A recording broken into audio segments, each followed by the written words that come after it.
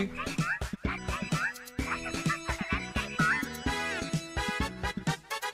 Oh, the lights. What's up, guys?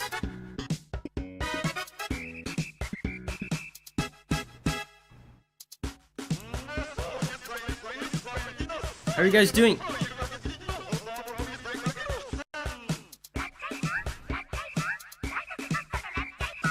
Wither Boy, Signa, 42 Scientist, Ariana, Oisin,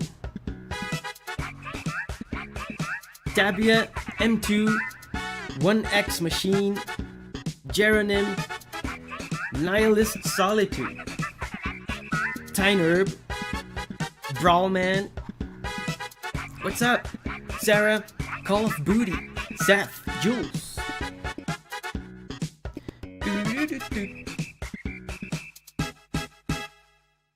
What's up, guys?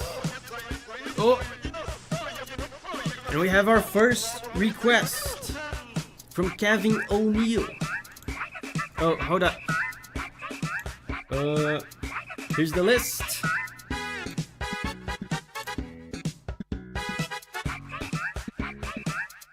During capitalist streams, we don't mess around because time is money.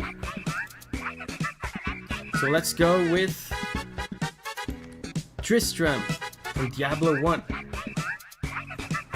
Let's go, let's go.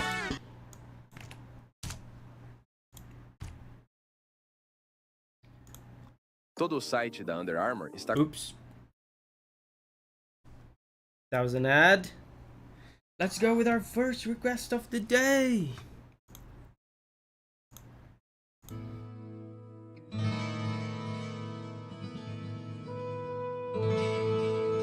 Yeah, I remember this one. This is a classic.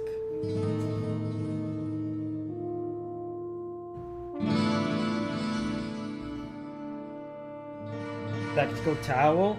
Dude, the...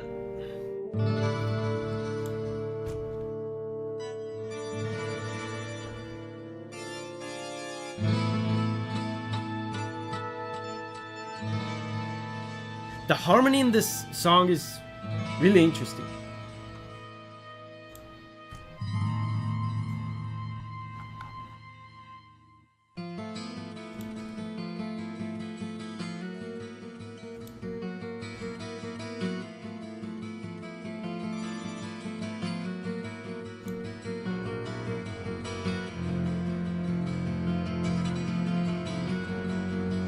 Man, listen to this bass.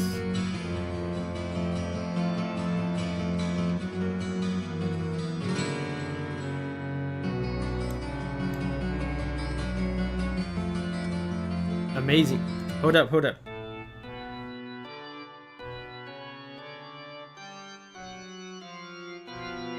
Listen to this. The harmony in this feels very magical, very ethereal, but sometimes they sneak in a very disturbing chord there. Look at that. Listen to how disturbing this sounds. This contributes to the whole Diablo kind of scary vibe.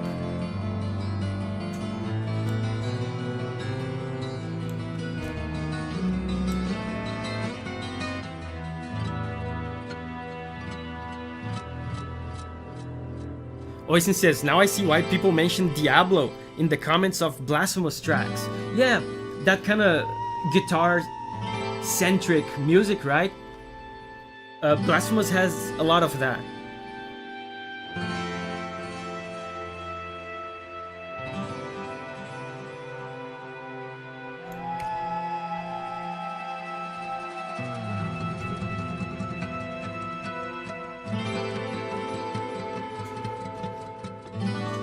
And the guitar has a big delay effect to it. There's like an echo effect.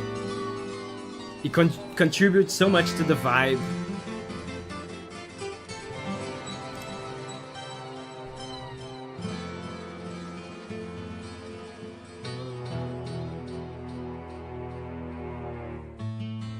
Amazing.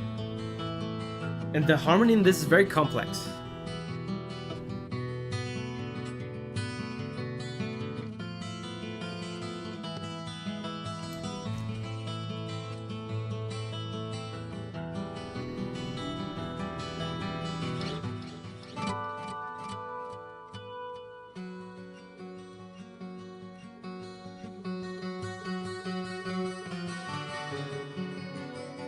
And they keep changing the key as well. Oh, again.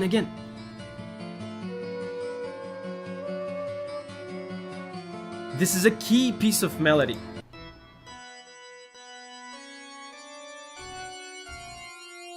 The song keeps changing all the time, and there's not much melody to it, but this little single piece of melody keeps repeating. I've never played this Diablo 1. I wonder if this is a recurring melody in the game.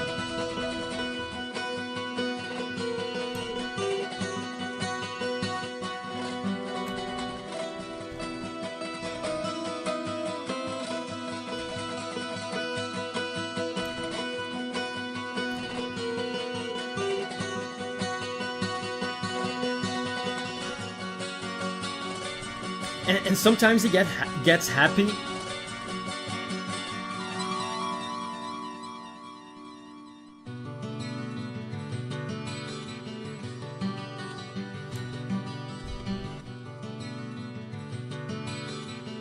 Yukari says, yo, I was just watching your past live streams. There's a bunch of them by now.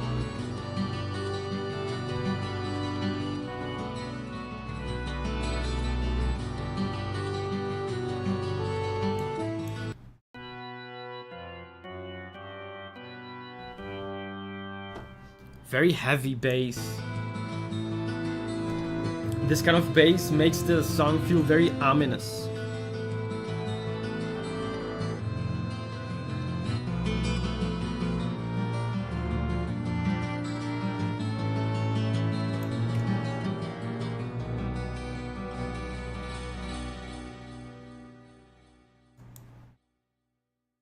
Okay.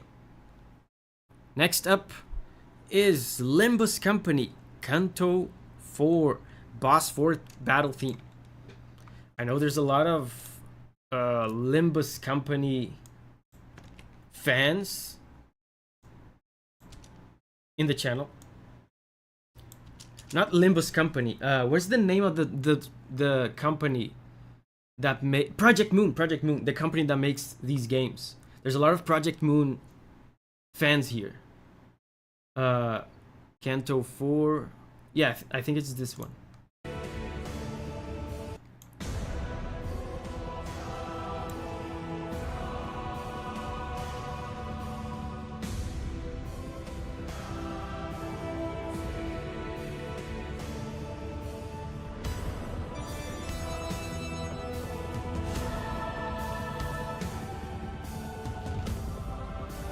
Signa says, I wish I had a Limbus company. My company only makes sprockets.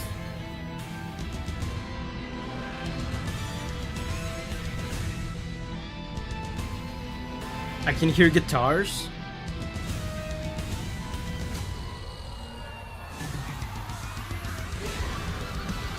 Whoa! They switched the time signature. 1 2 3 1 2 3 1 2 3.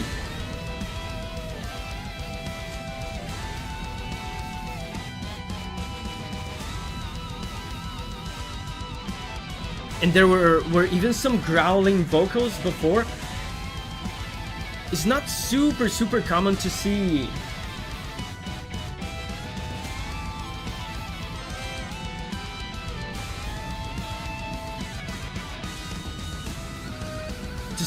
extreme metal in 3-beat measures.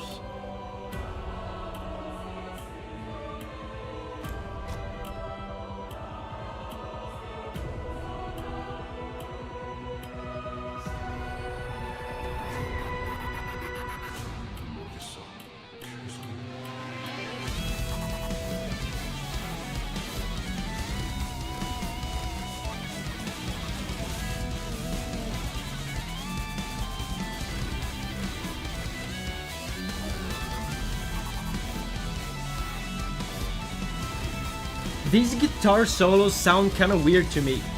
I wonder if they're actually keyboards.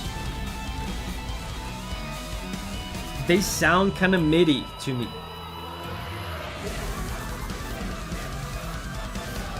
Julia says, did Davi ever react to Hades OST? I did one video on Hades.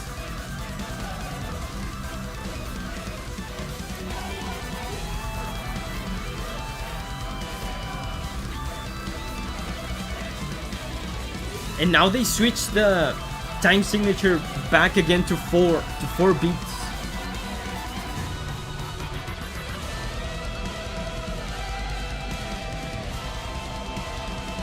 And the choirs, man.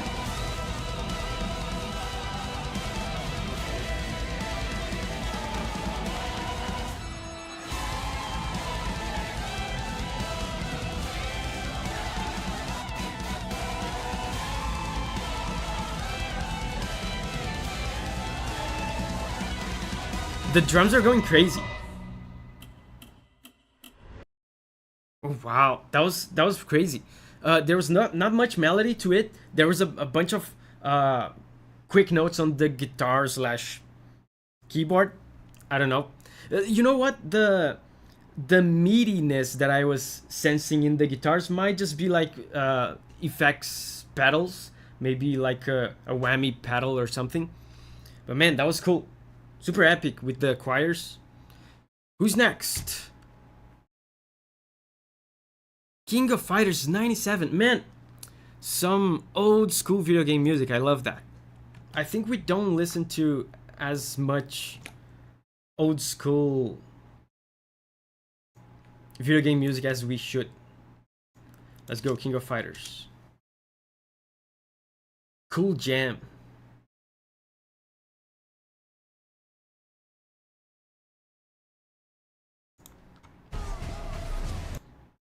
Let's go add.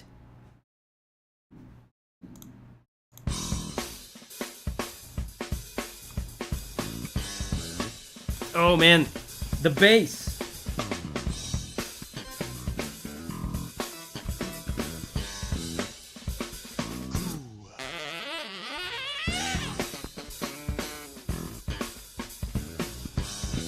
And of course the song is in E, right? Because it's the loose string on the bass, and it makes it easier to slap.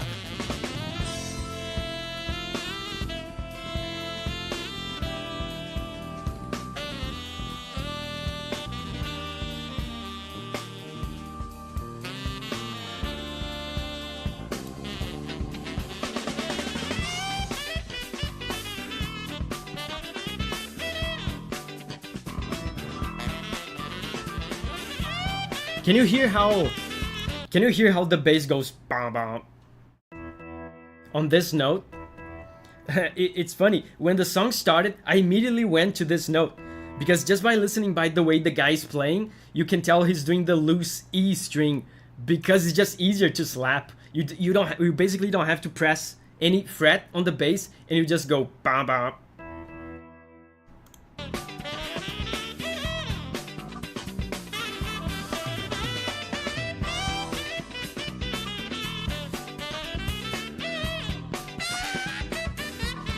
Man, and the sax guy is going crazy.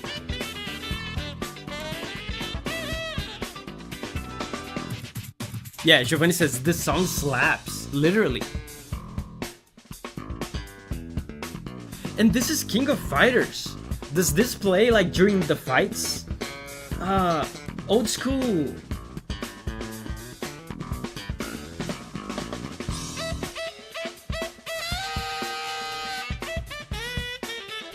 Old school fighting games soundtracks have such diverse music.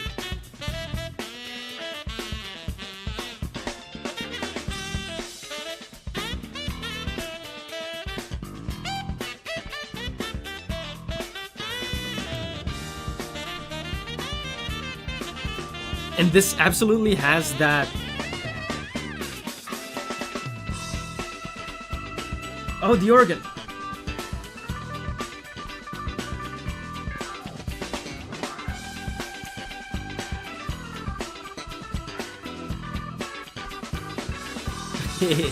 This is amazing.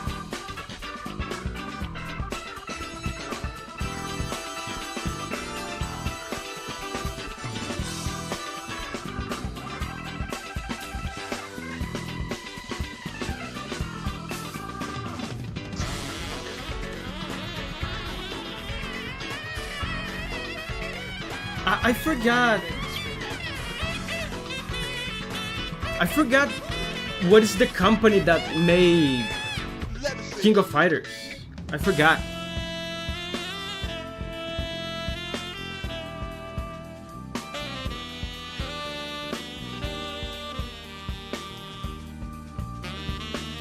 There's these more chill parts that really sound like the kind of Japanese city pop that they had at the time in the 90s and 80s. Oh, it's SNK, of course, it's SNK. I forgot. SNK is the company that made King of Fighters.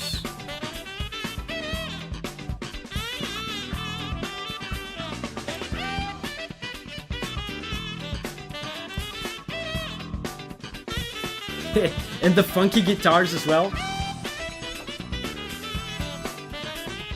And something interesting to notice here is that the song almost the entire time stays on the same chord. It just stays on here. They just hold one single chord and they just jam. They just improv a lot. Listen to the sax guy. He's just having fun. He's just improving. And if you stay on one single chord like this,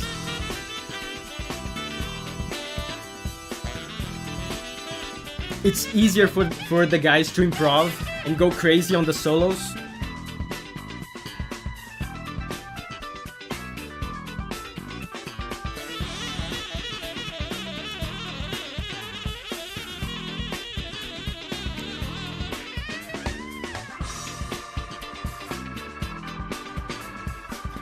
Kilax says, hello, just wanted to say you're the GOAT. Thank you for calling me a GOAT. Yeah, Giovanni says, this is exactly what I would listen to if I need to cheer up or something. Just great musicians having fun. And this kind of music is great when you are a musician yourself. So you can put it up on the background so you can jam yourself. Like do a guitar solo or something, or a drum thing. Cool. And N person says, nearly fell off my chair, but I saved myself. I'm glad. So who's next? Tabia. Thank you, Tabia. Soldiers of the Sea. Return of the Obra Dinn. I keep hearing that name. Return of the Obra Dinn.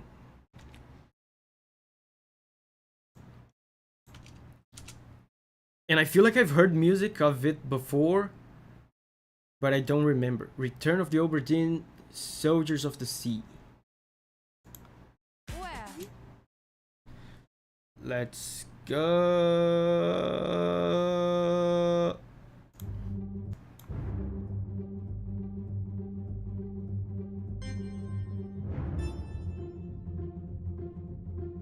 Pizzicato strings.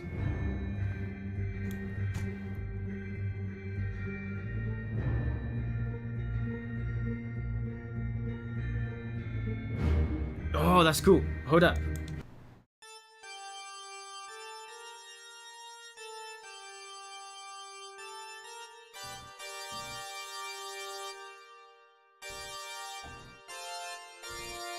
That's a great harmony. I use that sometimes.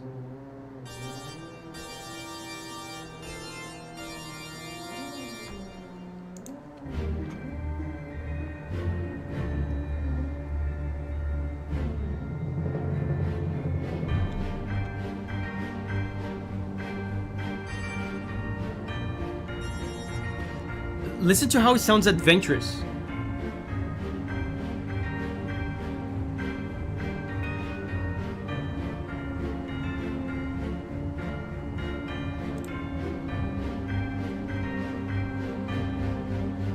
Signa says, I love this game. I was kind of wanting you to play it on stream.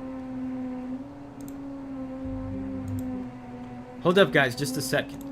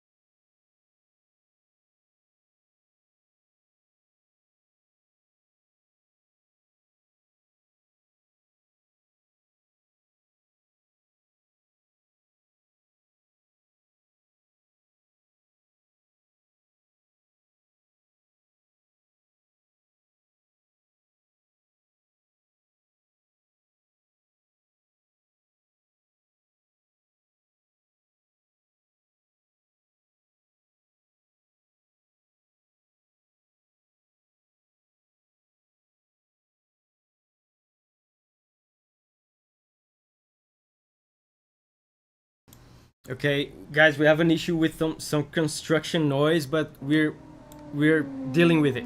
It's gonna go away soon. So let's continue.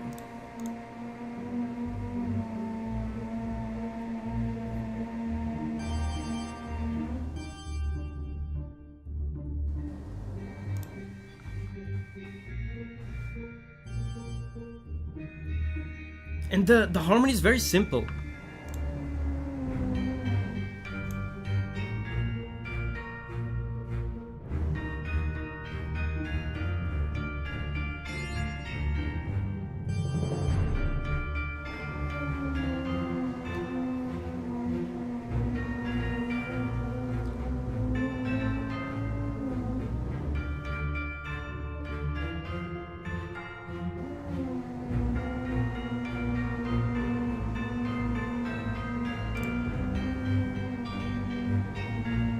Listen to that. I love that.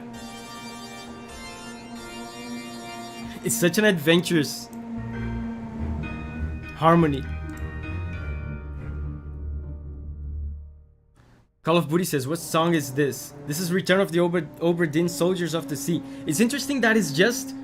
it's basically just bass, pizzicato strings, and the bell things. There's not much of a melody, but it sounds kind of cozy. That's interesting.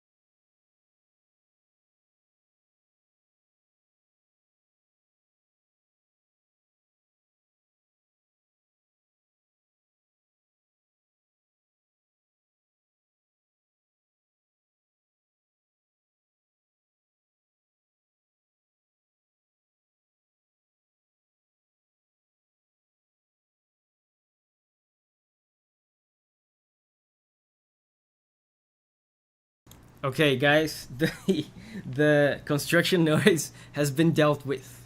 I let Julia loose on the neighbors, and she murdered them. So now there's no more construction noise. So let's go to the next track. Sloth says, "Rip construction worker." Yes, yes. So the next one is Angela from Library of Runa. Julia Moment, yay. Yeah, Julia Moment. Let's go, Angela.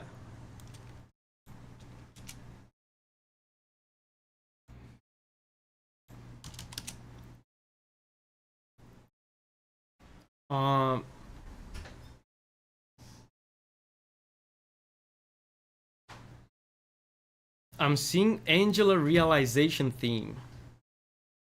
Wait, is this one?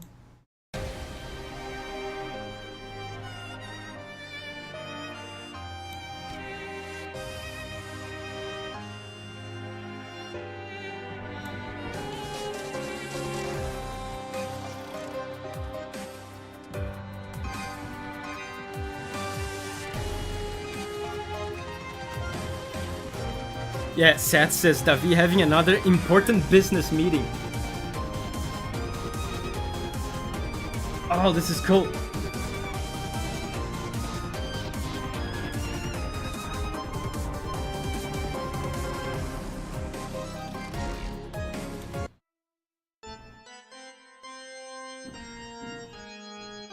It was interesting there. Did you see the harmony was just going down and down and down step by step? It feels like it's descending slowly. It's such a long string of chords.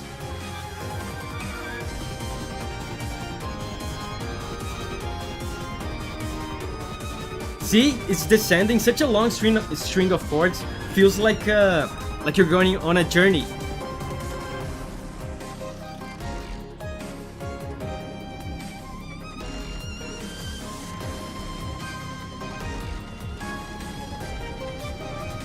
Yeah, Signa says, calling this a business meeting sounds wildly inappropriate, but I don't know what else you'd call it.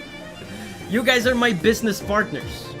We have to pretend, now to make it legit, we have to pretend we're closing a $1 million deal or something.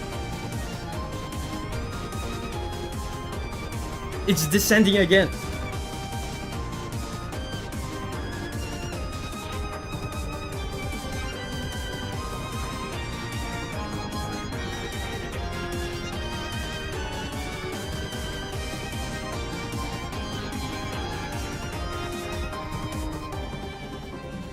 Very cool. The beat. Oh, is this a new phase? It's changing.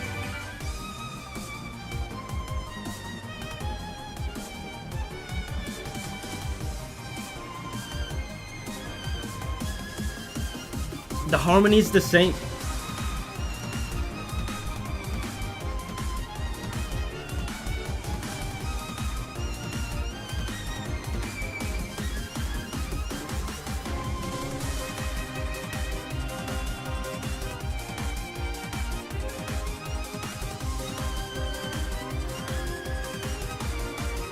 That's very interesting how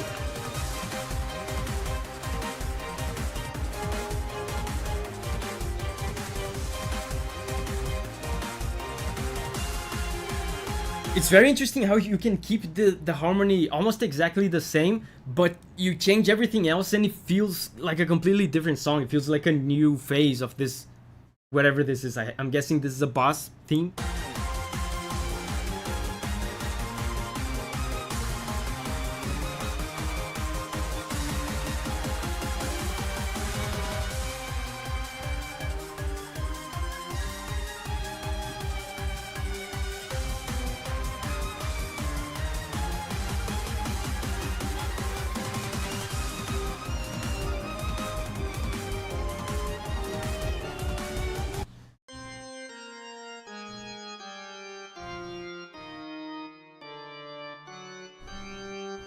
Very cool.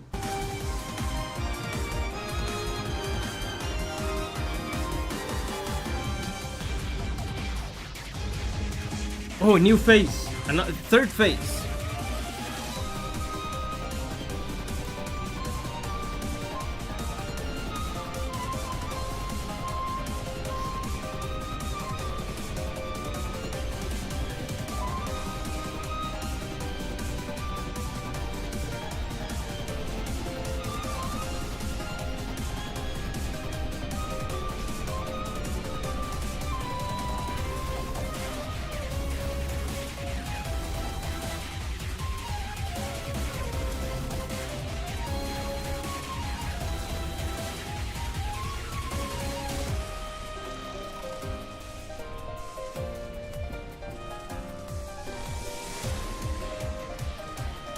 Yeah, the harmony changed a little bit now.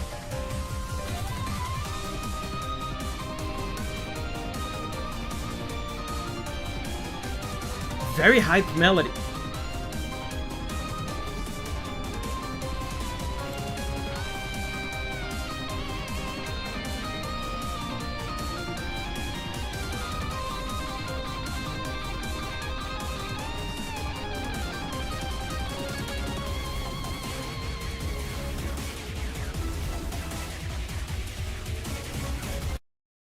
Oh wow, that ended very abruptly. Man, that was cool. I love the beat in the, especially in the first phase.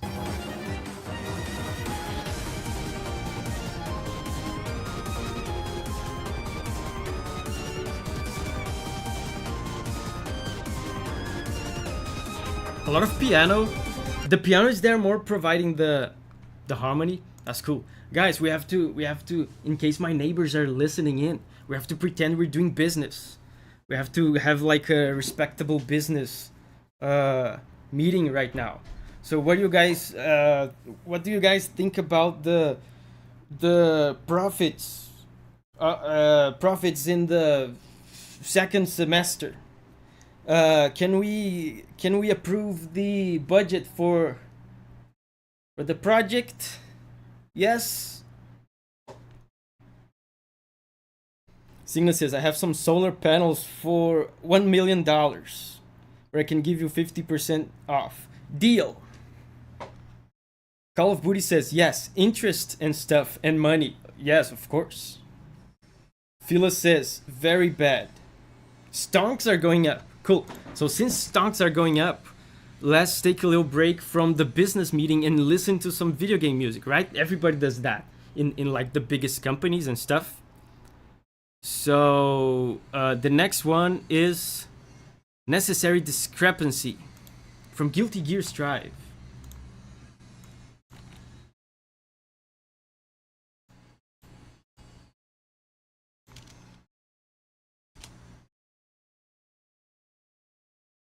Oh, and I know Guilty Gear Strive usually has lyrics. That's very exciting.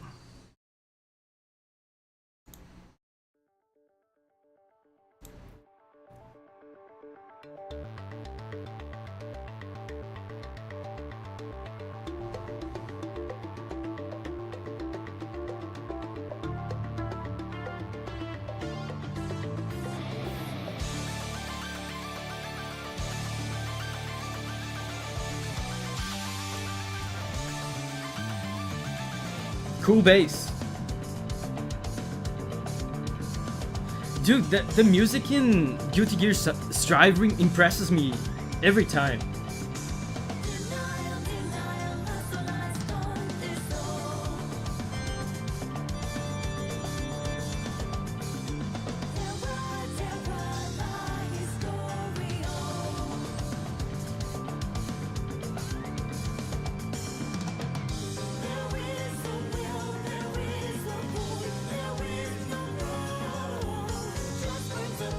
And this seems to be like a 6-beat measure.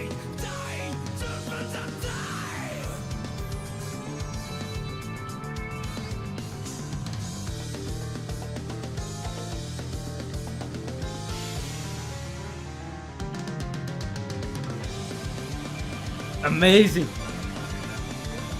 And you see, remember when we were listening to that funky song with the slap bass? I immediately said that the song sounded like it was in E. This one is not in E, is in D. And it sounds very heavy, right? The guitar sounds super heavy. That happens because, you know, standard tuning for guitars and bass guitars is in E, is the note E. So heavy metal guys, usually they lower the tuning of the guitar to make it sound lower and heavier and more bassy. So the standard tuning would be here. These guys, they lowered the tuning of their guitars to here. So it sounds heavier.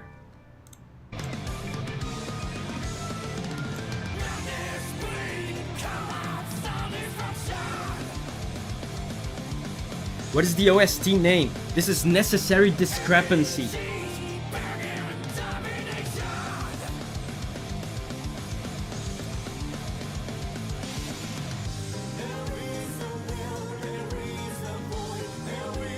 Dude, and look at this. This is so eclectic.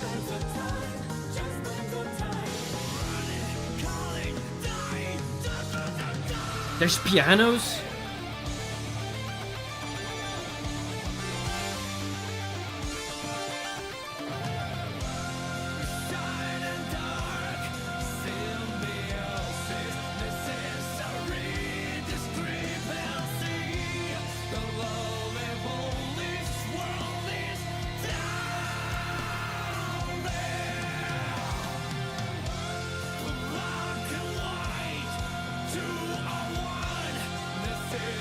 Such interesting harmony.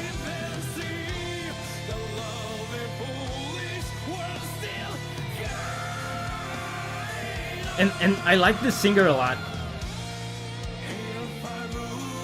The harmony became more positive now. Look at this.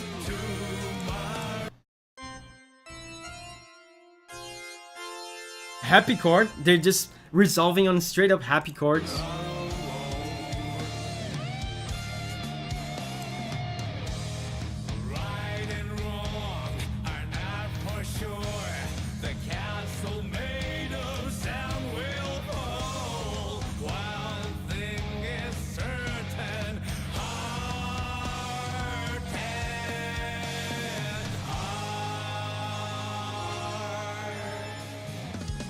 Yeah, again, happy chord.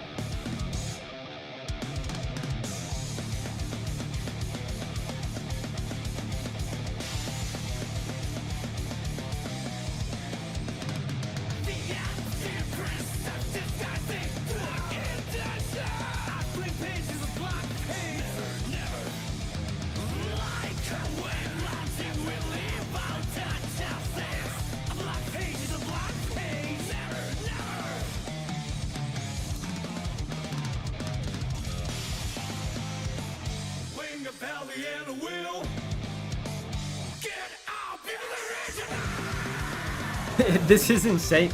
The song keeps changing, and they're still in D.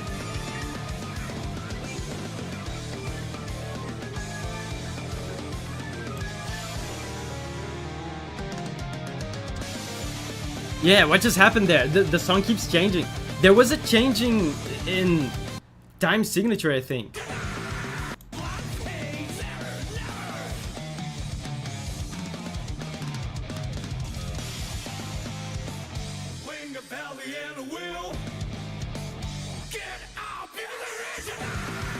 Wow, that was crazy. That was a very radical change in time signature. Reminds me of the band Slayer. Yeah, this part especially, right? These speed fast parts sound like Slayer. But then this part, this has a synth. Slayer usually wouldn't do that. That's what I'm saying. Guilty Gear Strive music is so eclectic. The music keeps changing.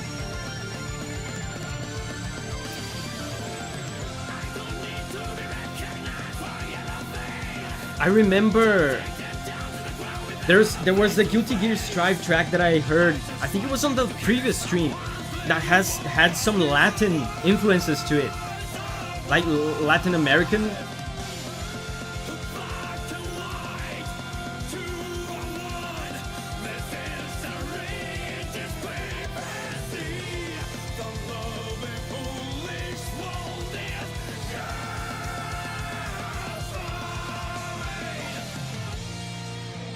Jokester says, Guilty Gear is so cool because the music sort of embodies the characters. So, is this the theme of a character? Is that what it is?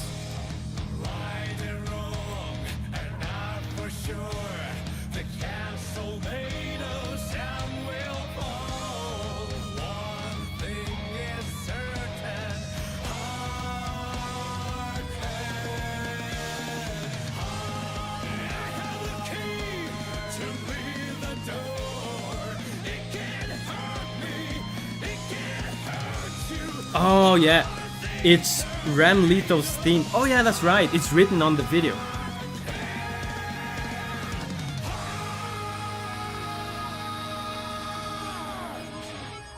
Again, happy chord.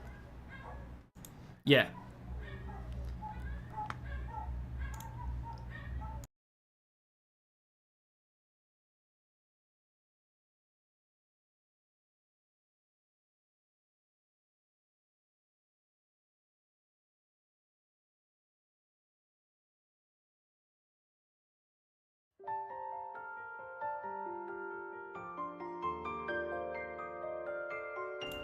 And this is Kirby, Triple Deluxe, Moonstruck Blossom.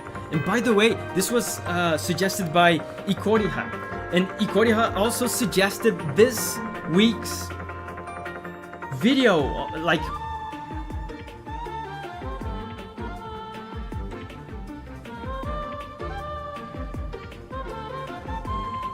Oh, I love this. I love Kirby music, man. I have to play more Kirby games.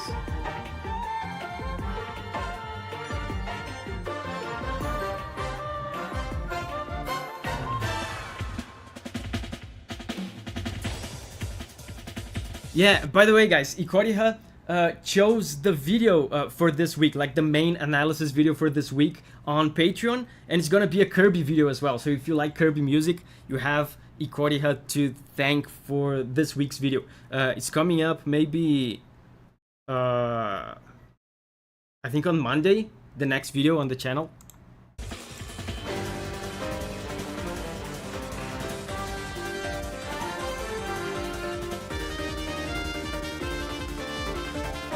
I love this, man. I love...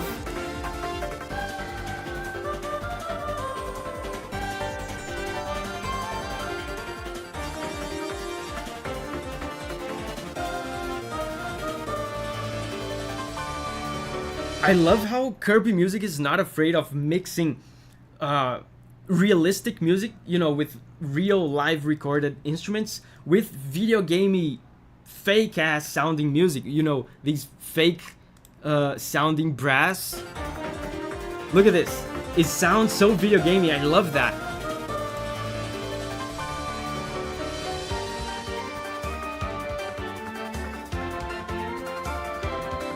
Oh, amazing.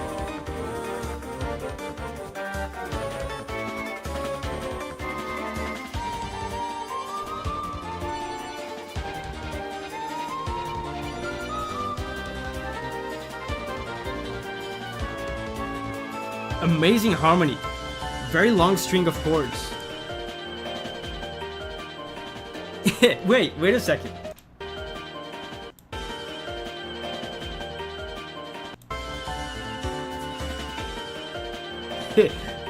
This high-pitched sound here, it almost sounds like Kirby's voice when Kirby is like sucking stuff in.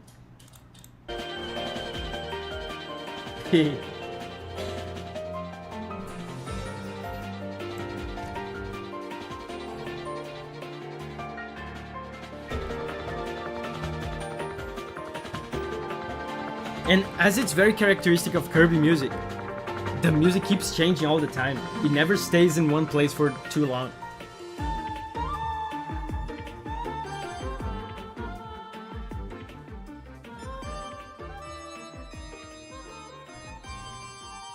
Very cool. Man, very cool. I love Kirby music. I should play more Kirby games. And also I'm learning Japanese. And I feel like playing a Kirby game in Japanese would be very good to learn, because it's a very simple game. It's mostly for kids, so I should do that. So guys, let's resume our business meeting, right? We are in a business meeting. We're not messing around. This is a serious business. So hey, Sloth, you Sloth there in the chat, I want a report of the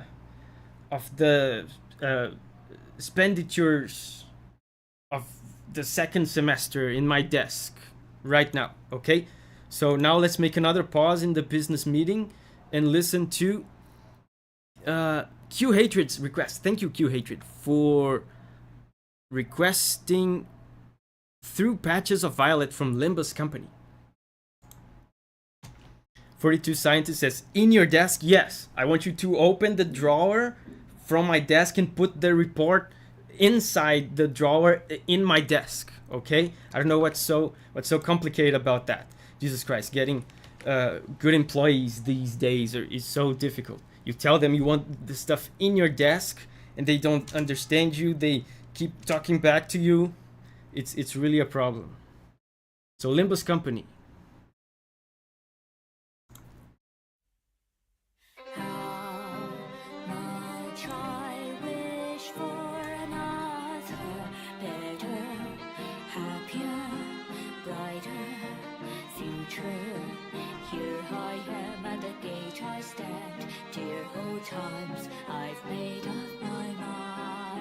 Very theatrical.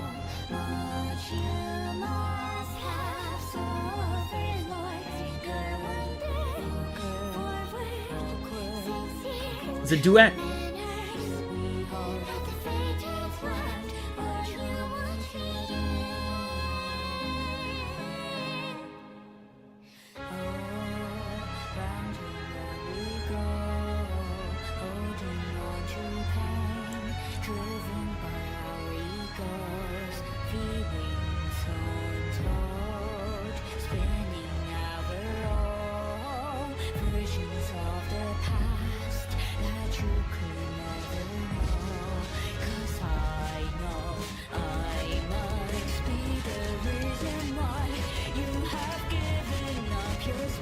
This sounds extremely dramatic and theatrical.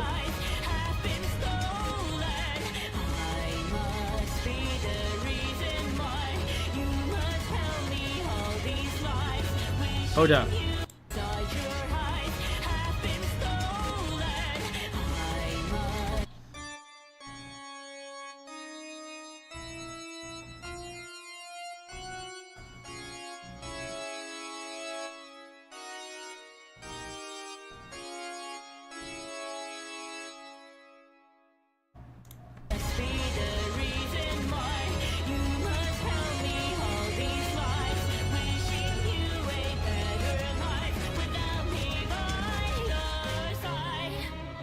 Yeah, so this is very interesting, this thing that they did here.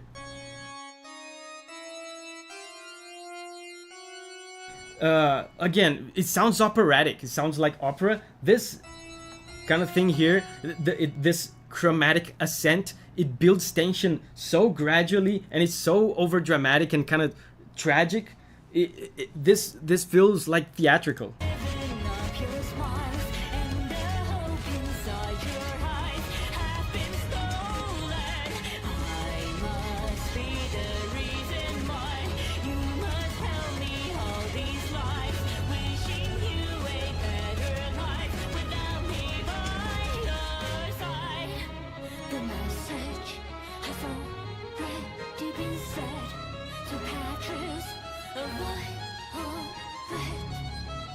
Doesn't this sound like operatic? Rose is here. Hey, Rose.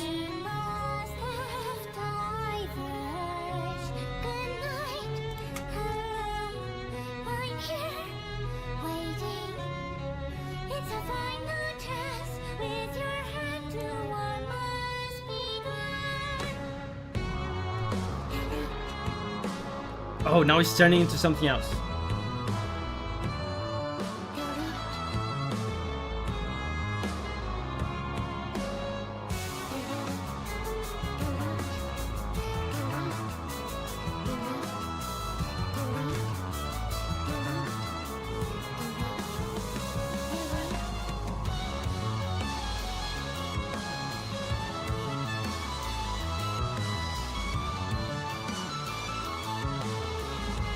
This is very Baroque. Can you hear the movement of the bass and the counterpoint between the bass and the violins? This is super Baroque. So they're obviously trying to make this sound kind of operatic and theatrical and sophisticated, right? And classical. But what's interesting is that they're doing Baroque stuff with the notes, but the instruments, like, listen to this bass. It's a synth bass. You would never hear this in an opera or in a Baroque piece. So it sounds unique in that way. Sir Pogsalot says, no music requests, just take my money. LOL. Thank you, Sir Pogsalot. I will take your money. Thank you, thank you.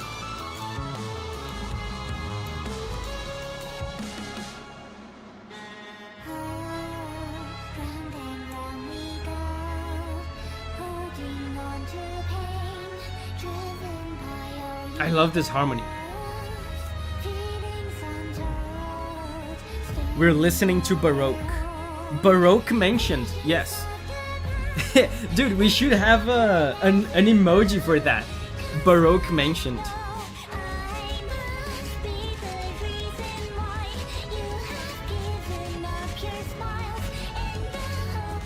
I'm not paying attention to the lyrics.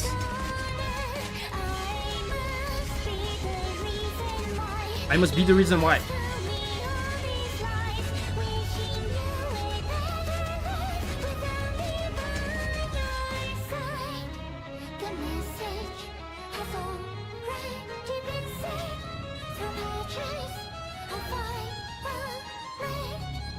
I think there will be another phase.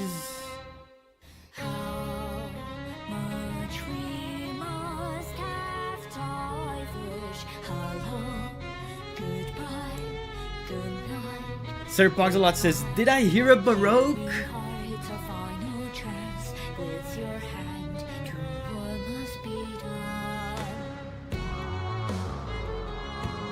Yeah, again the Baroque part.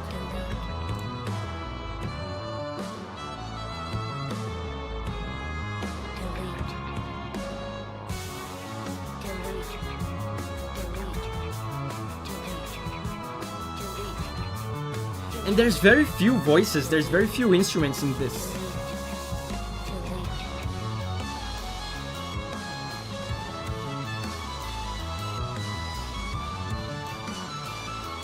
We're Baroquing tonight. What game is this from? This is from Limbus Company.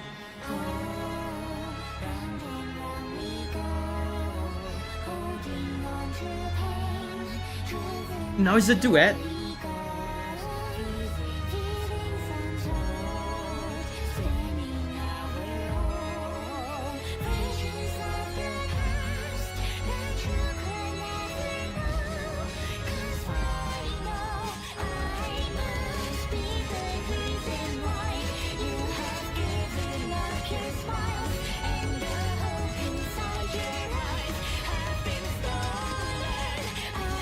I love this harmony.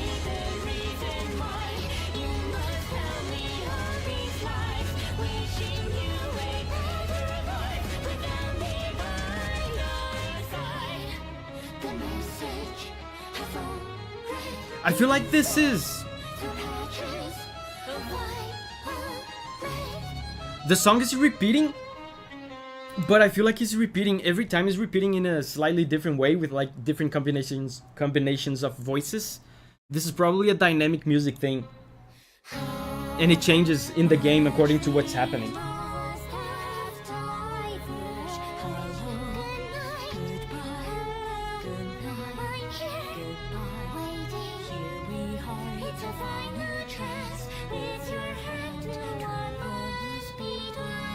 So guys, we've reached the 6-minute mark on this track. So as you know, we have a bunch of tracks to listen to, and we want to listen to as many as we can. So upon hitting the 6-minute mark, we're gonna skip around, skip ahead.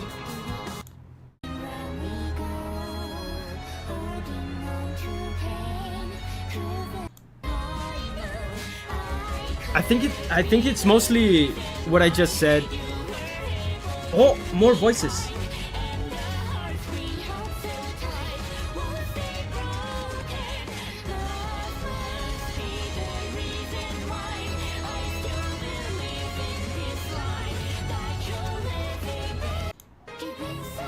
Cool. Cool, very cool. I love this harmony, man. So next up, we have Dead Cells Castle official soundtrack. Let's go.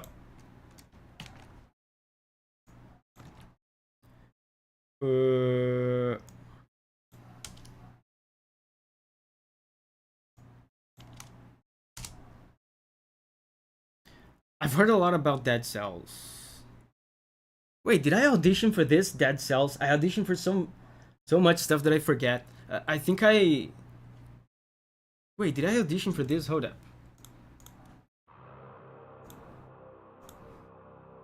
I never delete emails from my game composing career. Let me see. Dead Cells. Check this out, guys. I have an email here that I sent to the Motion Twin team, the people that made Dead Cells. I sent them this email in 2016. My name is Davi Vasc. I found your game Dead Cells on Twitter, and I must say, it really caught my attention. I'm loving the dark fantasy setting.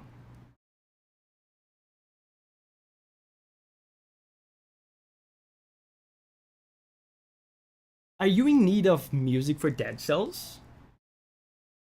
I'm a music composer and sound designer with previous experience in the video game industry. So what do you guys think? Is this compelling? Would you hire me? And they never replied. Yeah, they didn't reply. I guess they didn't like it. But anyway, let's listen to Dead Cells.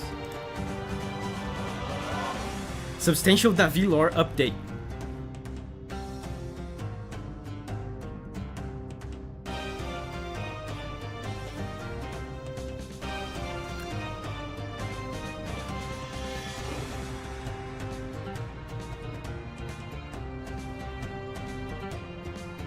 This reminds me a little bit of some Sunset Riders tracks. And now, guys, now that we know that I tried to audition for this, come on, we have to take a dump on this soundtrack, right? They didn't even reply to my request to hire this guy. This sucks. I'm just kidding. I'm kidding. It's actually very good.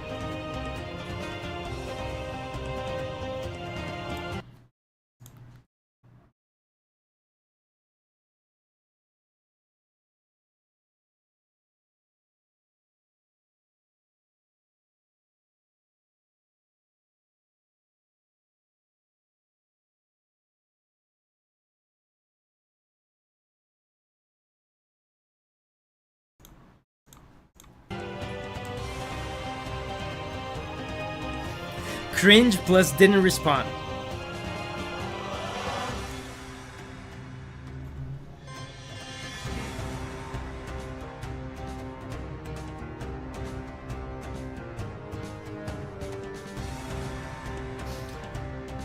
It's really cool how hyped up you can get for music like this. That is almost completely melodyless. It's cool because it sets up an atmosphere, sets up a vibe, but because it doesn't have a melody, it doesn't draw too much attention to itself.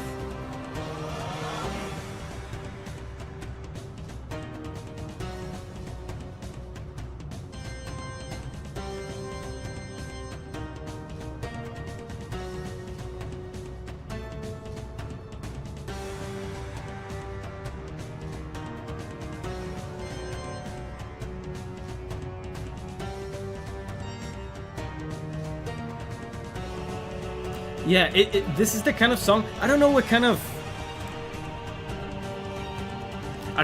of game Dead Cells is. I probably knew that in 2016 when I sent the email to the guys, but I forgot.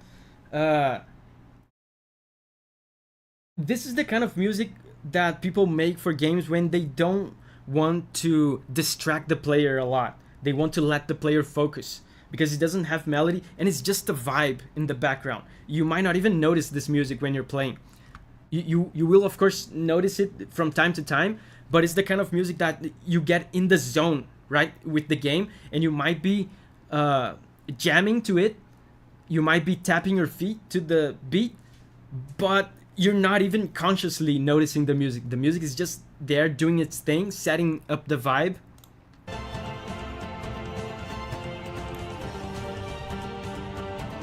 Signa says, it's not a Metroidvania.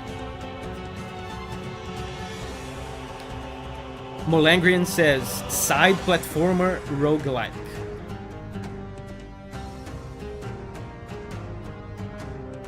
It's a platformer roguelike.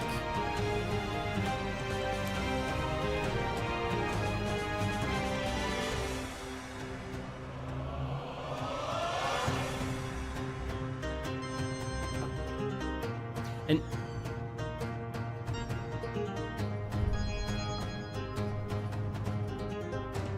wow.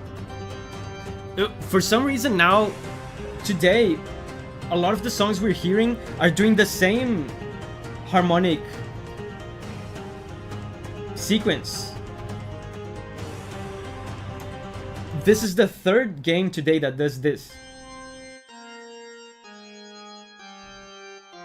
This descending step-by-step kind of harmony. Check this out.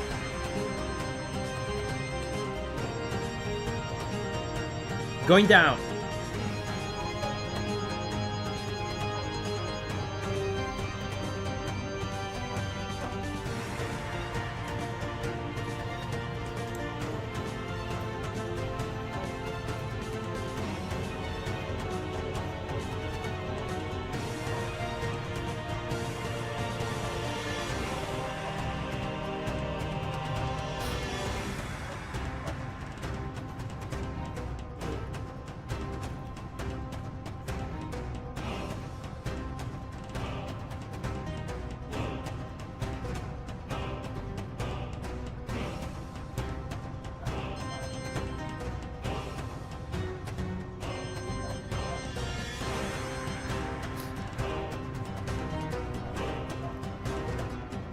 Jokester says bless you. Sloth says class you. Thank you.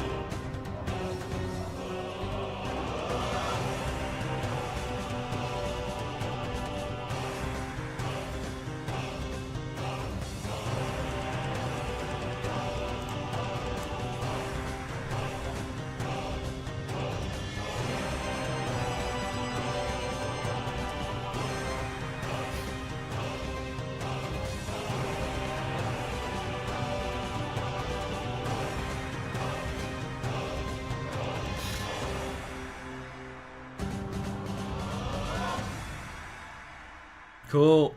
Man, very cool. Very... this is a track that knows its place. I bet it works flawlessly in the game. Just by listening to it like this, I can tell. But also, 0 out of 10 because they didn't hire me. Trash. Garbage song. Probably the worst song I've ever heard, to be honest. Not gonna lie. So yeah, next up is... Risk of Rain 2, The Rain formerly known as Purple. Let's go.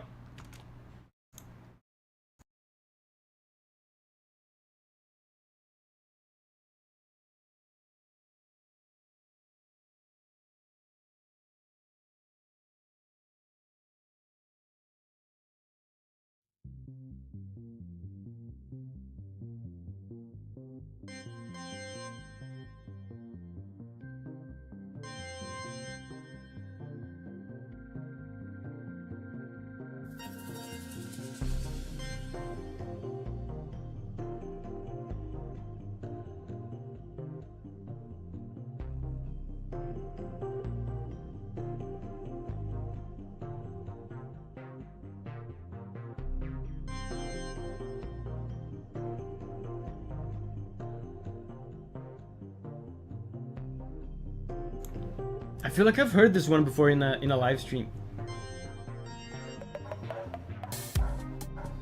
Oh, I love this one. I remember this one. This song is pure vibes.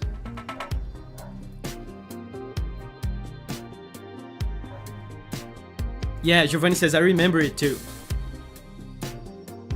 And Call of Booty says, descending again. It's descending, but not as much as the others. It's just doing this. And then it does this. It just descends once. And then it goes back.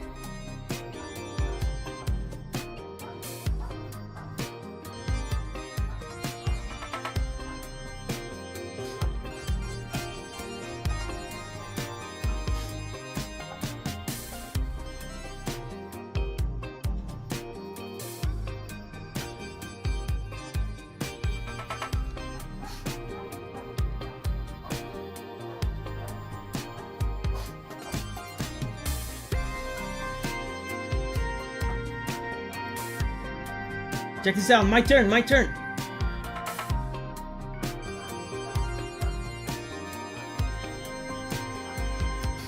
Is that what he's doing?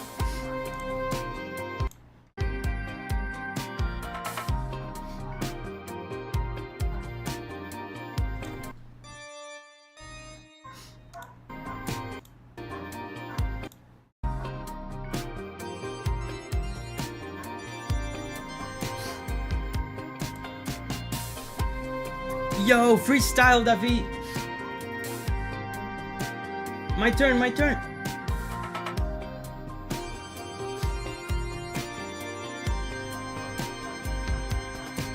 Yay.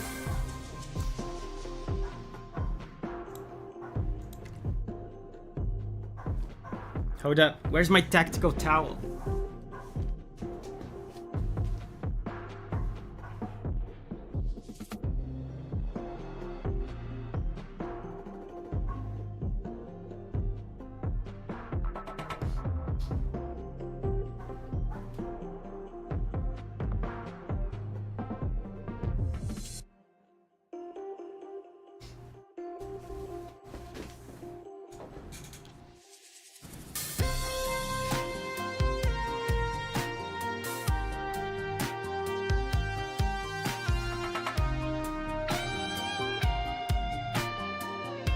Oh, guitar. This song basically repeats the same thing the whole way through, but it's such a vibe.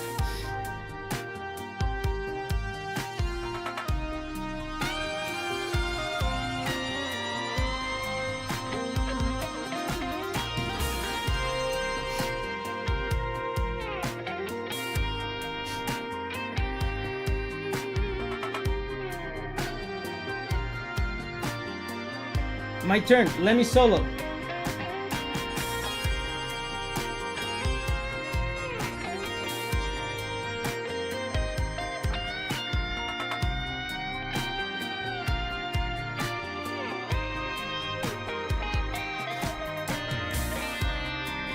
And I think you guys told me last time that this is like an exploration track, right? It sounds perfect for exploration.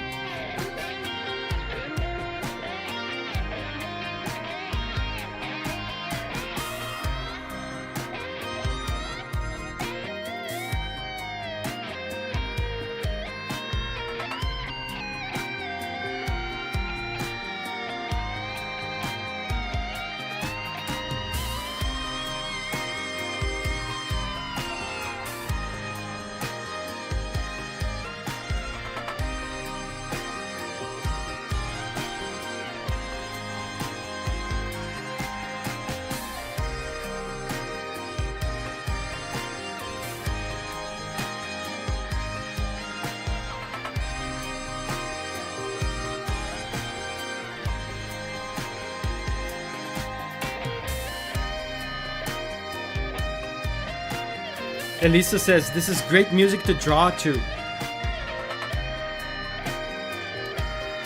Me too, me too.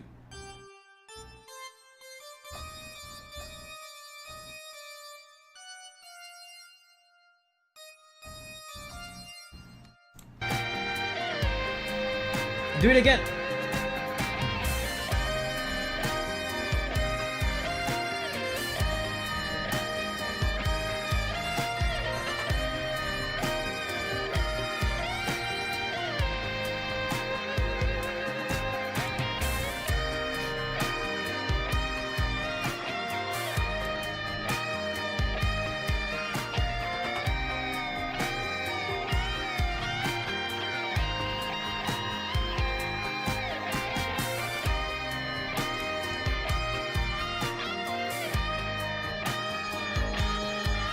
Guys, unfortunately, we have hit the 6-minute mark, so let's start to skip ahead. It's just fading out now. Oh, there's something different.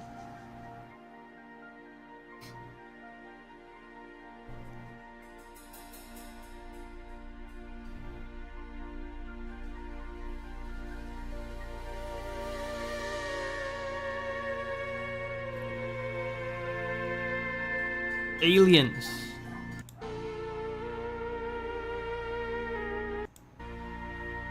Cool. So next up we have Yu-Gi-Oh! Master Duel Complete Theme 12.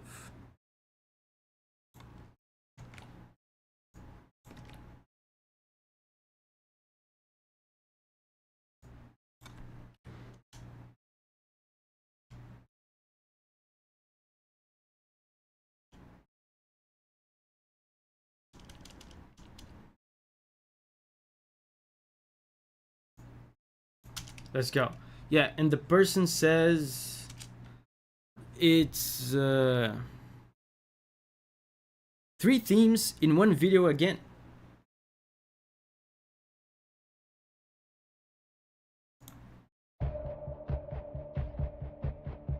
One is a normal battle theme, 2 is when a monster with a summoning animation has been summoned, and 3 is when one player drops below 3k LP. Why do am I going crazy? I feel like I remember someone recommending this track and sending this exact message.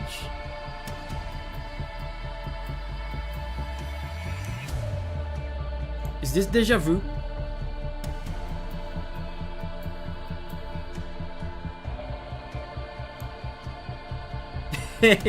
Meta says, I did the same thing, yes. That's fair. If you want to pay for listening to the same song, that is allowed.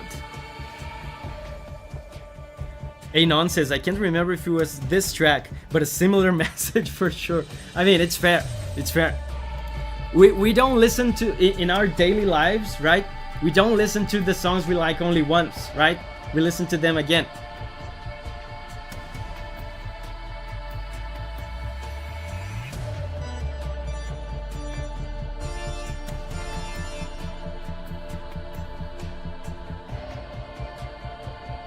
Oh, it's not the same song. It's not the same song. I thought it was the same song.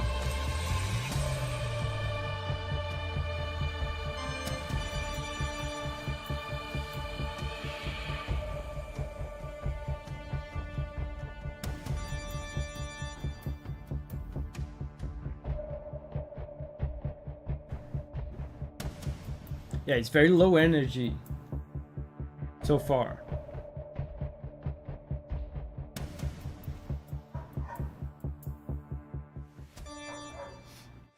Okay.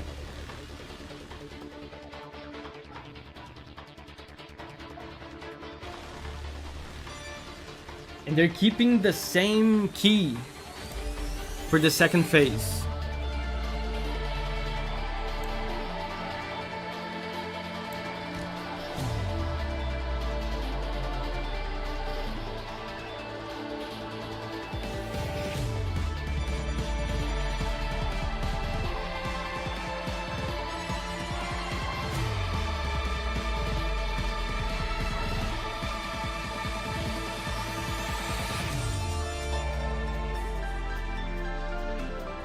I love that.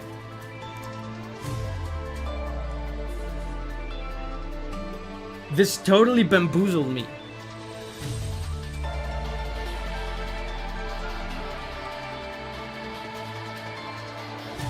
So they were building anticipation for this part here. I thought the song was going to explode into something super energetic. But then it goes into something super gentle and quiet and emotional.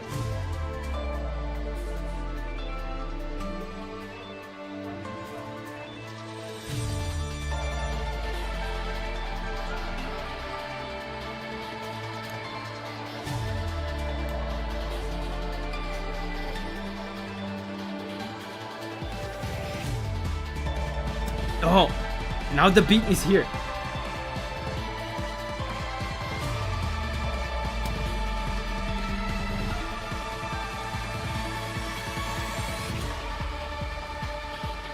And these vocals are so interesting. They don't sound like normal choirs.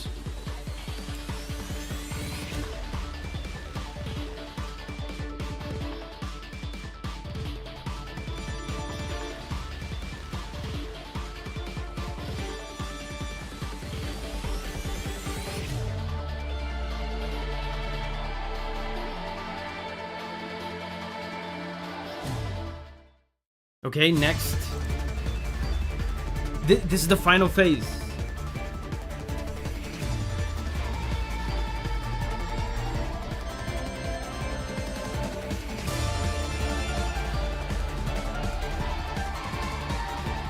The vocals.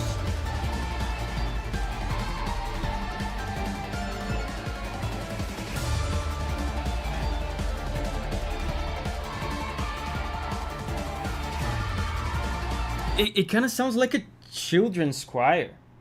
That's very interesting. The harmony is super hype as well. You can see them doing this kind of stuff here. I'm gonna talk about this, by the way, in the Kirby video that I'm gonna release soon. This kind of stuff here. Very hype chord progression, right? Two happy chords here.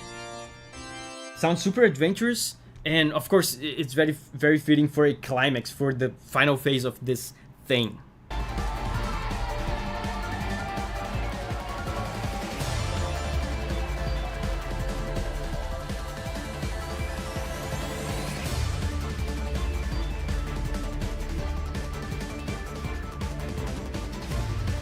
Dude, you know what this reminds me of a little bit? It reminds me of Zone of the Enders soundtracks on the PS2.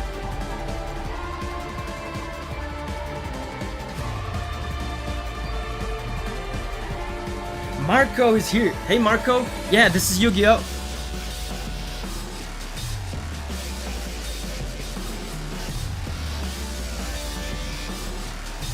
Now the song has turned weird, but they keep the same key for the 3 phases.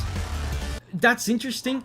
This could mean that they want the 3 phases to transition seamlessly from one to the other because it's the same key.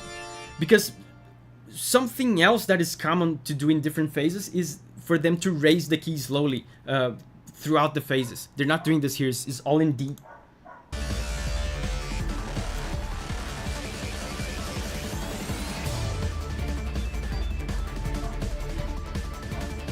These strings, man, these strings sound like... Wait a second. Oh, guys, I have a crazy realization right now. I swear to God, I was about to say, these strings right here, they sound like Konami strings. They 100% sound like Konami strings. They sound like Metal Gear strings. They sound like Zone of the Enders strings. And then I realized the company that's responsible for making the Yu-Gi-Oh games is Konami. God, that's crazy.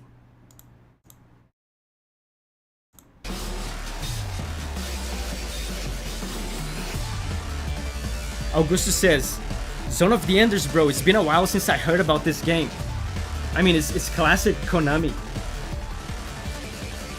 Check out these strings.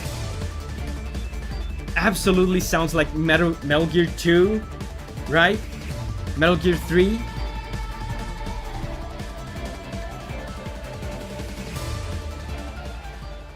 Okay, now it's over. Cool. And it's been a while since we did our business, right? We're having a business meeting still, right? This is like a 4-hour business meeting. So Giovanni, I want you to demonstrate the financial performance, the projection of profits for the 4th quarter. Okay, Giovanni, in my desk, and I mean in my desk, like inside my desk by Monday. Okay. So now let's take another break from the business meeting and listen to more video game music. Toby Fox, Zune. Oh yeah, I've heard this. This is a good one. I think I've heard this in the previous music stream. Giovanni says, will do, thank you.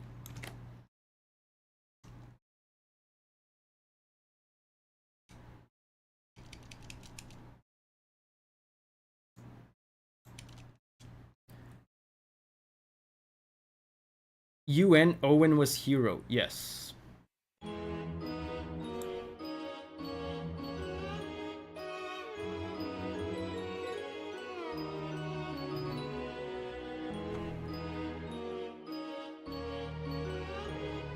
Someone has suggested Zone of the Enders today. I didn't see that. It must be buried.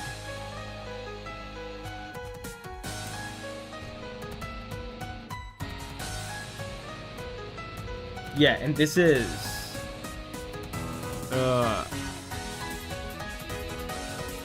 Undying, right?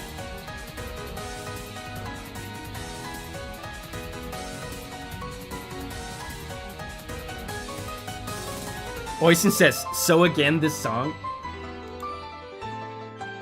1, 2, 3, 1, 2, 3.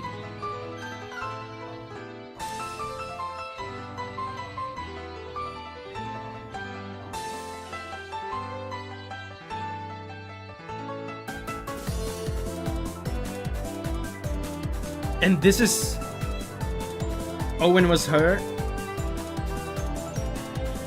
Battle against the true UN Owen. This feels like multiple Toho tracks mixed together. It's not. It's one Toho track mixed with an Undertale track. And Undertale tracks are influenced by Toho anyway, so I guess that's why it sounds like 2 Toho tracks.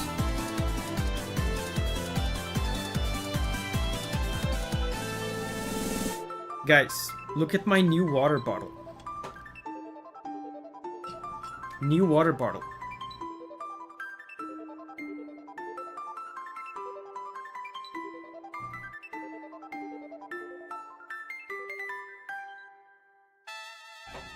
Zumpets. Looks like a green milk bottle. I mean, it's green, but it's not a milk bottle.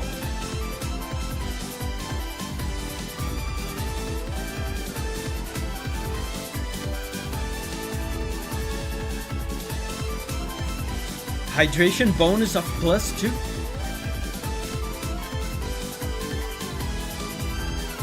I love how this part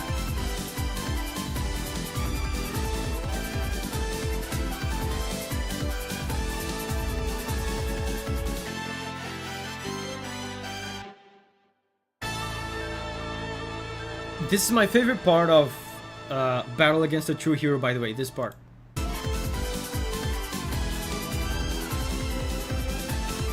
I like the fact that it's triple meter, and also the Mitsuda lick. Remember in my video about Battle Against the True Hero, the Mitsuda lick, it's there. If you know, you know. This is my favorite track from Undertale, says Signa. Always gets me in the feels. I guess I could say this is my second favorite. My favorite is still Asgore. So the next one is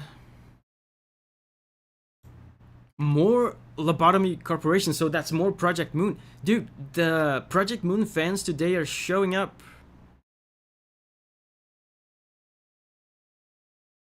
White Knight theme from Lobotomy Corporation, aka the most dangerous abnormality from Lob Corp.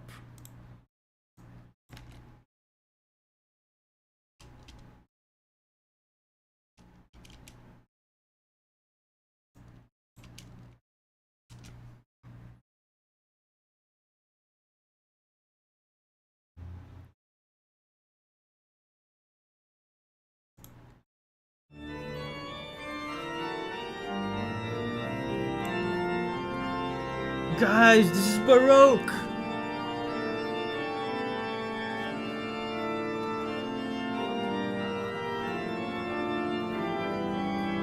Giovanni says, is there a reference to Chrono Trigger at the end there? That's what the Mitsuda lick is. On the previous track. Baroque Mentioned. Baroque!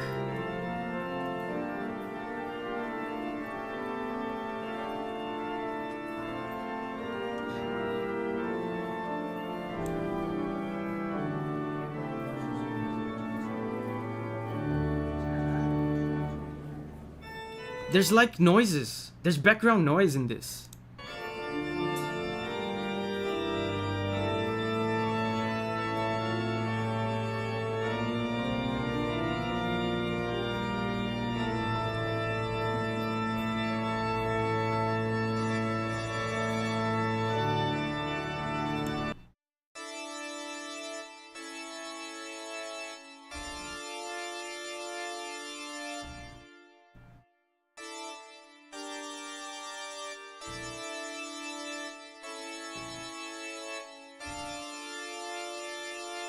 Yeah, guys, I just confirmed it. I just confirmed it. Check this out.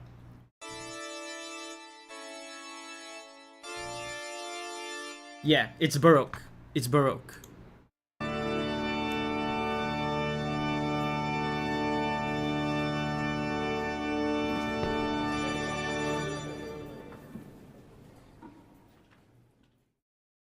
Is that it? Oh, wow.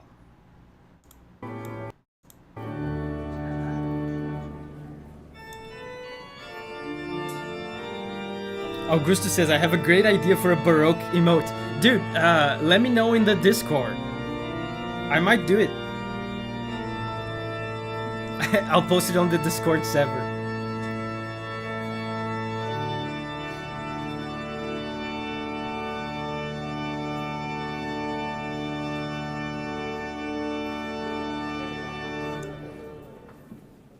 Cool.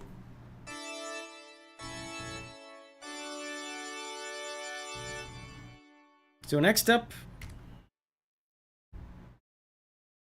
it's Jokester. I feel like this is the second request from Jokester.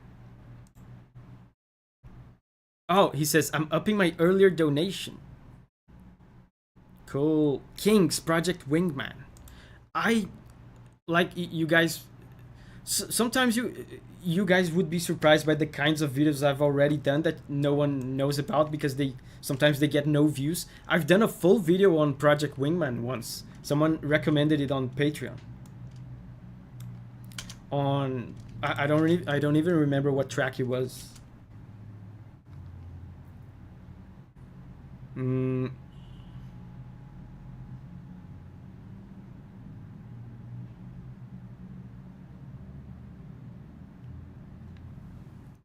I wonder if it's this one. This one?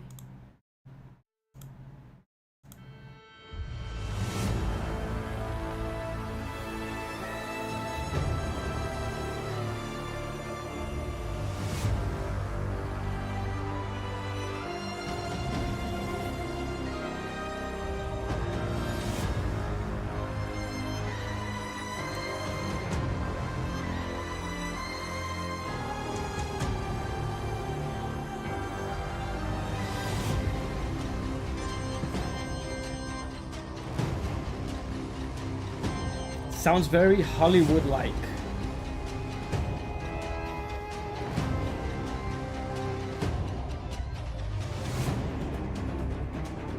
Oh!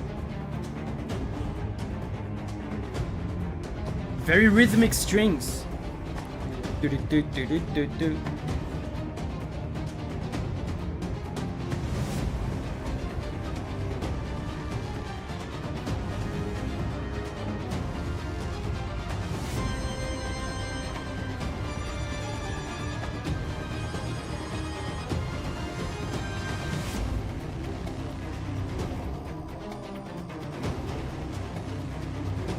There's a Discord server? Yeah, there's a Discord server. It's not run by me, but I'm in there.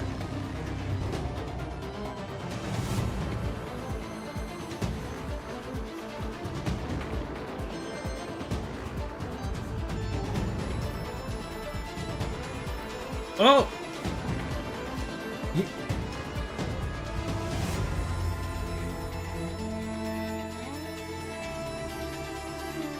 For a second there, I had the impression that he had an organ just like mine.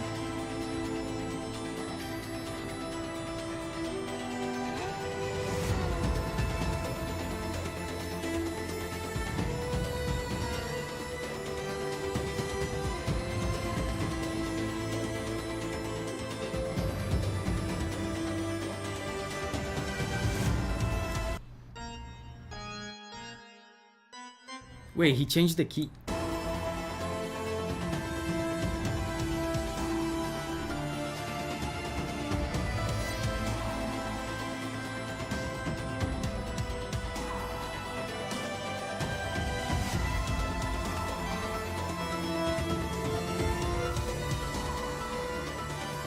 Oh, okay.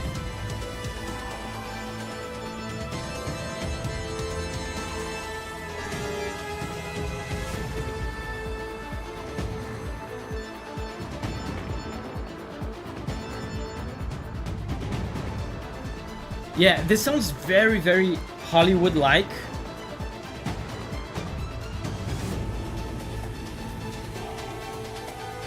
These kinds of ostinatos. Do you know what an ostinato is? Is these repetitive rhythmic figures. It's especially common in strings in Hollywood music. These kinds of figures that the strings keep repeating. And the big basses below.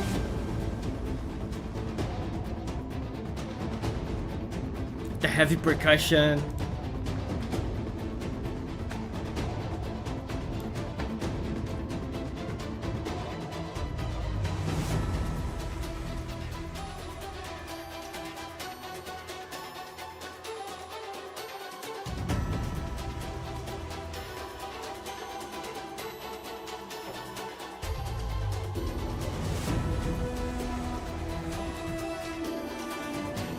Cello.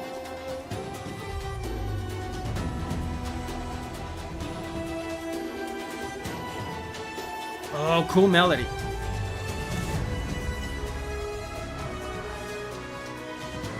Oh, that was cool.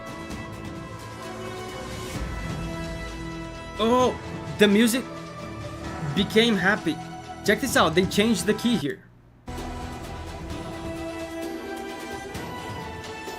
Right here.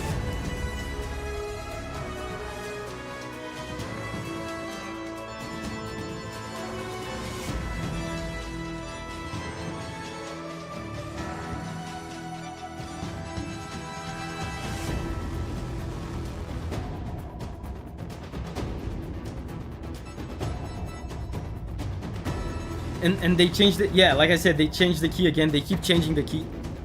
This feels like a journey. Like the music keeps changing.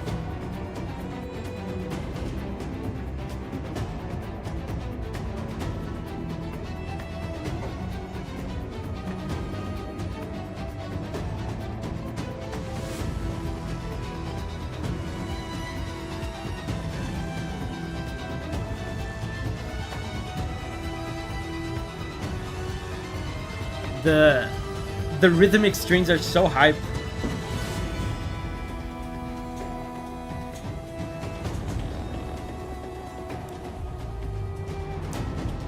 Anon says, for context, is a long boss fight. Oh, interesting. I almost thought this could be maybe a main menu kind of track.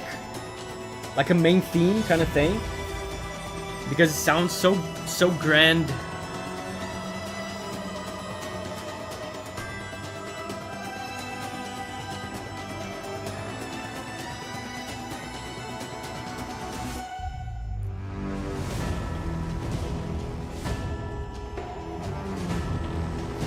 Oh wow, it's getting synthier.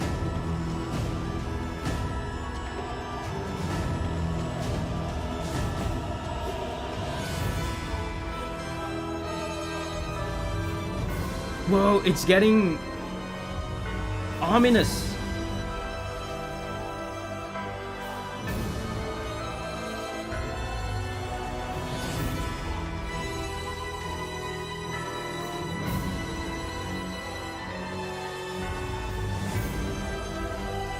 And guys, we have reached the 6-minute mark. It's about to end though. Dude, huge organ. Huge organ, that sounded... Whatever. Massive organ. I feel like I recognize this melody. This melody here, and from the beginning as well.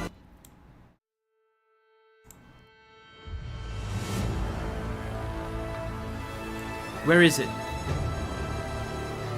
Yeah, this melody. I feel like I recognize this from somewhere. But anyway, yeah, that was Wingman. So, next up, we have...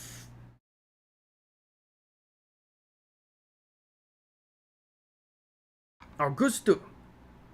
With so many Souls tracks on this channel, I think we should listen to the game series that gave birth to all of them. King's Field. I've heard a lot about King's Field. I've heard things that make me want to play it.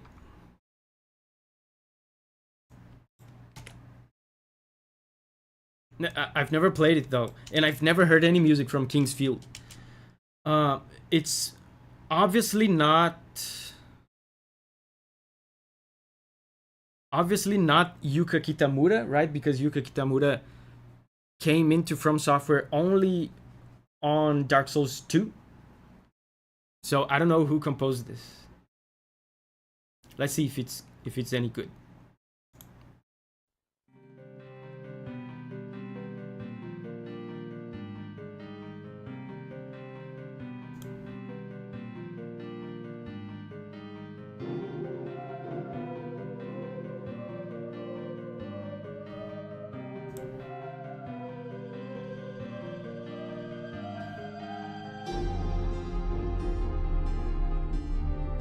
This is a lot more retro than I expected.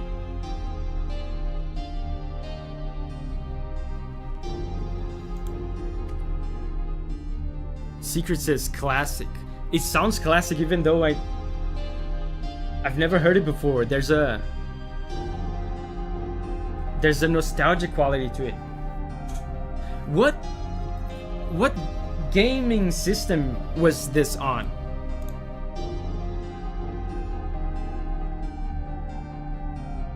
What year is this from?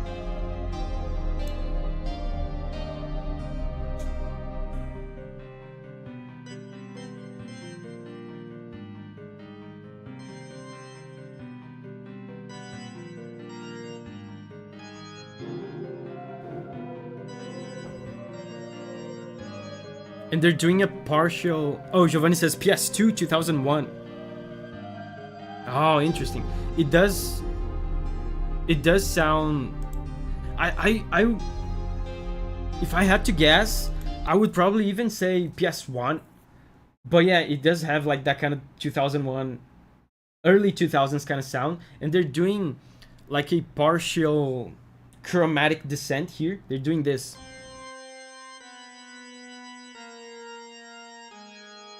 This part of the descent here, the first part, this sounds ominous and kind of scary, and I guess it contributes to the dungeon crawling vibe of these games. I've never played these games, but I know there's a lot of dungeon crawling in them. And then the second part of the descent, which is this, is a little bit more lighthearted and a little bit more happy and adventurous. So it's a good balance, right, of ominous and scary, right, with lighthearted and adventurous. And it keeps repeating this.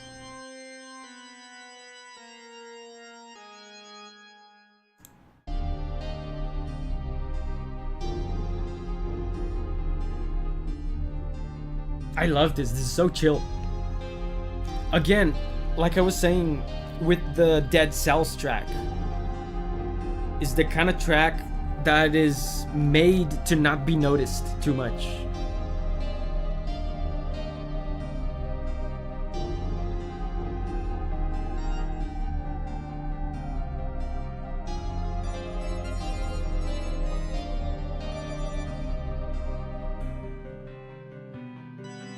Yeah, the descent that I was talking about.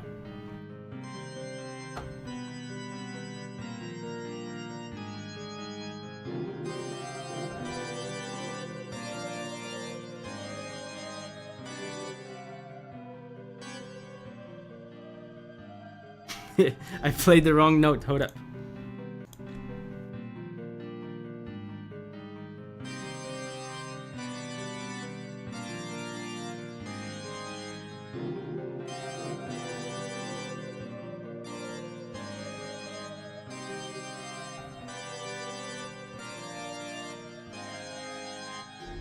Very cool, dude. I love this. This sounds... I mean, I've never played this game. This sounds like... Just from the music alone, sounds like such an enjoyable dungeon crawling sesh. Listening to this sick jam,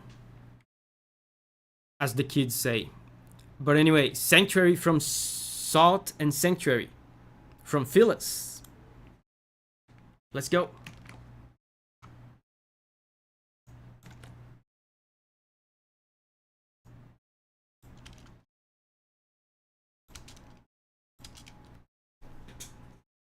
Salt and Sanctuary.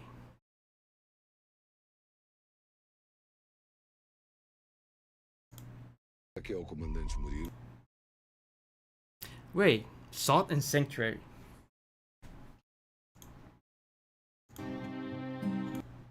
Have I auditioned for this as well? I should start doing this every time I suspect I audition for something. Salt. No, I didn't audition for Salt and Sanctuary. False alarm, false alarm.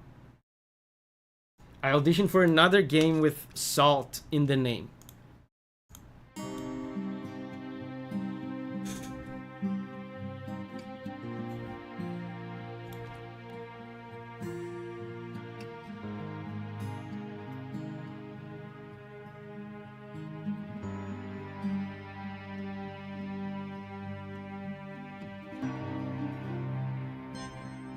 Why is every song today in E? What kind of witchcraft is that?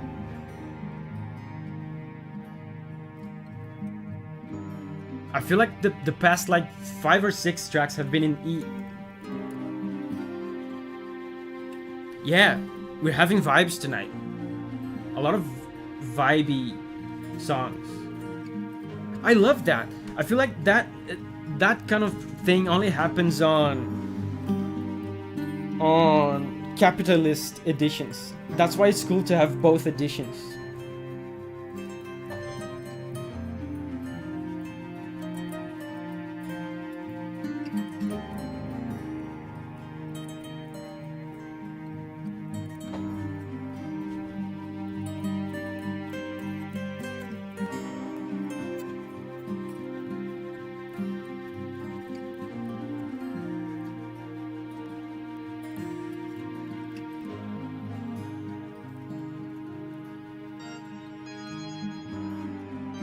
And again, the same. Are you kidding?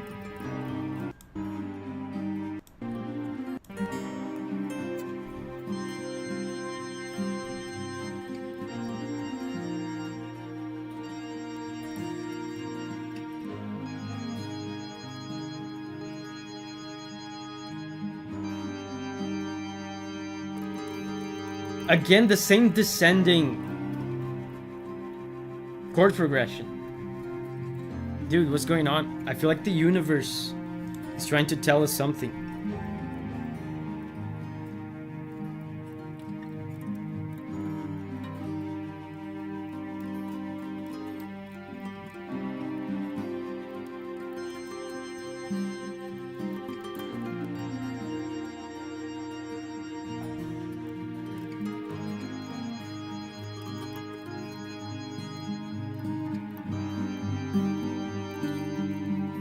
And again, no melody, just vibes.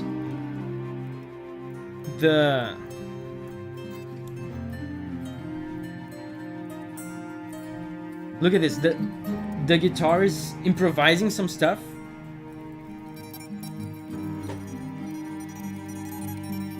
Dude, through the fire and flames. Did you see that speed?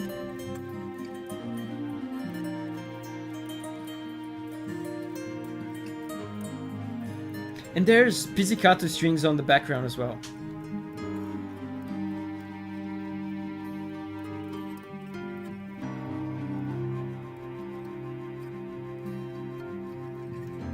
You know what this reminds me of? It reminds me a little bit of Firelink Shrine. It's that kind of vibe, right?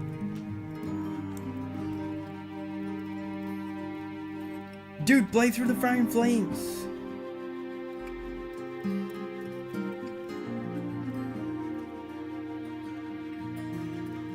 I don't even know what this game is about, but I get Firelink Shrine from Firelink vibes from this. I bet if I had to, I mean the name of the track is Sanctuary, so if I had to guess, I would say this is maybe a hub area that you come back to again and again, like Firelink Shrine.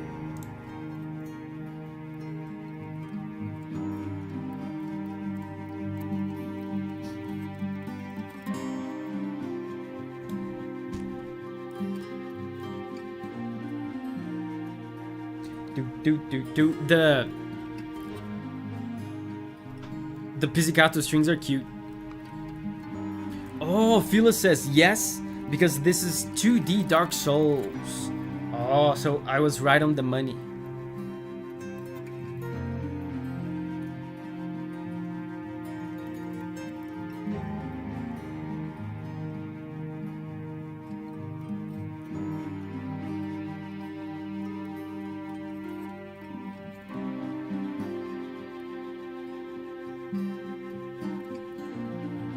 And they're just repeating that descending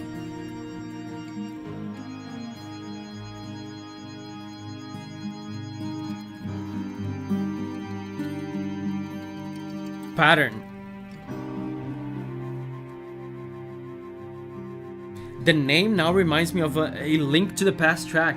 That's right. There's a I think there's a Link to the Past track called Sanctuary, right? It's very different from this one though. Jokester says this almost sounds like a menu theme. Could be. I feel like it could be. But if this is a 2D Dark Souls, the hub area is almost like a menu, right? In Dark Souls, you go back to Firelink Shrine to level up and buy things and distribute your stats. So in a way, it has to be kind of menu music. So Jokester, I just got one more that you might not have reacted to. Redline, Jose Pavli, Project Wingman. Okay, let's go.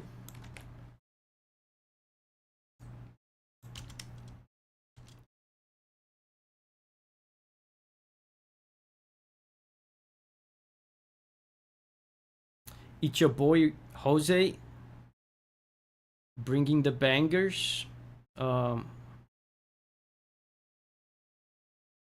Yeah, I think it's this one.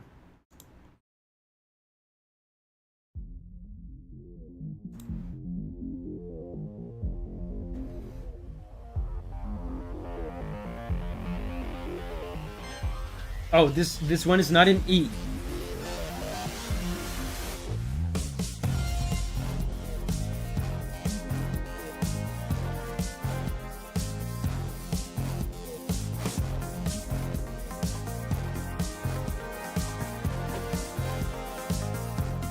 It do be grooving though. It do be grooving.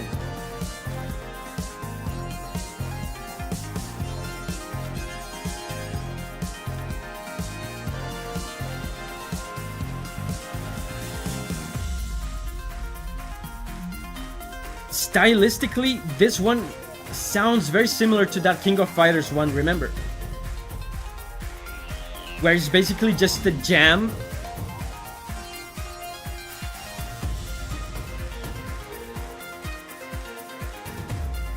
And there's claps.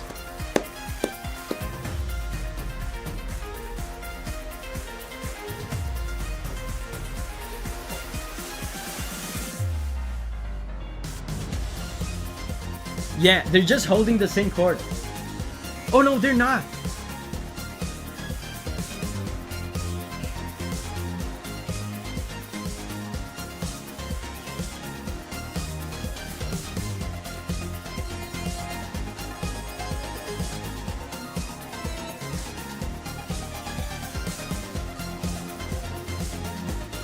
I love this.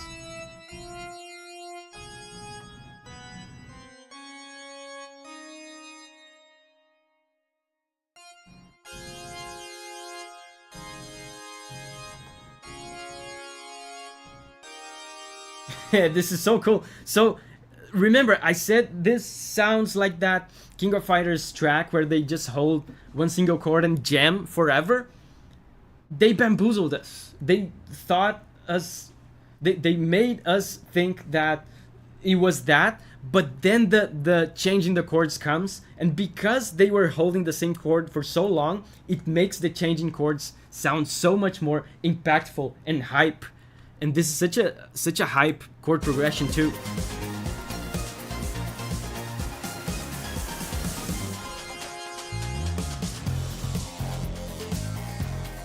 Hold up, I want to play that part again.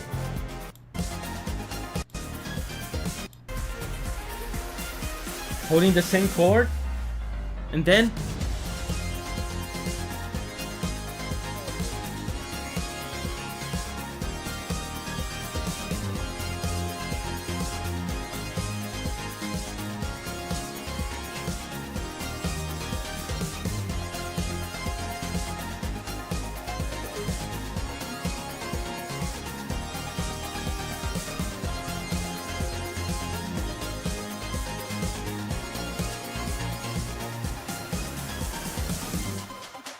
I love that, the harmony. Bamboozle.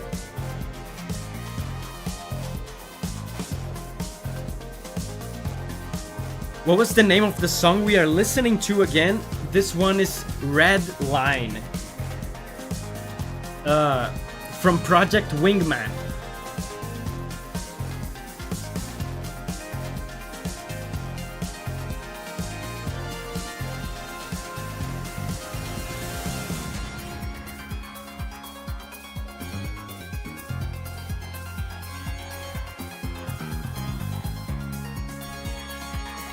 they are alternating between moments of jamming and holding one single chord and moments of, you know, harmony.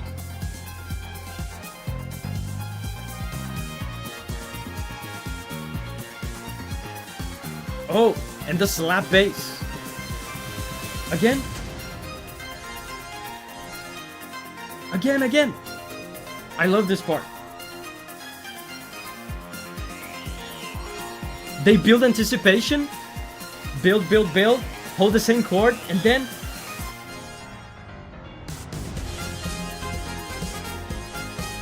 oh, trumpets. The trumpet dude.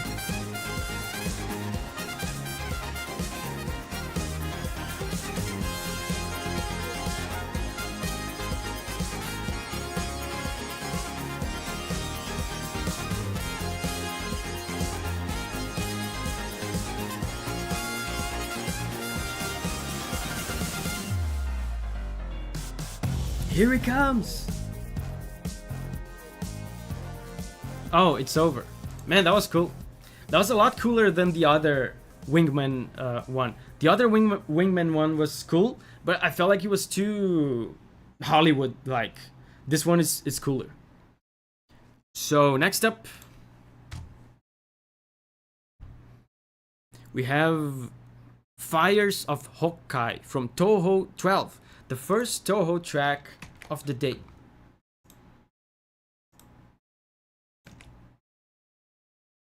And I don't think I've ever heard this one.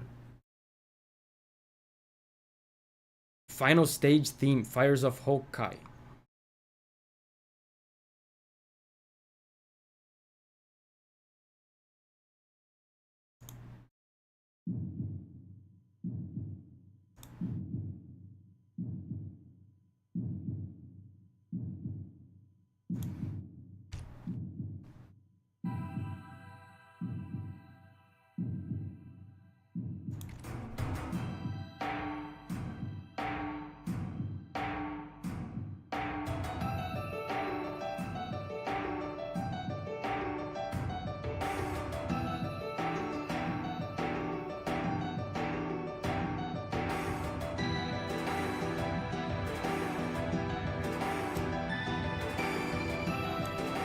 And Ikoriha says, Hokkai no Hi.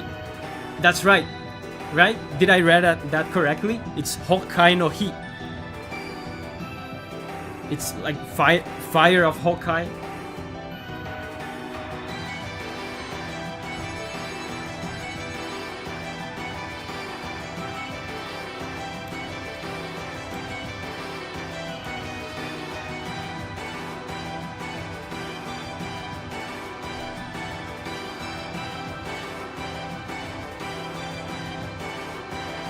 Let's see how long it takes for him to do the Toho sequence.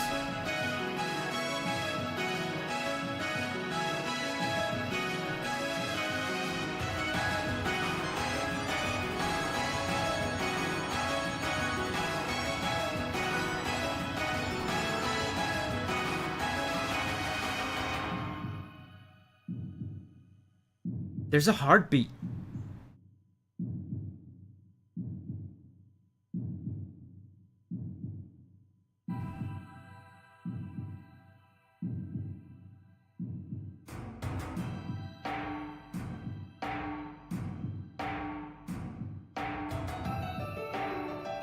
Wow.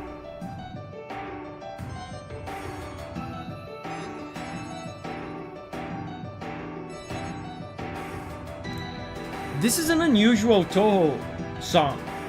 Guys, I feel like this is the first time in my entire life that I'm listening to a Toho song and I'm not going, yet that sounds like Toho.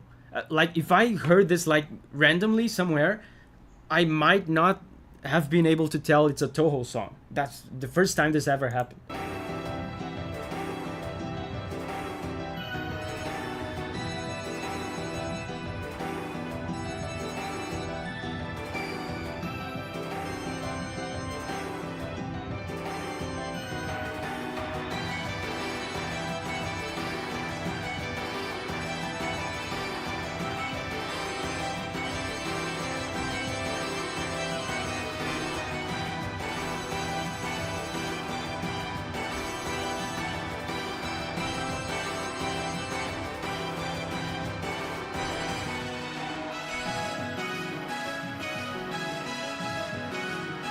And no Toho sequence so far.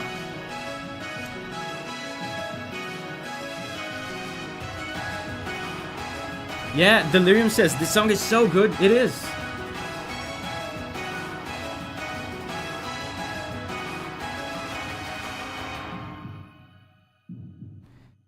Paniac says, it's because... Oh, it's over. It's because people tend to throw boss battle themes instead of stage themes. Those are really great as well. Yeah, dude, this is the most unique Toho song I've ever heard. And Toho sequence, nowhere to be found. That's amazing. That's amazing.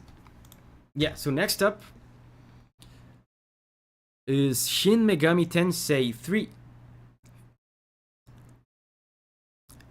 So Joe J-Lo says, I don't think I saw you react to some SMT, so here you go.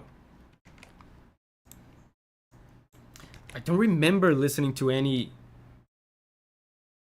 Shin Megami Tensei. People like to recommend Persona a lot.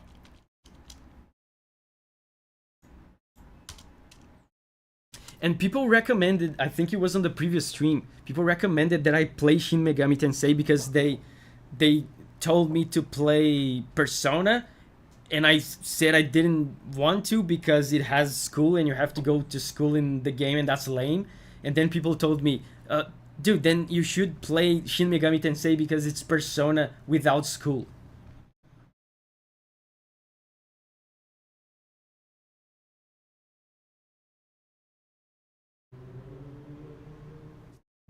Okay, Fierce Battle.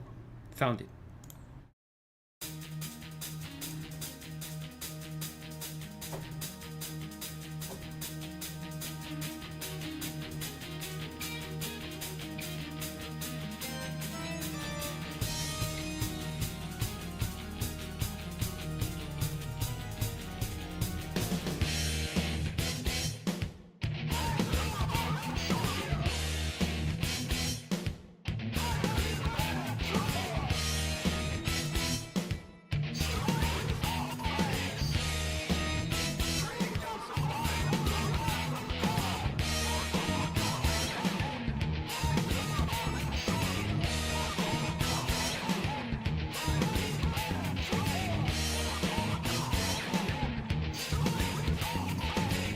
It's amazing how these Persona / Shin Megami Tensei songs always manage to make it funky.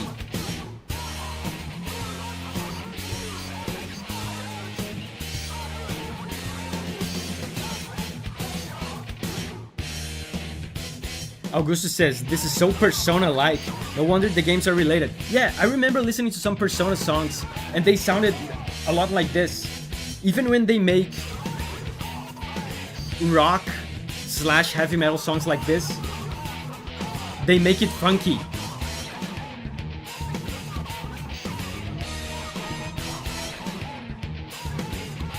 And these vocals, man, this is so cool. Something that I see game composers doing a lot when they want to put vocals on games. You know, vocals in games can be very distracting depending on how you do it. So if someone wants to put vocals in games, they do this. They like over process it. They over edit it to the point where it doesn't sound as human. It doesn't sound as intelligible.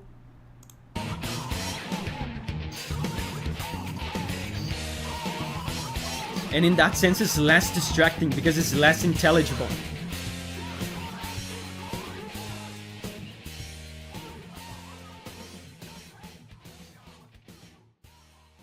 That was short.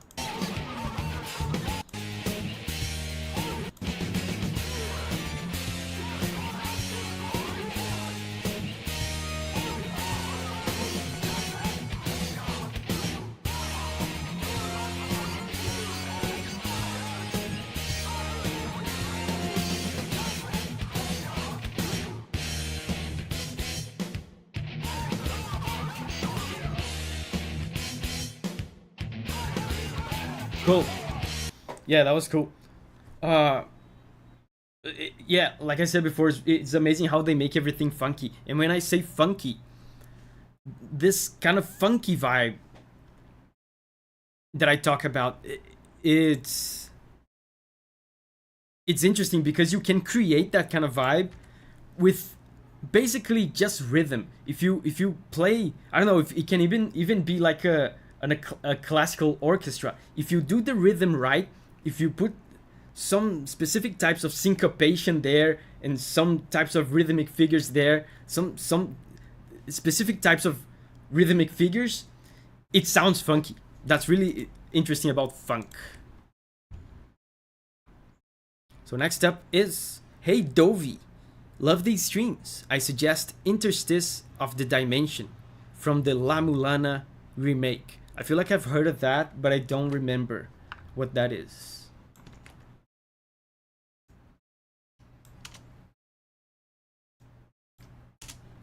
Let's go.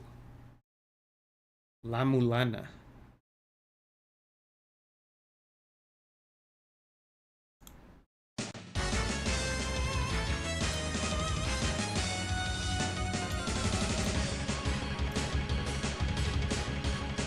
Oh!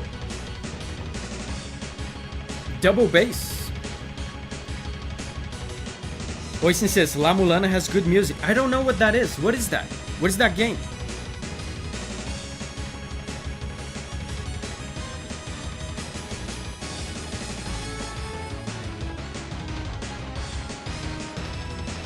Double bass.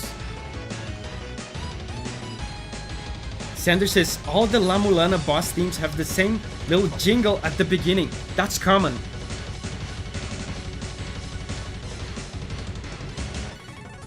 It's an archaeology-themed Metroidvania with lots of cool bosses. Is it retro though, or is it a modern game? You know why I'm asking? Because this kind of double bass that they're using here with synchronized guitars is something that I would not expect from a Super Nintendo game from like 92. It's something that I might expect from like the late 90s or early 2000s. This kind of double bass was not very common in the early 90s. So what I'm assuming is that this is it's 2013. Yeah, that's what I thought. Yeah, the retro part is just aesthetic, right? So it's a modern game. I knew it because this sounded like, it's so funny how that works. I heard Super Nintendo sounds, but stylistically, the way they are composing the music doesn't sound like early 90s. Doesn't sound like Super Nintendo music. It's really funny how you can tell. Like this kind of double bass, like Giovanni will be able to tell you, this kind of double bass where they go, this kind of thing started happening in the late 90s, like with bands like Rhapsody of Fire. Like no one did that in this specific way in the early 90s. Not in this way. There was already like speed metal, there was already double bass, but not like this.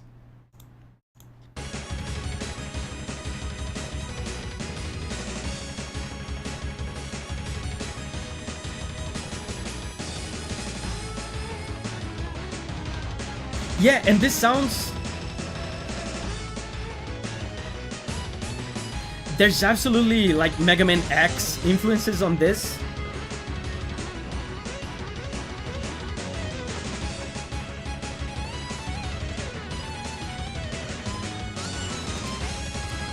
Absolutely Mega Man X influences.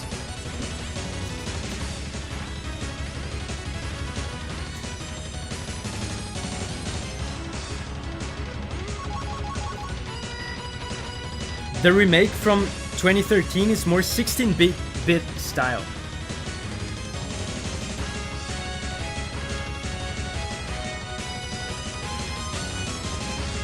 This is what I imagine.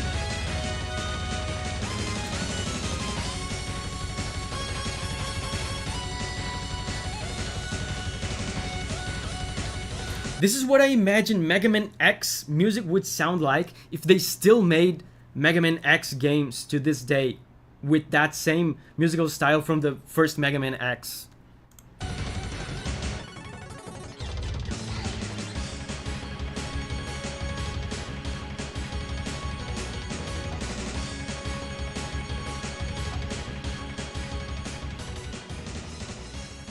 Cool. Hold up.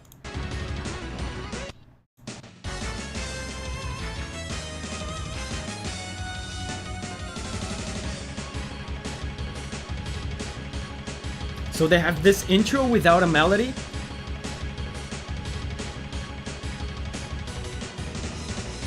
And then the melody comes in.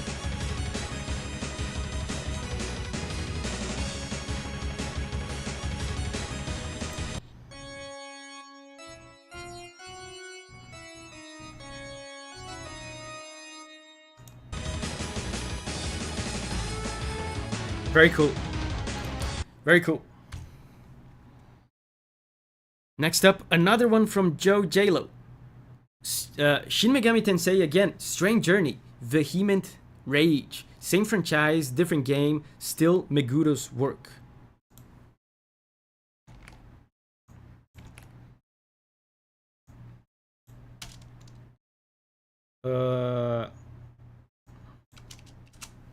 So this is the first Shin Megami Tensei. That's probably old.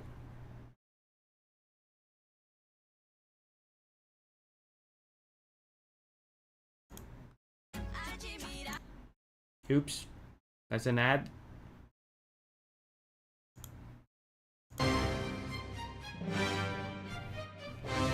Oh, Strange Journey is a DS game. Oh. Oh, Strange Journey is a game. Oh, I get it. I get it. It's Shin Megami Tensei Strange Journey. That's the name of the game, right? So it's probably a... I thought because there was no number after Shin Megami Tensei, I thought it was the first Shin Megami Tensei, but I guess it's just a spin-off.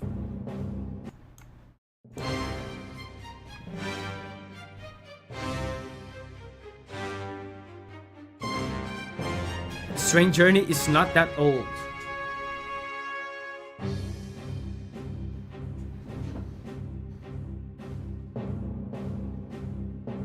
Very regal. Another track in E. It's an E conspiracy.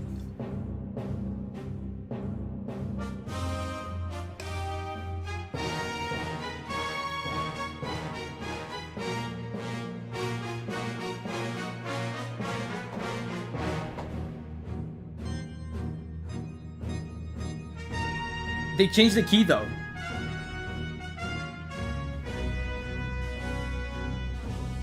Yeah, there's clearly some sort of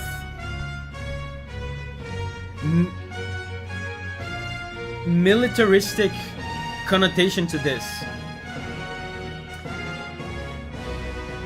The march-like rhythm, right?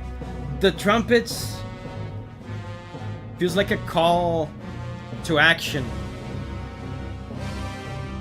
A call to adventure.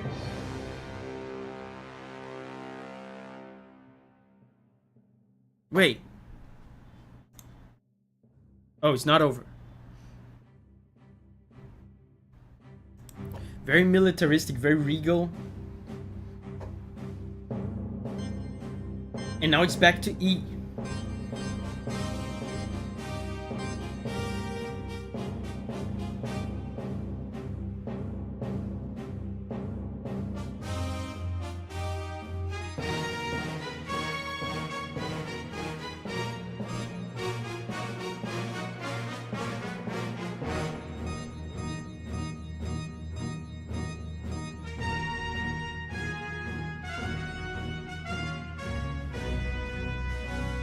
I wonder what this is about.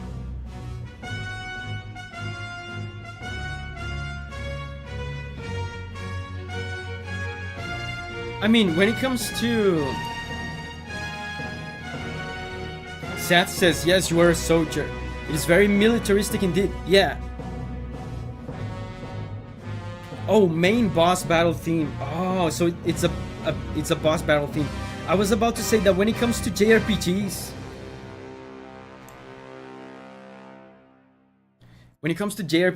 it's tricky to know, to guess what the tracks are being used for, because in JRPGs is almost like everything goes.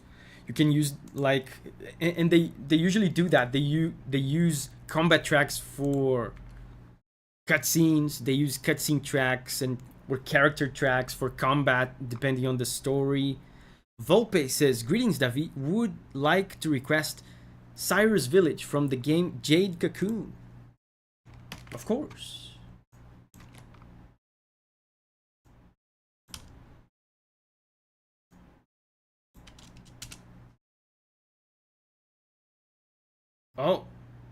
Oh, PS1. I'm ready. I'm ready for some PS1 music.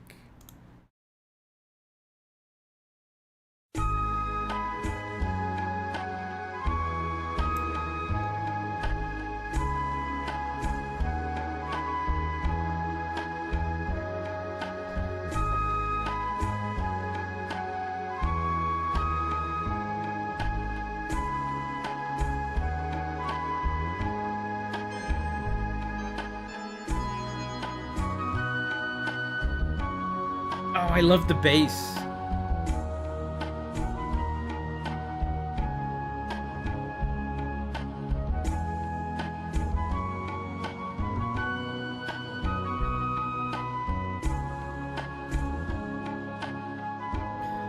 Man, it's amazing. I feel like bass is such an underestimated instrument. Like, listen to how much emotion and how much harmony the bass conveys in the song. Even though the bass, the bass doesn't do chords, it's just like single notes. There's so much soul.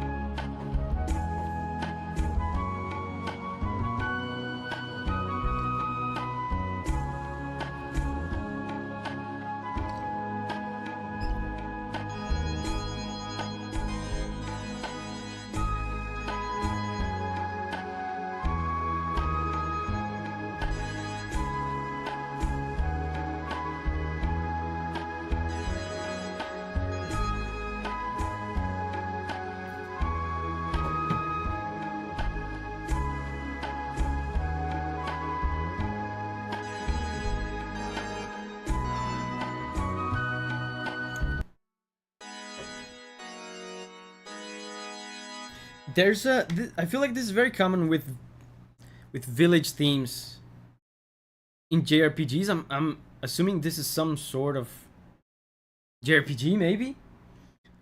There's a bittersweet kind of quality to it. It feels peaceful and relaxing, but at the same time, it's always based on sad chords. Listen to this. There's a bittersweetness to it. Yeah, Karen says, this is so chill and lovely. Augusto says, sounds familiar. I mean, I know, Augusto, you're a fan of Monster Hunter. This sounds like you could be a Monster Hunter village theme.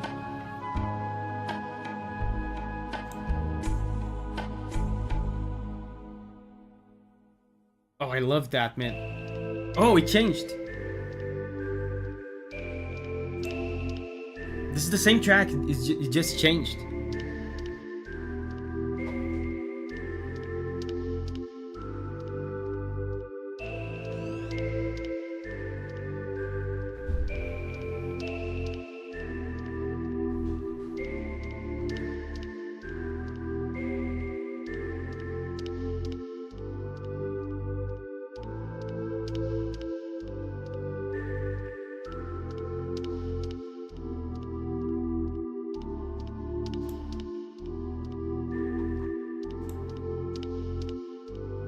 Augusto says, now we're indoors or something. Could be. Or maybe like a nighttime variation or something. Dude, the first part of this is probably my favorite track from the whole stream. this first part here, favorite track from the whole stream. And so few instruments as well. Listen to this. There's just some kind of tribal percussion, bass, flute, and a synth doing chords.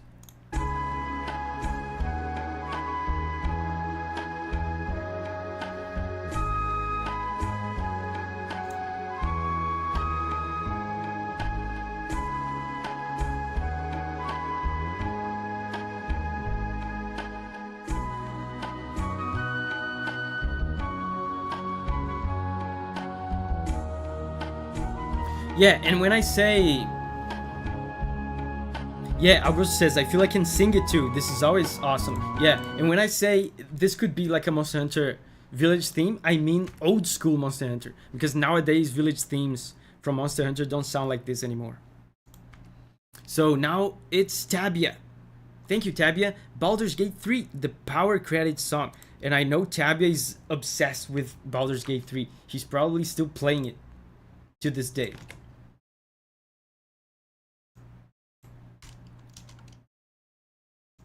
So let's go, power credits song. And I like this soundtrack. The Power. There's a song called The Power. I think that's it.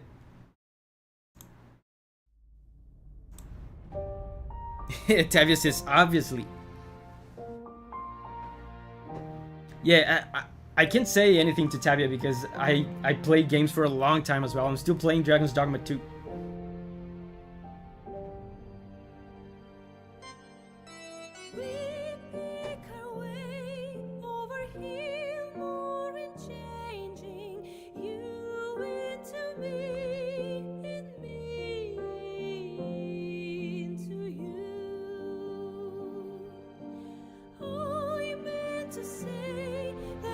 Jokester says, to be fair, most Baldur's Gate fans are still playing.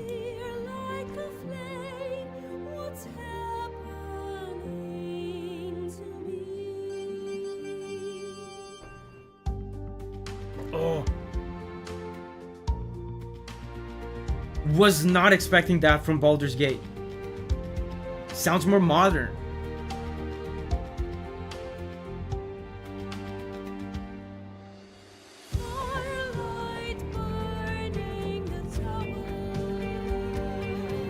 Wait.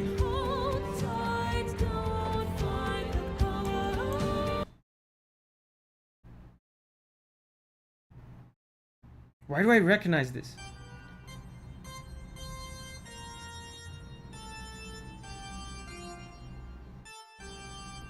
Na, na, na, na, na, na. Oh, it's yeah, I remember. This is the I think this is the main theme of the game, right? They sing this in Down by the River. Yeah, Down by the River. Down by the river. Yeah.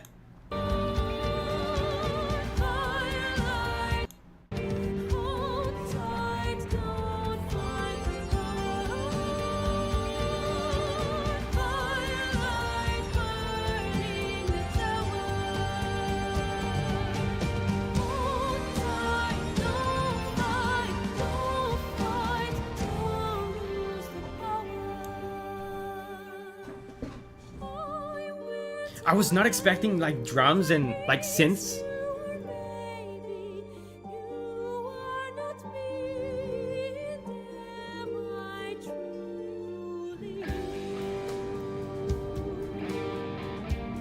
Dude, I love how credit songs, like everything goes. It doesn't matter if it's a fantasy medieval game, everything goes. It's like an unwritten rule for composers. Credit song, you just do whatever you want.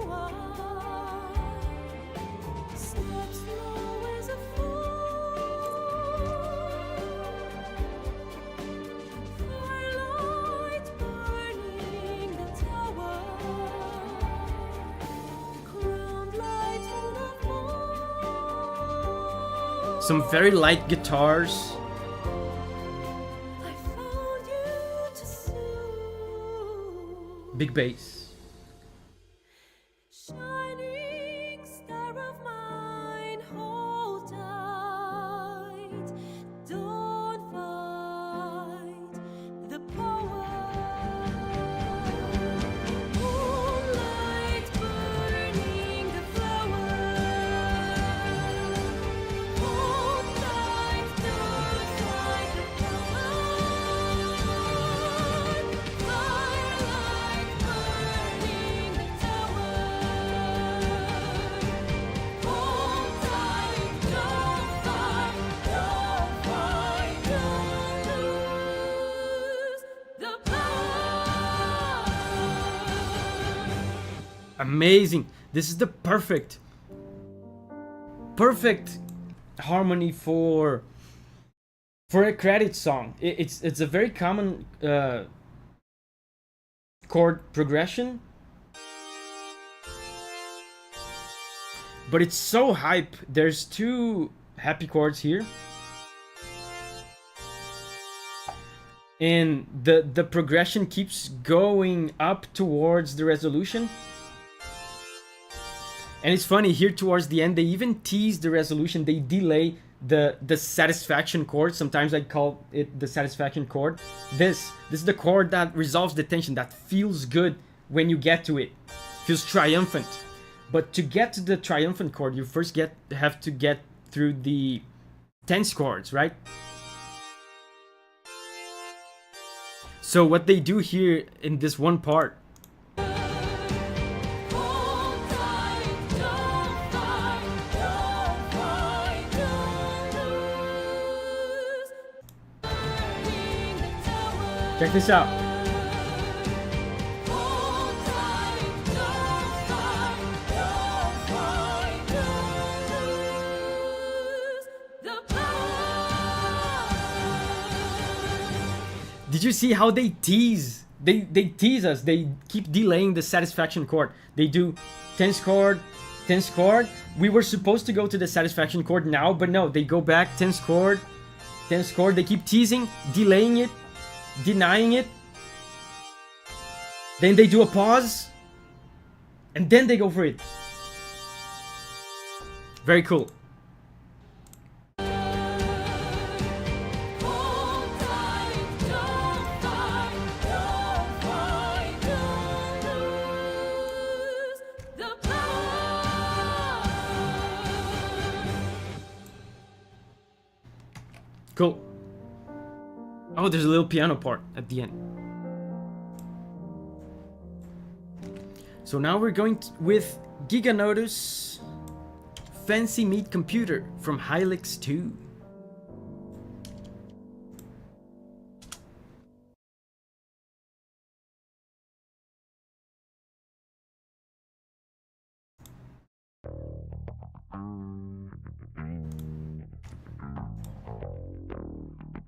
Bass.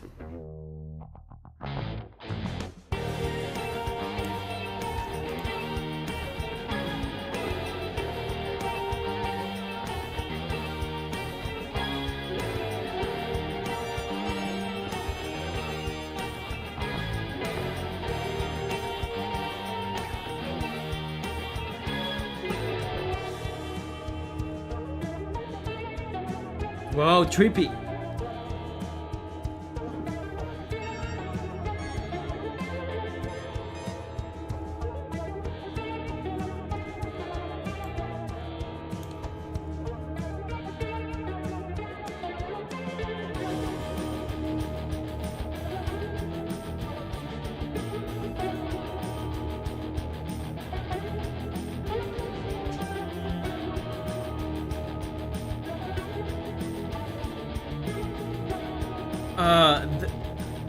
The guitar doing the main melody here, there seems to be some kind of effects on it.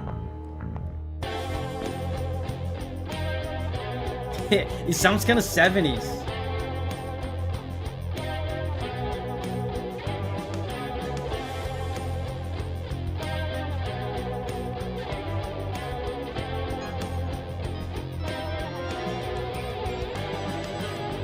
Yeah, and they are the two notes that the guitars are doing here.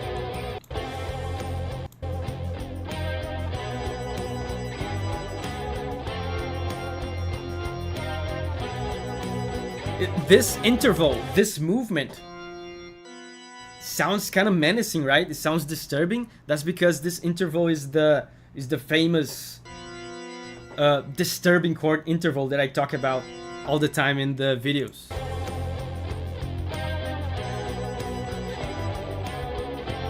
Sounds intimidating.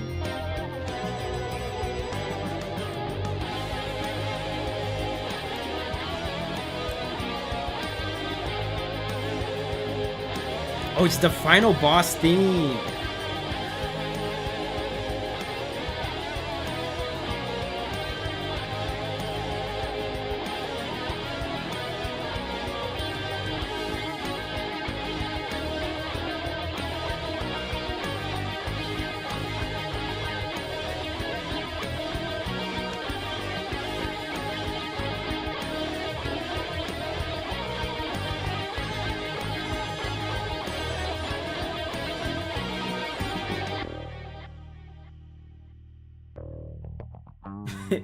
That's so interesting that this is a final boss theme, because on one hand it doesn't sound very menacing at all, but I bet it makes sense within the game, right? And at the same time, they are the choice of instruments and the stylistic choices don't make it sound menacing, but at the same time he's clearly going out of his way to include things like this, right, that sound kind of menacing.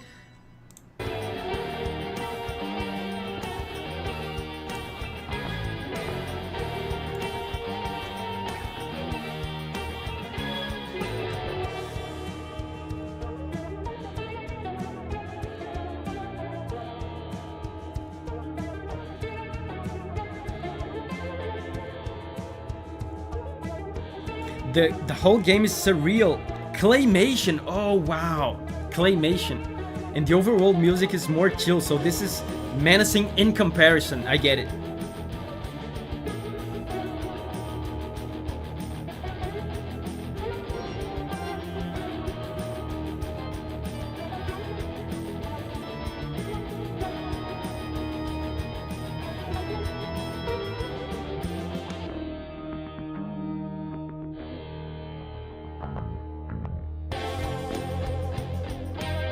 Yeah, the menacing part.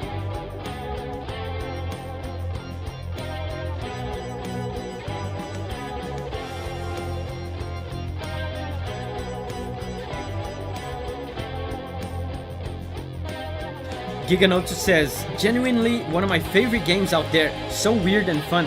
Dude, claymation sounds so interesting for a game.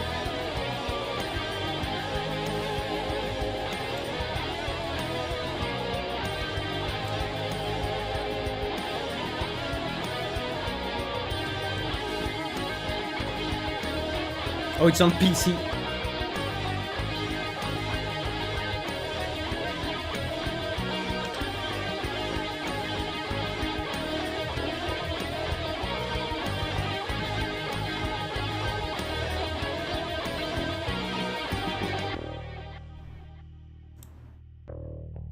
Cool. Oh, and we had requests from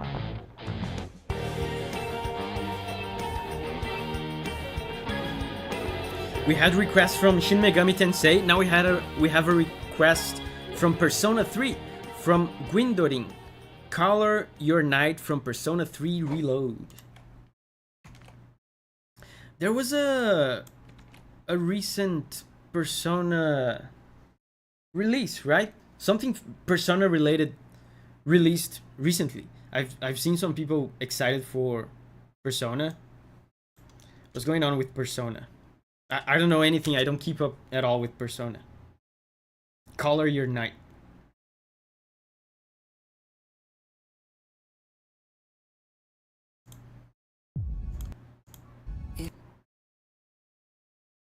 Let's go.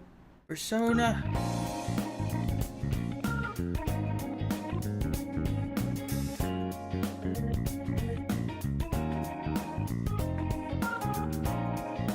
Oh, it's a this is a remake of Persona 3.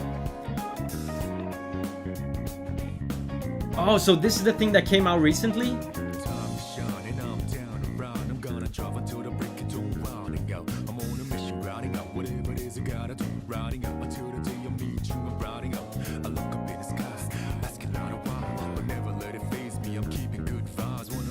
Keeping good vibes. I'm keeping good vibes.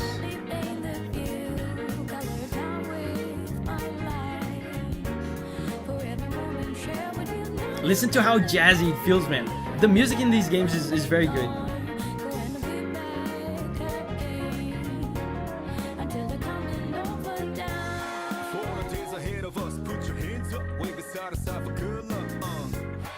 I love the Happer guy. He sounds like the least menacing rapper I've ever heard. It's like DJ Good Vibes. Oh, it's the BGM of Nighttime. Oh, okay. Listen to the bass, dude.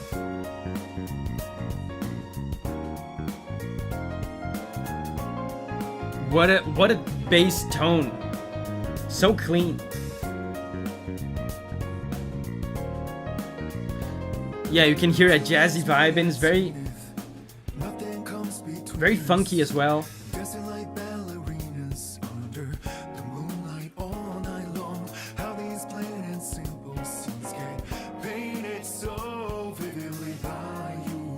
And it's interesting that it has lyrics.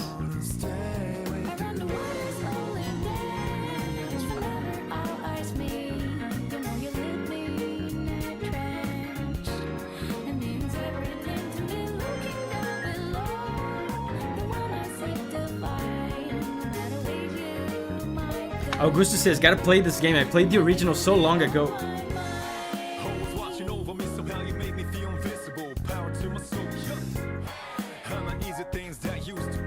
This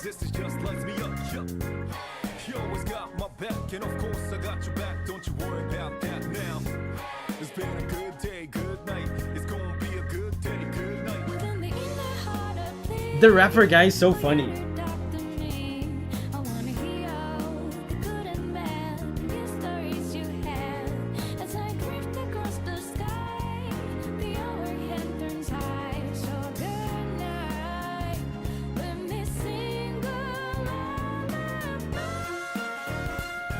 Amazing, the brass.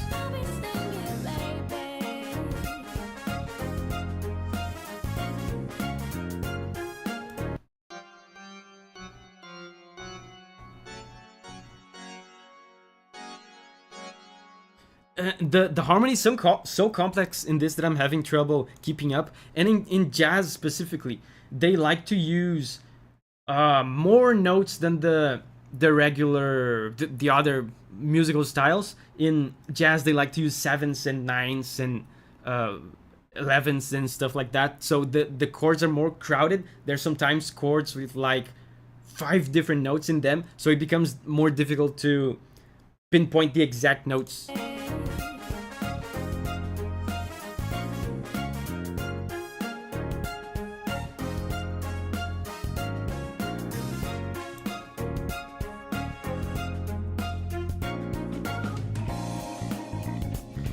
Muff Ramos says, Davi, is there anywhere we can see the requests list? Well, it's on the screen here. Let me scroll a little bit. Let me scroll down so we can see the requests.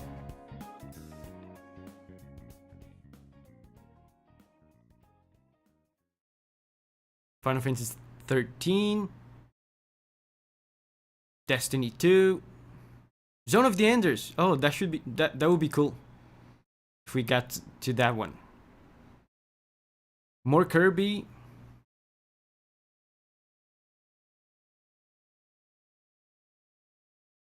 Xenoblade Chronicles. I love Xenoblade. More Baldur's Gate. from Tabia. Stellar Blade. I love Stellar Blade. Ace Combat.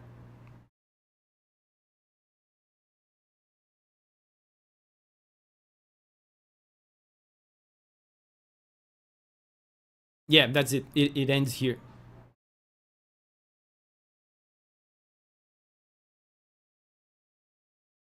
Cool.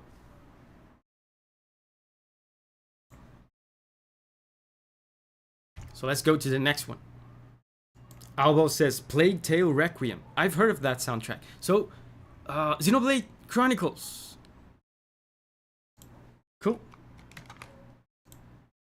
I've never played X though.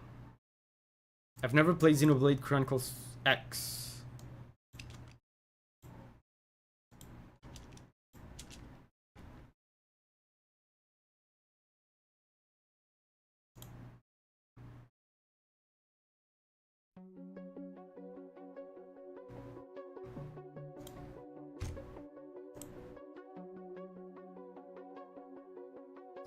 M2 says X is the best in terms of gameplay and world.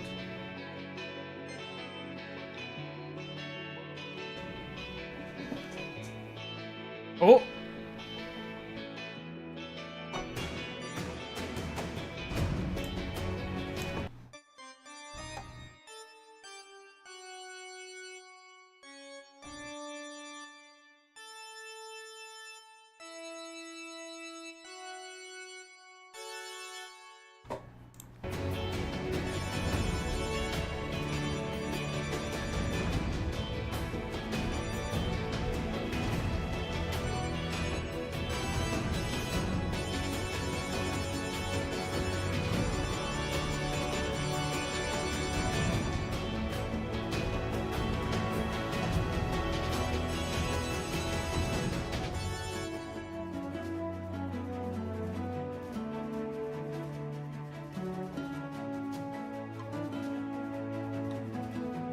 Is this also by Mitsuda?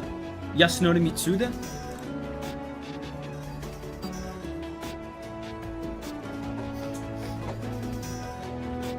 Because I know from I know Xenoblade Chronicles 1, 2, and 3 are by Mitsuda and some other people. Oh, cool.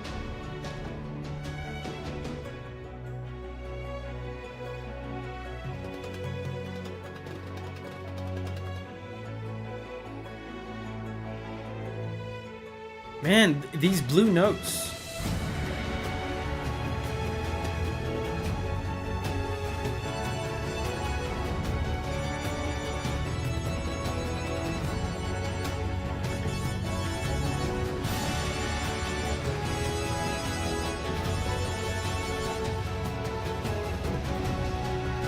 Composed by Hiroyuki Sawano. I feel like I know that name, but I forgot.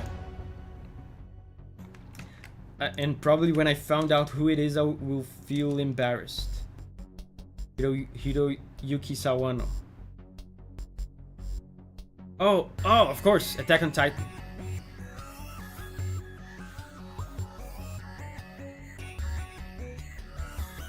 So, Xenoblade X was not composed by Mitsuda then.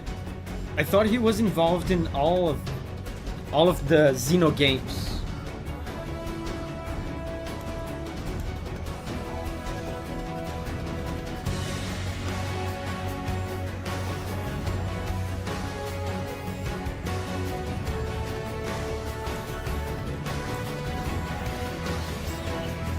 Yeah, he did Attack on Titan. Yeah, he's everywhere. He's mostly an anime guy, right?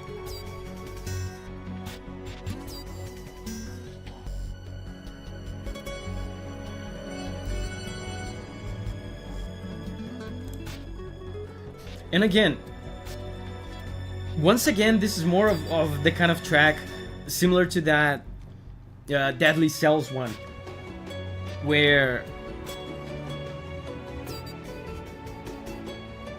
well, actually not to the same extent, because there's melody, see? I was going to say that this is more like of a kind of background track, but there's melody.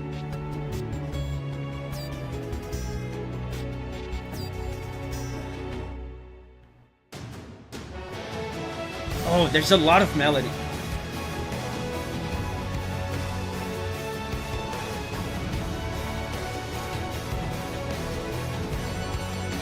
And by the way, remember on the Baldur's Gate credits track, I said they were using a very common, very hype chord sequence. This is the exact same sequence. It sounds very adventurous, very hype. It's very good for hyping people up.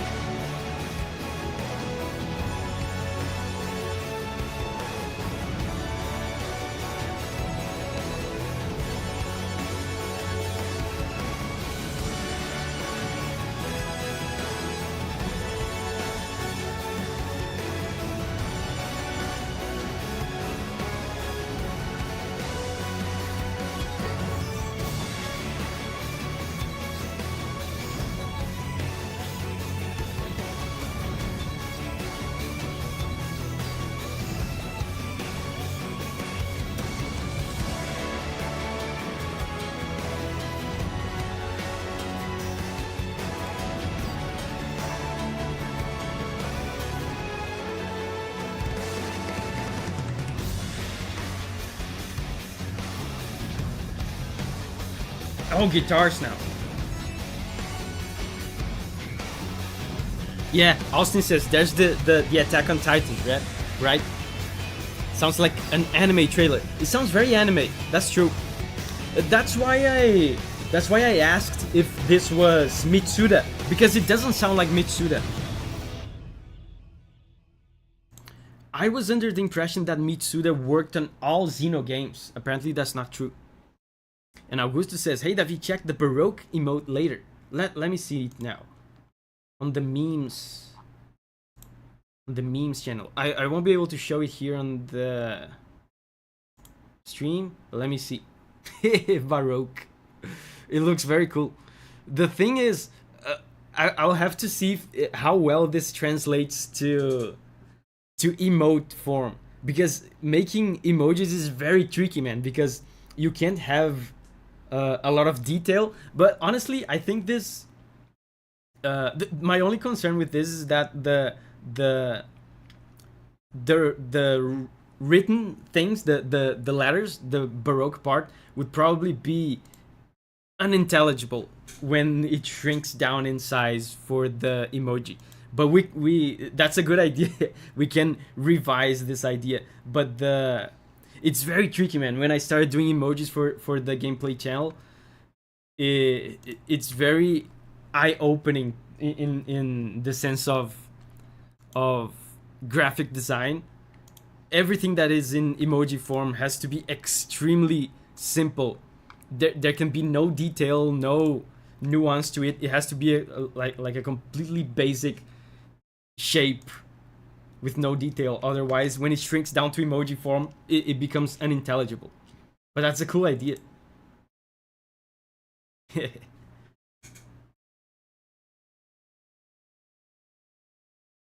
So next up, it's Blue Archive OST, Re Aoharu.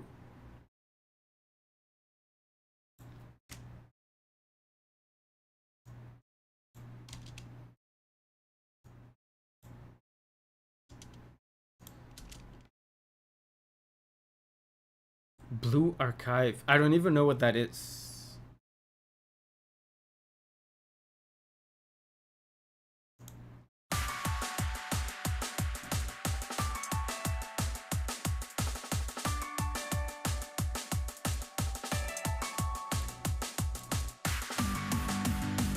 Muff Ramos says, how can you join the Discord?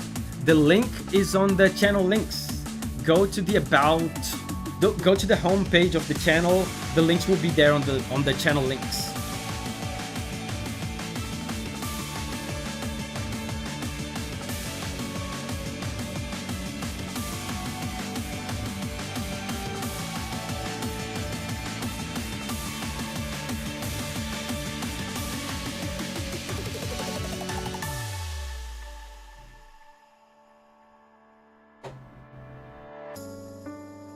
Oh, was not expecting that.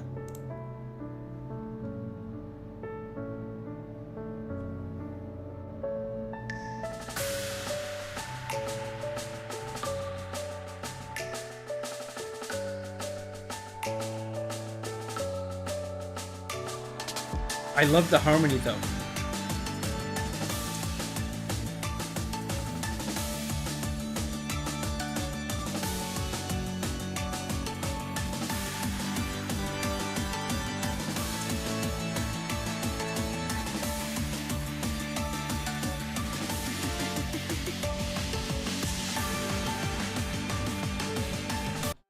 Check this out.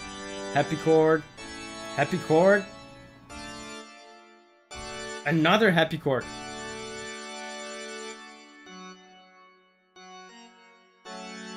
And then a sad chord. Feels very hype. And the chords that she's using, I've talked about in the videos about this sometimes. They're using some double function chords, which are these chords that regardless of whether they are sad or happy, they just feel very emotional. They feel very deep. They're using a lot of them here. It makes the song feel like it has emotions and stuff, you know. Like it's deep and contemplative. Do you feel emotions and stuff right now?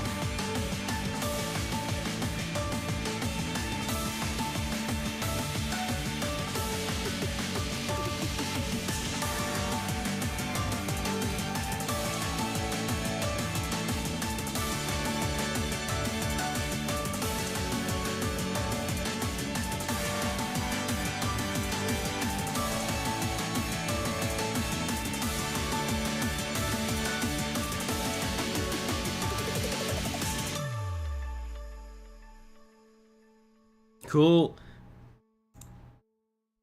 And not a lot of melody, right? Just vibes.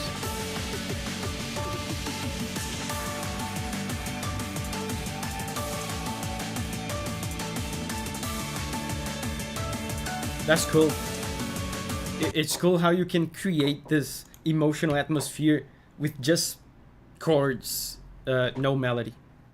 So, next up, Q Hatred again. Thank you, Q Hatred. A little late, but I made it. Canto 6 Boss Battle 4 from Limbus Company. Let's go. More Project Moon. Dude, a lot of Project Moon tracks today. This might be like the...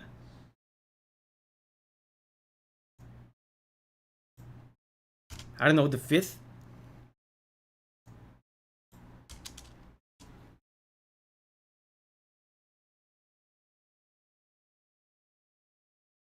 Wait. Didn't we hear this one already? Canto 6 Boss Battle 4 from Limbus Company. Oh, we heard this one already. I think Q Hatred donated again. He increased his donation to get his request heard sooner. So I guess we're going to the next. Yeah, the next one is Shidex. Shidex, Pokemon Scarlet and Violet Team Star Boss Battle. I made a video on Scarlet and Violet recently about the song that Toby Fox composed. Star Boss Battle Music.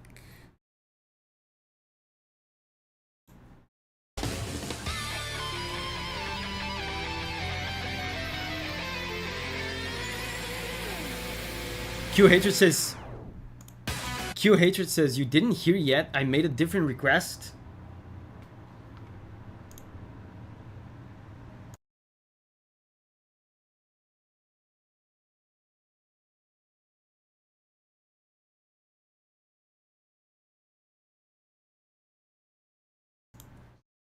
Yeah, I thought it was the same. I looked it up, and the video was already seen like on YouTube, so I thought it was the same one. I'm gonna listen to it. Oh, I see it now. Evas says, Q Hatred, it was me. I requested this theme at the start of the stream. Yeah, because I definitely heard it. I heard it. It shows on YouTube when you already watched a video, and it's already watched. So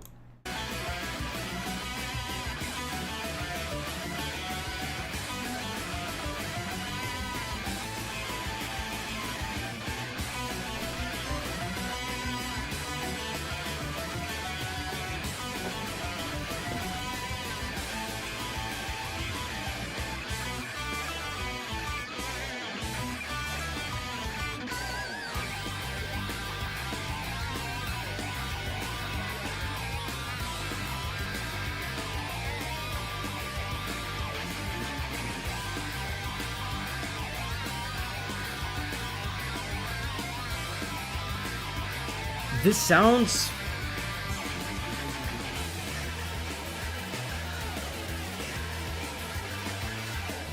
Wow. This sounds super aggressive for Pokemon. I mean, like, even like mixing and mastering wise, it sounds super aggressive. Even, I mean, Pokemon has done like rock and heavy metal songs with guitars before. But I don't know, I never played Scarlet and Violet. I feel like this sounds more aggressive than I'm used to for Pokemon. Ikoriha says, this is my favorite Pokemon Scarlet and Violet song.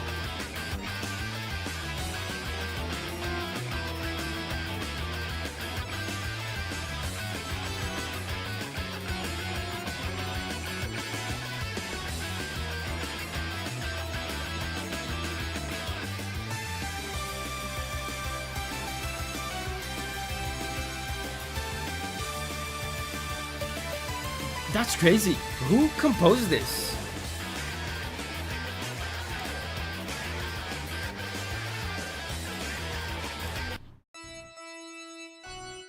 I'm trying to find some kind of Pokemon mannerisms in this, and they almost did it. Remember, in the latest Pokemon video I did, I explained this.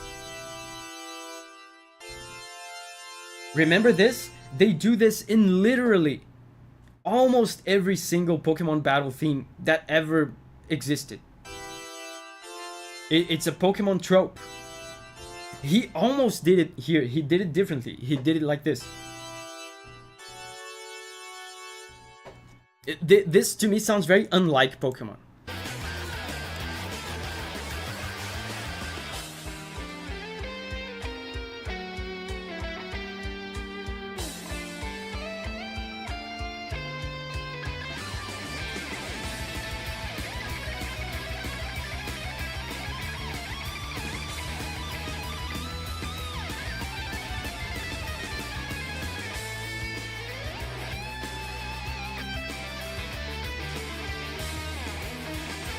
And Black sends me $5. Thanks, Black. He says, hey Davi, I read the description, not sure if doing this right, but I request Insomnia, a part of the Deep Woken OST. Thanks, man. Yeah, you did this completely right. Thank you.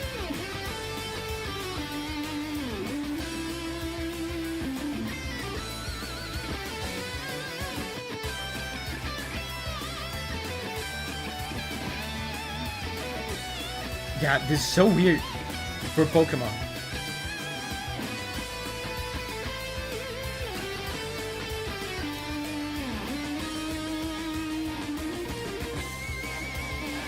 I feel like the mixing it feels off to me. Did I choose a bad version?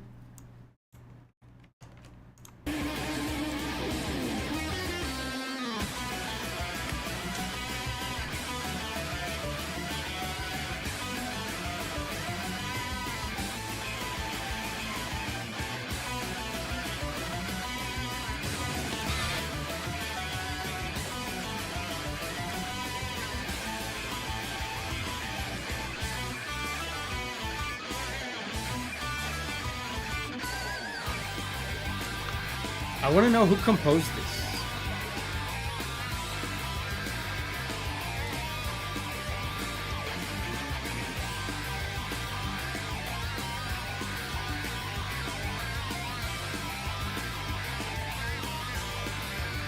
Oh, check this out, guys. Check this out. In the comments, in the YouTube comments here, someone says the fact that this song canonically is playing in the game makes it so much better. So I think this explains the weird mixing. This makes total sense. I knew there was something off with this. The mixing sounds off, and it sounds kind of bad, but of course in an intentional way, because according to this person on YouTube, the song is playing in the game, so it's supposed to be coming from a speaker inside the game, right?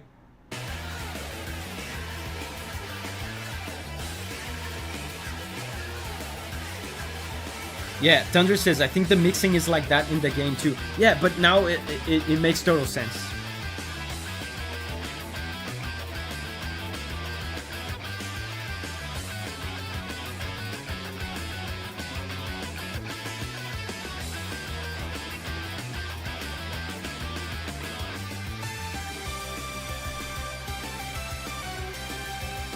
And to be honest, this kind of sounds like it has Toby Fox influences. Augusta says, making it sound bad on purpose.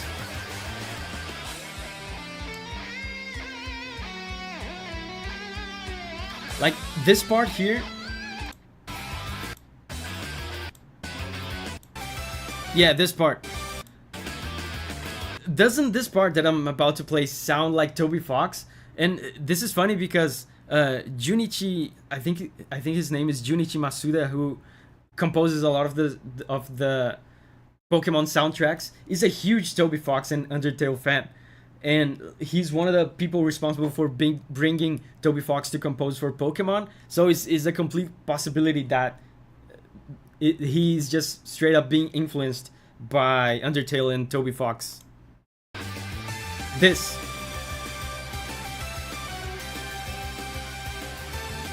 sounds like Hopes and Dreams, this part, right?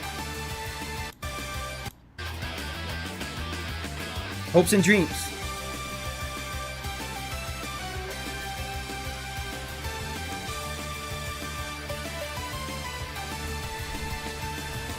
Oh, Thunder says, it is also canonically composed by a character in the game. Oh, that's cool.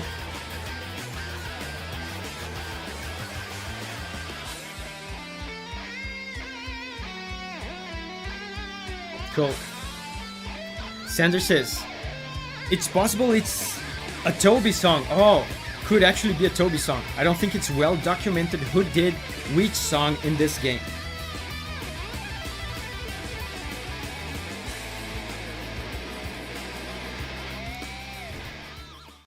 Okay, that's the end.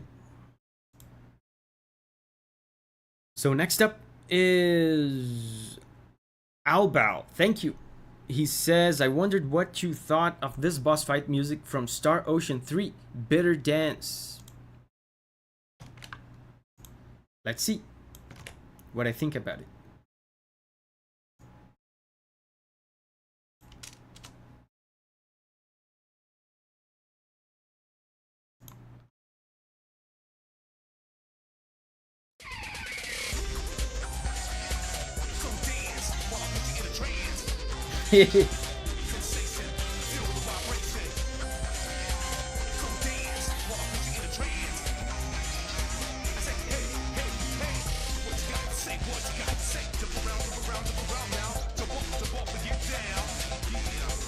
Another funny rapper guy.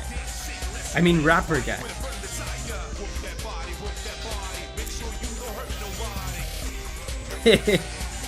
Make sure you don't hurt nobody.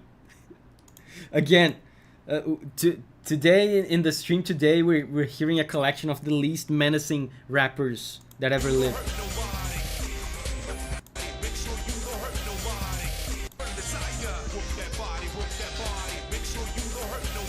Make sure you don't hurt nobody. Yes. And another song in E.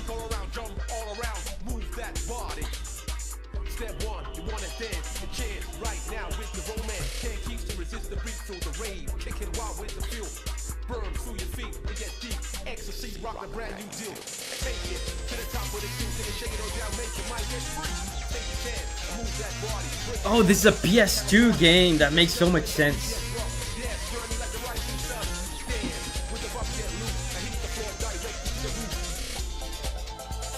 This is a PS2 game. This makes total sense.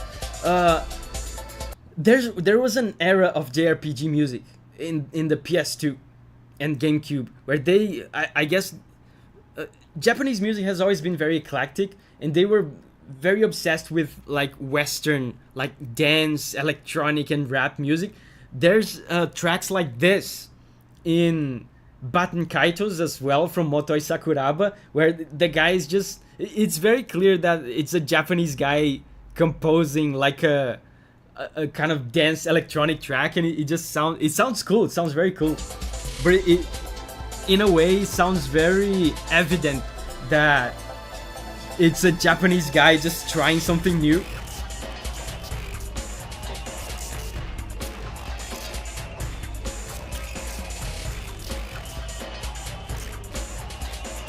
Life lesson out of nowhere, yeah.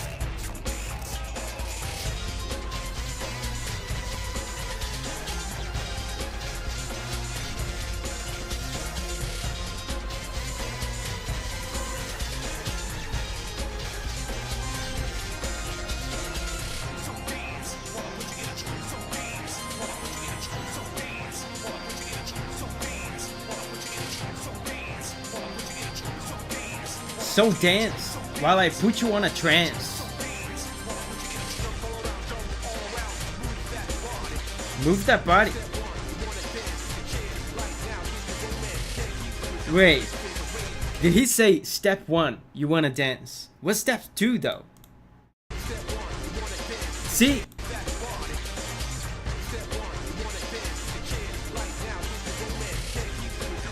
What's step 2 though? What do I do after I dance?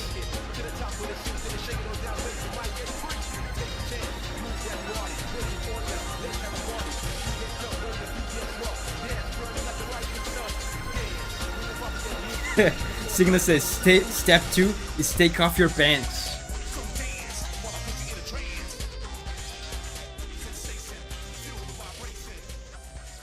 Man, very cool track, and it's so characteristic of that era. Like, I've absolutely played JRPGs from the early 2000s that have tracks like this. It's very cool, very characteristic of the era. It's the kind of, that's very cool about video game music. You can tell when it was composed by just listening to it. This is the kind of stuff that it's very difficult to hear something like this today. Very cool. Very cool track. Almighty Bunny Bells from Final Fantasy 13. And the Final Fantasy 13 soundtrack is very good. It's by Hamauzu, which is one of the best Final Fantasy composers.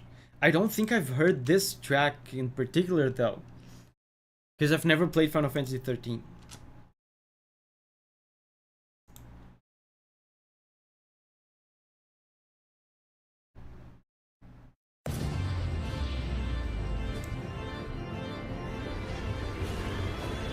Nikofu says, konnichiwa, konnichiwa.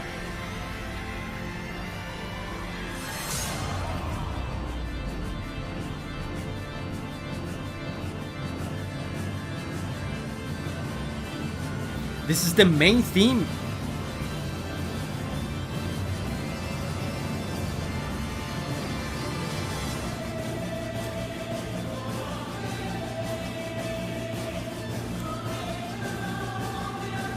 Record is stuck. Yeah, it sounds like it.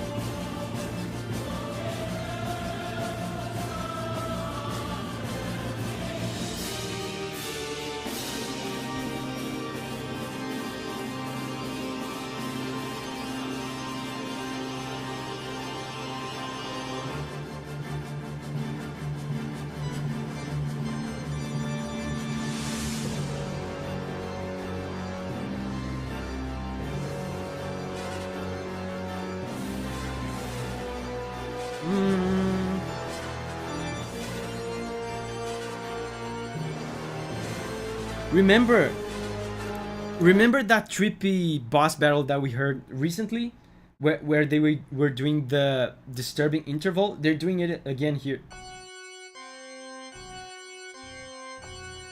Is the interval of the disturbing chord. Yeah, this absolutely sounds like a boss theme. Very imposing, disturbing.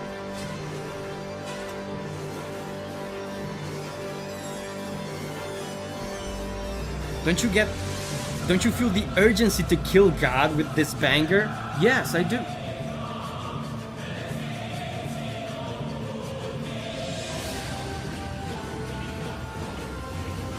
There's a surreal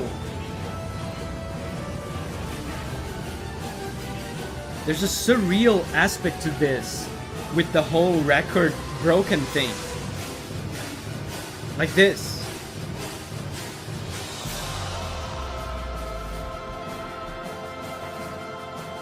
I mean, it makes total sense, right? At this point, I'm assuming this is a final boss. In final bosses in Final Fantasy games, they usually go crazy. Like, they go like supernatural, surreal, divine, mythological kind of creature. Like, and you're in space or something.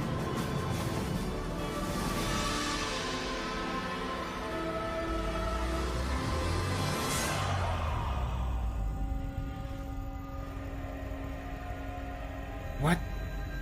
Yeah, this is chaotic.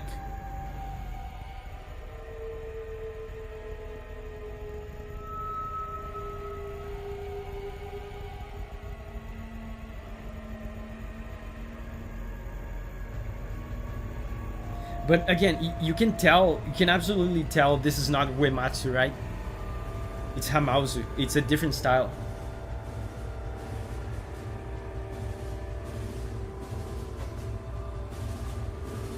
Signa says, I hear a fart in my left ear. That there might be something going on in the room that you're at, because that's not in the song.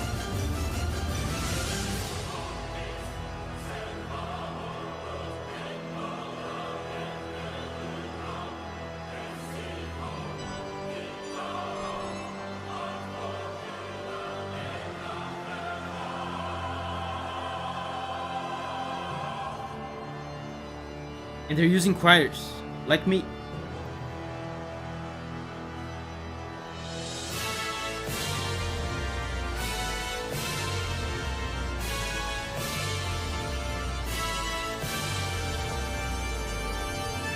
Very dissonant.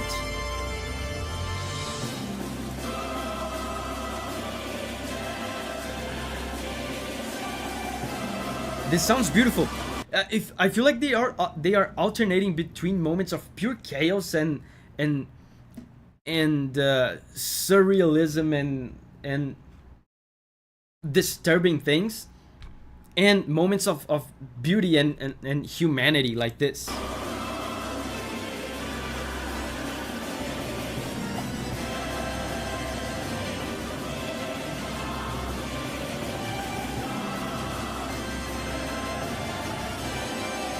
And this is a happy chord, by the way. It feels triumphant.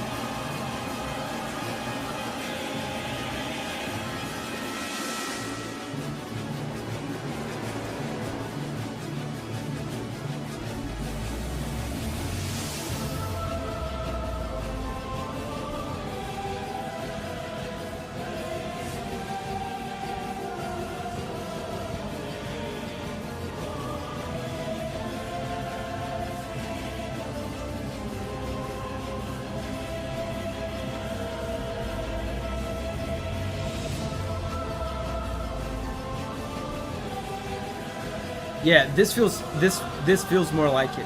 This feels more intelligible.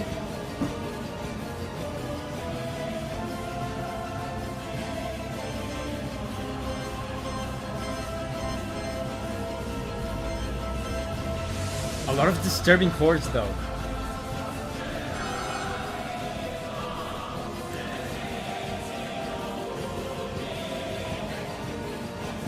Seth says, First chaos, suddenly national anthem. Yes.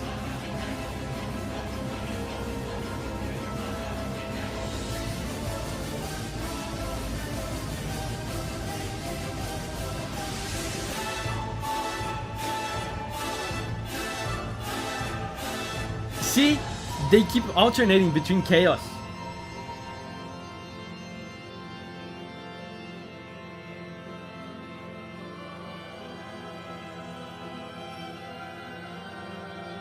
Oh, we have a gentle, emotional moment now.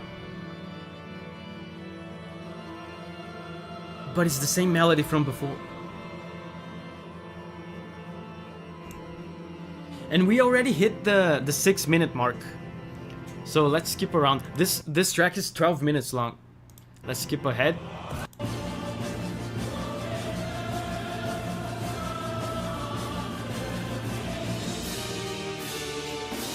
Oh, very cool.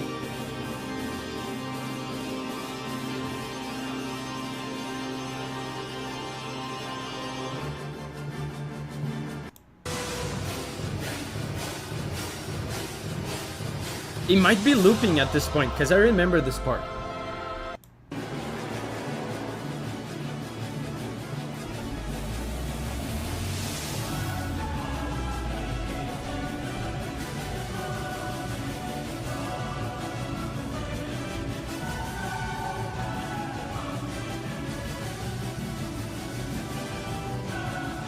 Cool.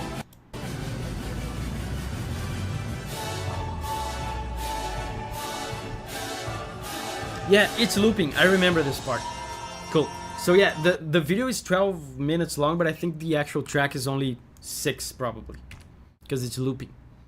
So next up, Evas says, as an apology for Q Hatred's failed request, here's my second Project Moon request. Limbus Company, Canto 5, Boss 1, something something. Let's go. It's quite. He says it's quite an overwhelming track, so be prepared, chat and Davi. Whoa, are we ready?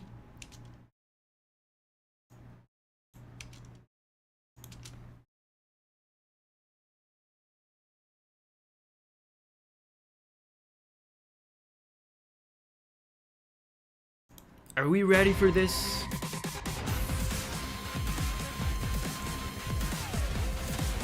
Cena says, wait, I'm not ready.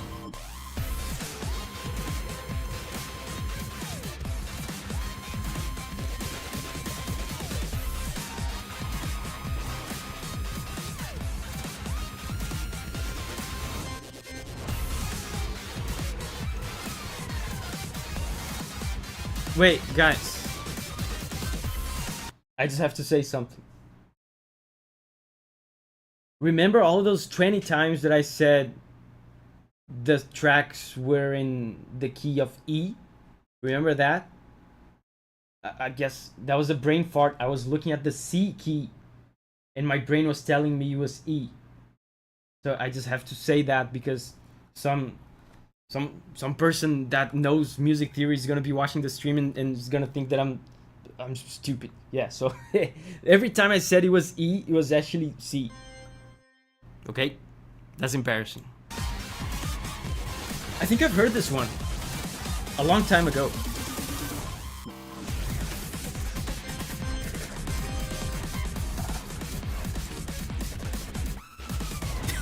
Signa says, I get those letters Eon fused all the time. Dude, that's probably why the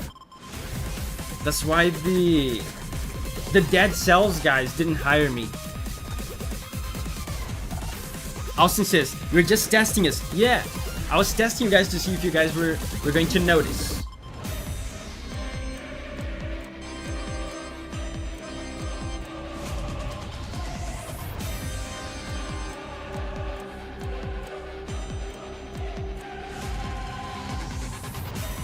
A lot of these Limbus Company tracks, they do this. They don't do much with harmony. They just do crazy stuff with percussion and with rhythm. Like there's no chords in this. It's just They're just holding the same bass note.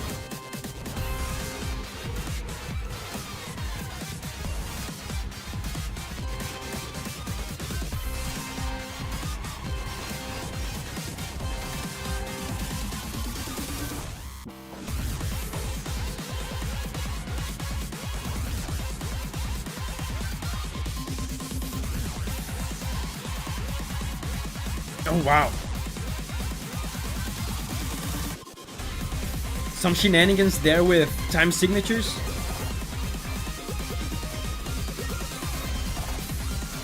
What is this? What is this song about? Oh, it's a boss battle. Makes sense.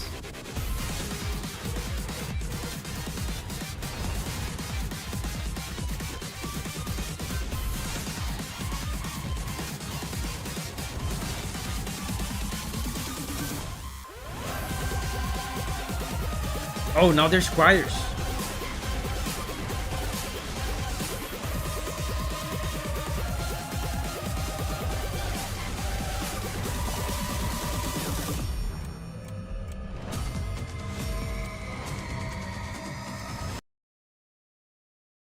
Oh, is that it? It ended very abruptly. Yeah, that was indeed overwhelming and unintelligible. Next up is... This is for Dylan from M.O. Astray. I don't know what that is. Let's see.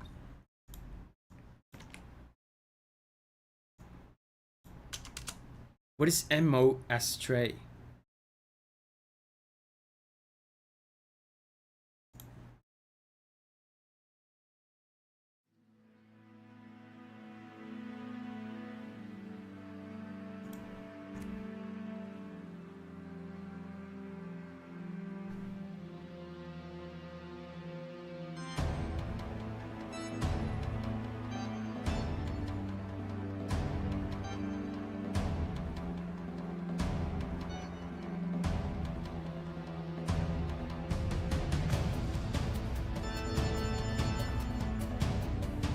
Another descending harmony, but this one, there's a twist.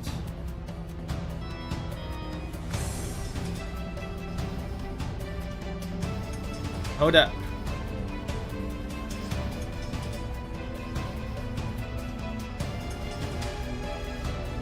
Strings.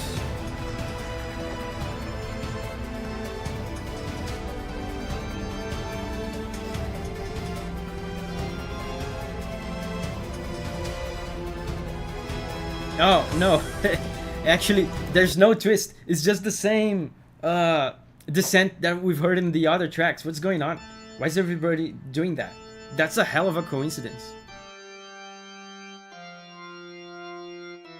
It's just this again. But the song is building up. This sounds pretty cool, actually.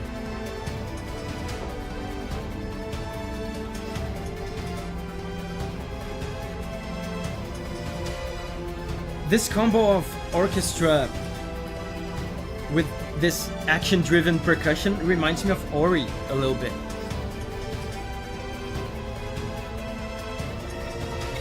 Rumia says, who the hell is Dylan?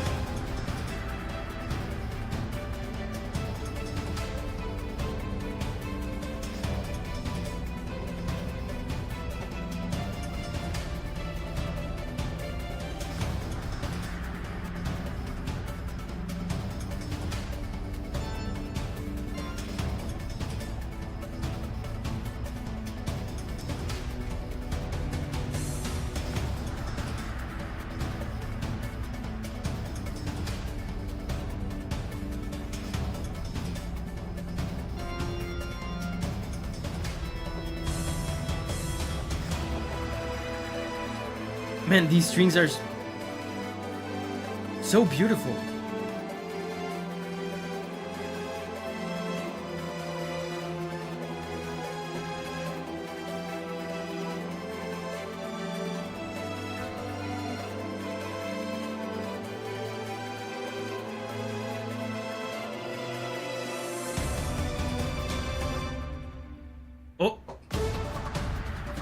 Oh, Oh, it's changing.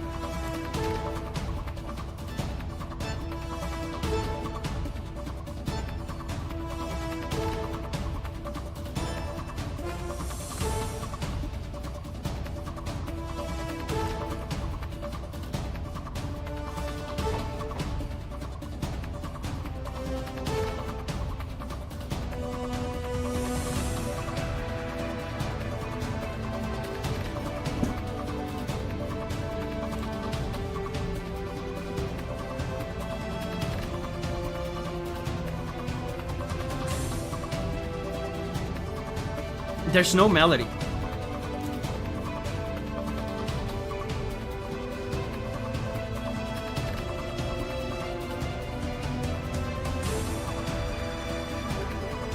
Oh, now there is.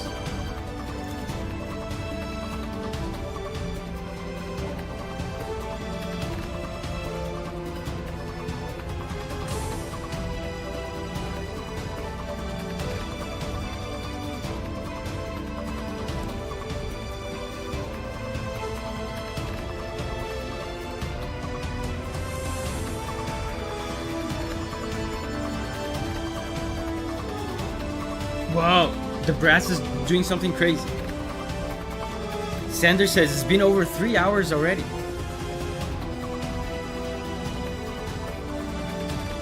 Three hours of straight bangers. The Dark Angel says, my brother is taking me out for tacos, so I'll hear the rest later. Sure. I mean, tacos are the priority, for sure.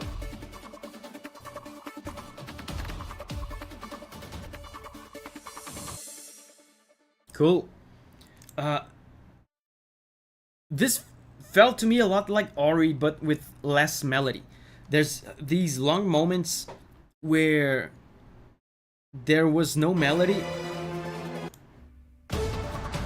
Like this. This almost sounds like some dynamic music shenanigans for times in the game where not much is going on. Because this just feels like you're waiting, but then the melody comes in and it hypes the song up. Cool. Austin says, if we are keeping with the vibe theme, how about the view from orbit from Destiny 2? Is it a vibe song?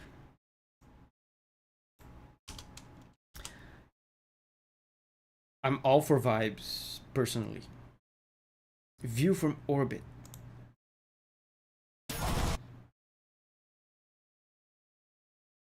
"15-minute ad for Clash of Clans."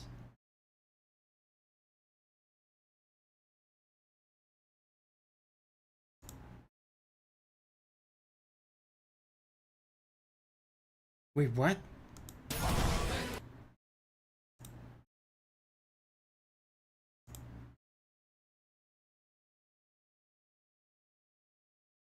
Okay. Okay, now it's Destiny. You know you have to watch it all if it's Clash of Clans. I have to get YouTube Premium for the streams.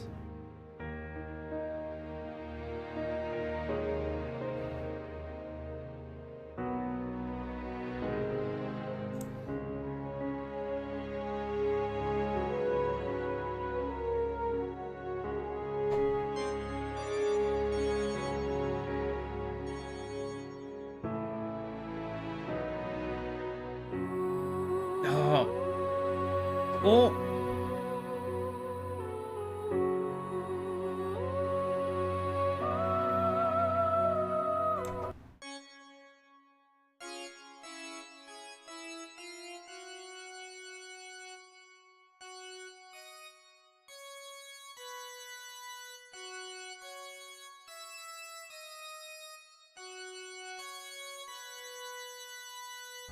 Very vibes.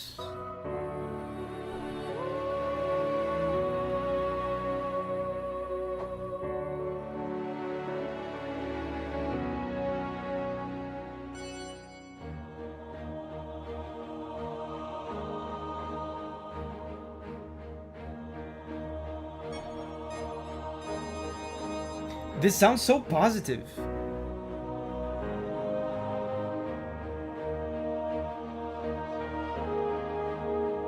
All happy chords.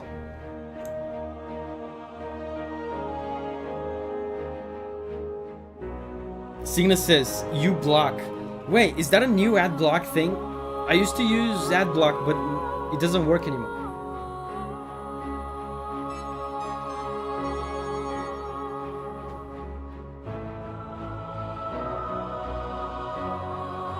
Very cool.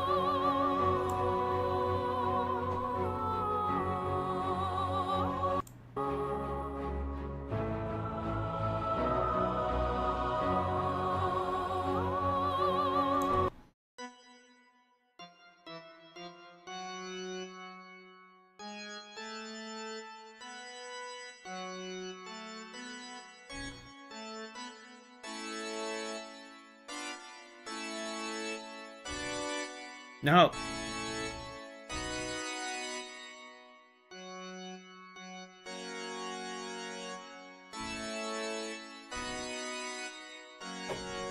You know what this reminds me of? This is a very cool chord sequence. It's a twist on a very common chord sequence. Remember, again, you can tell in these streams by how many of these chord sequences show up. You can tell how common they are. This is again the chord sequence from the Baldur's Gate 3 credits. But in here, he puts a spin on it. Instead of going here like everybody else does, he goes here. Check this out. And this reminds me so much of Final Fantasy Tactics, because there was a Final Fantasy Tactics trailer. And man, that song for that Final Fantasy Tactics trailer is probably the best video game trailer music ever made. And he does that. Satoshi.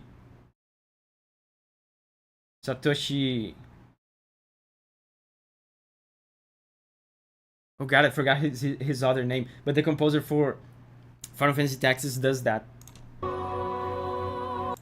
Hitoshi Sakimoto is what I meant. Check this out. Glorious. Wait. Oh yeah, I did it wrong. Glorious. Now glorious.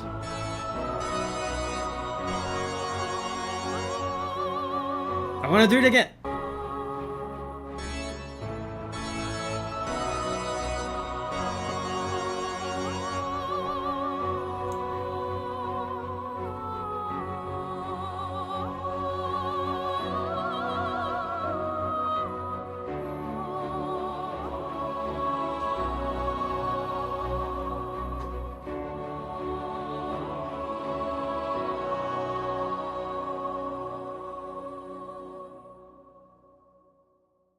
Very cool, man. Super vibes. Shidek says, just got back and realized I missed my song. Had to go back and find it in stream. Yeah, we heard it. We listened to it. Chilling in Earth's orbit while listening to this instantly relaxes me. In-game. Oh, okay. Thank you for clarifying that it's in-game. Thank you. I thought you just happened to chill in the Earth's orbit. For fun. In real life. So next up, Zone of the Enders. I want to hear this. I love Zone of the Enders music. Beyond the Bounds.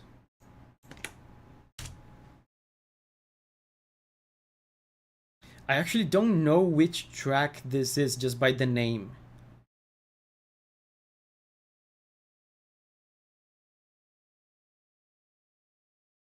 Maybe when it plays, I'll recognize it.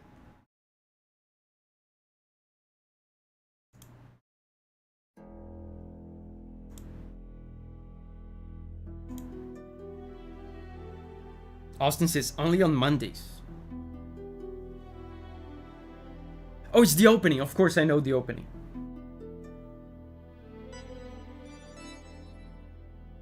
Okay, so this time this track is in E. Guys, trust me. This time is for real. This time is in E. I'm serious. It's in E. Trust me.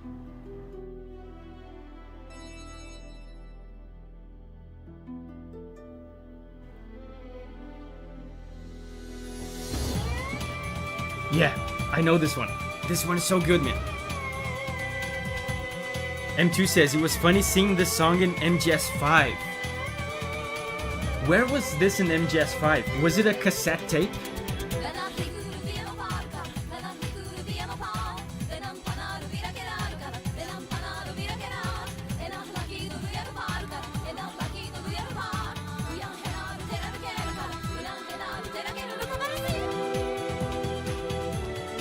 And you guys are gonna see what I talked about in the Yu-Gi-Oh song about the Konami strings. Right now.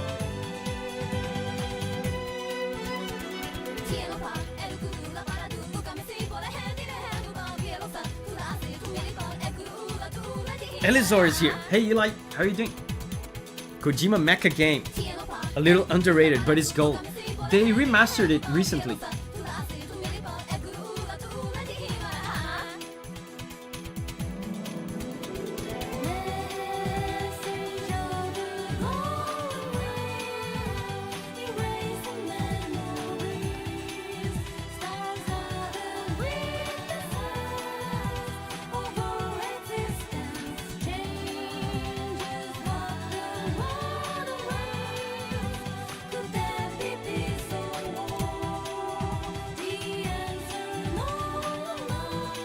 Oh, this is English.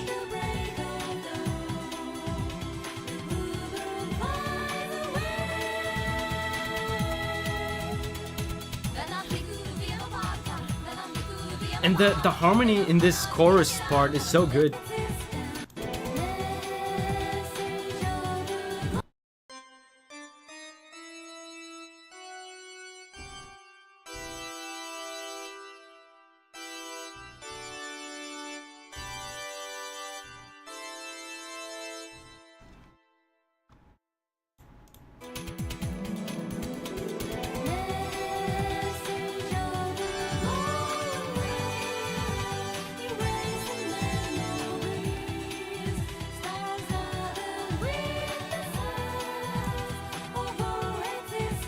Julia Morgan says, bye guys, see you tomorrow. Bye bye Julia. Yeah, tomorrow I'm gonna stream Sekiro. Tomorrow on the gameplay channel, so be there. Yeah. Elise says, this part always gives me goosebumps, man. Yeah. So nostalgic.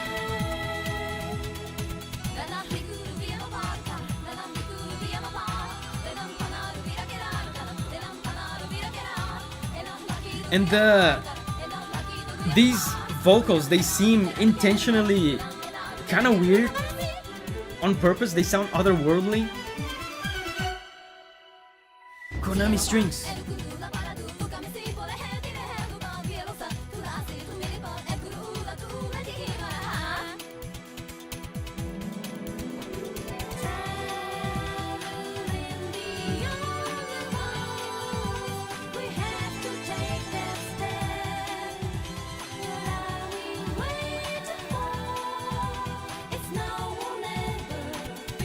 It's now or never. This is English. I never noticed that this is actually English.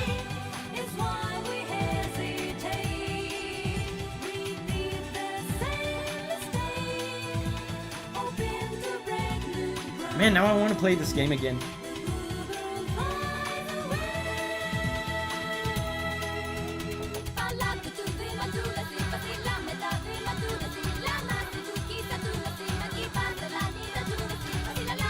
I feel like some parts of this are not English though, this part.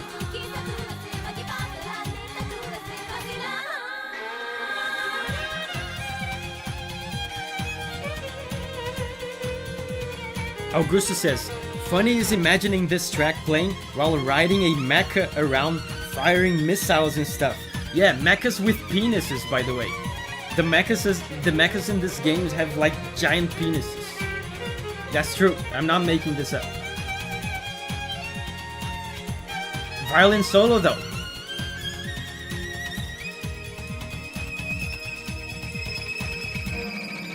I've seen a lot of comments saying the non-English parts are not a real language. And person says, sounds good.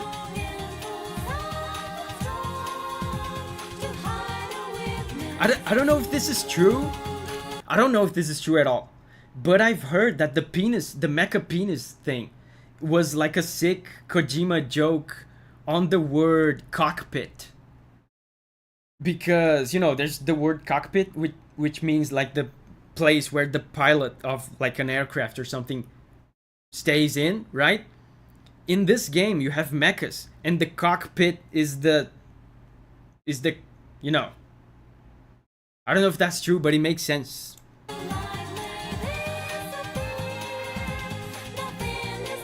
And person says, sounds about right for Kojima, right? It makes sense.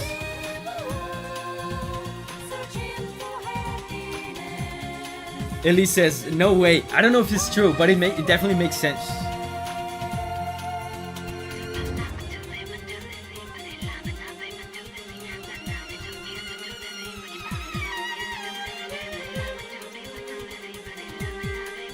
Was Kojima cooking?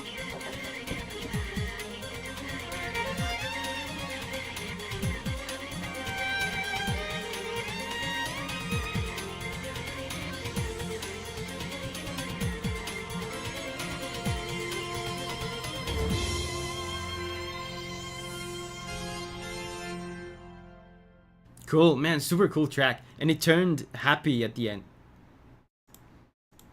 So next up, listen to Acrylic from Plock. Muff Ramos says, hey, Davi sending a thingy from Brazil. Geoff Falling and Tim Falling are amazing old hardware wizards. I feel like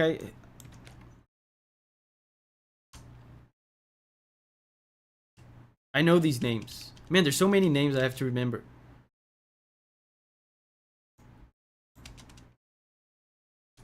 I know these names. Tim Falling. Specifically Tim Falling, I know. Plock, SNES Music. Dude, Plock is legendary. Oh yeah, of course. Tim Falling from Plock. Okay. He used to do other things, like computer games, back in the day as well.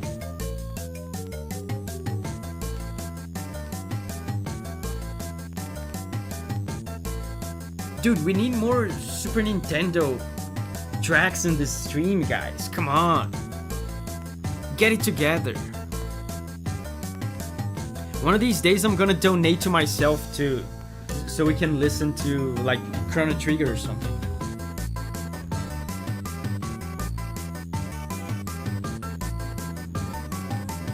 That's a very weird 3-beat measure there. 1, 2, 3, 1, 2, 3, 1, 2, 3.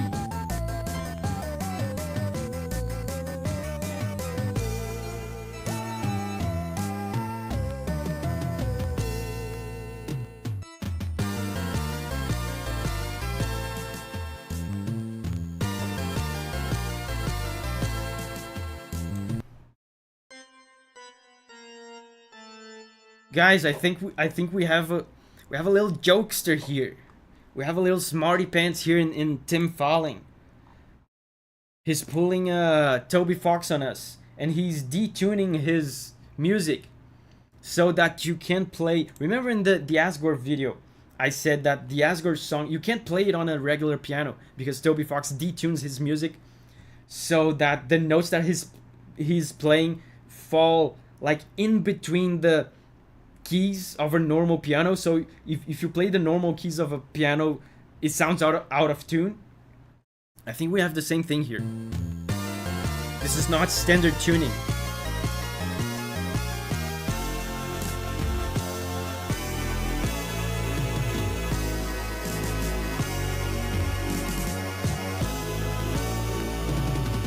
Tim Falling has a lot of weird time signatures.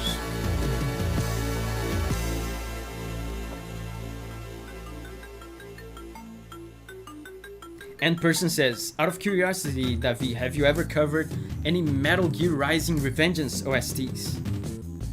I don't think I have. Not in, like, regular videos.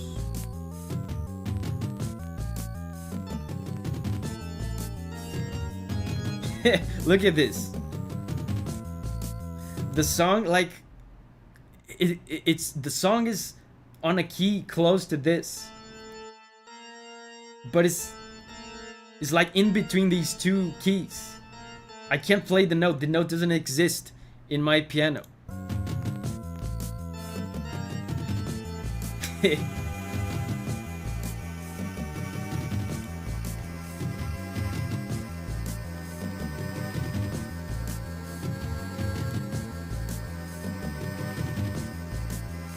The nerve on that guy, yeah. I bet he imagined this exact moment. Preposterous. Play both keys at the same time, it will balance out. Sounds lovely.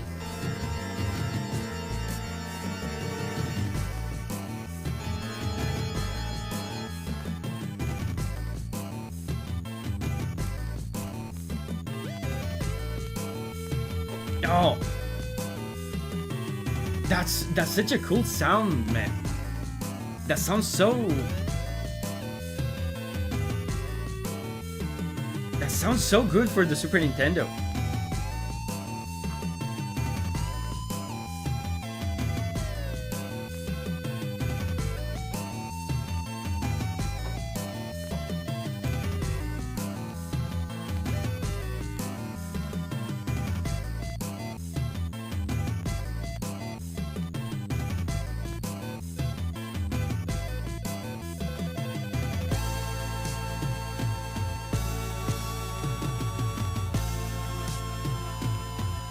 And jokester, just for that, take this. Metal Gear Rising Revengeance, the only thing I know for real. Oh, is that the one? Standing here I realize, is it that one?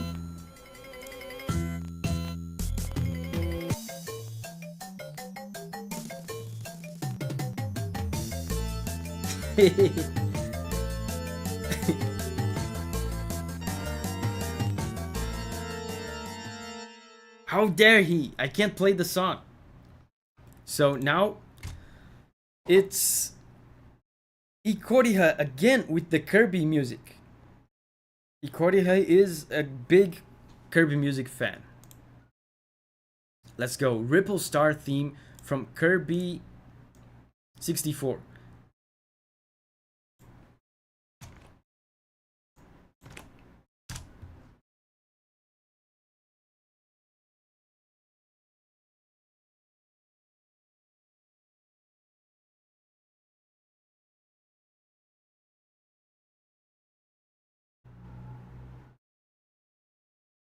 Ripple Star theme. Whoa!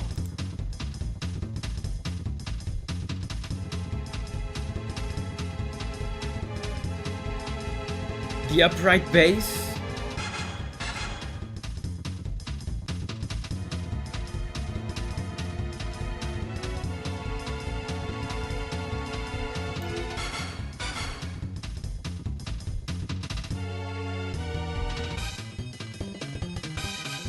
This is amazing.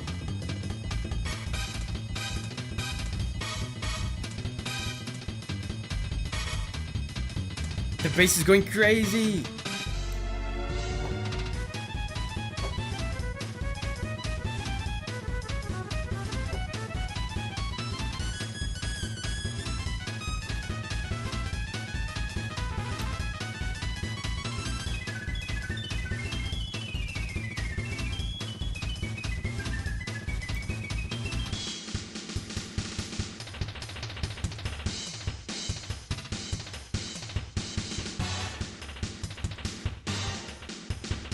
Drum solo.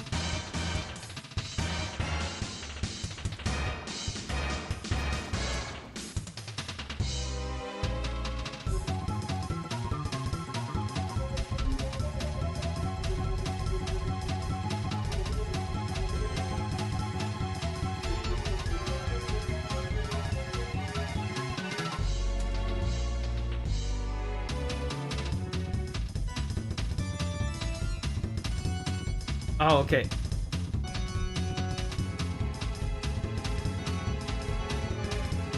Dude, I love this era. I know the song is not orchestral at all, but just hearing these strings, it just came to my mind how much I love orchestral samples from this era. These string samples, don't they sound like don't they remind you of like stuff like Final Fantasy VII or Ocarina of Time? These strings.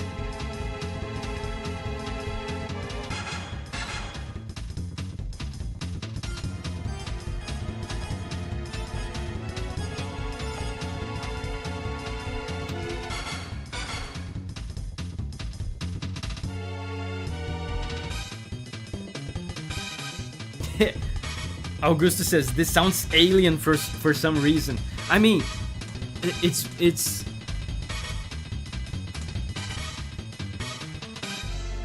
very jazzy, but at the same time, they're using some synths. Like right now, it sounds like space jazz.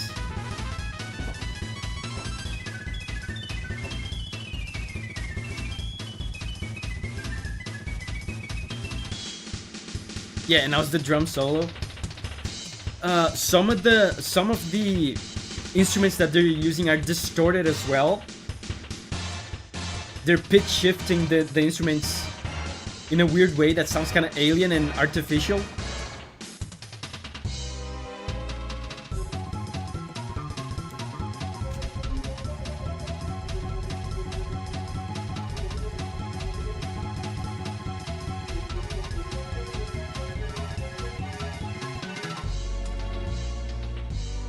It's like a bebop style, yes.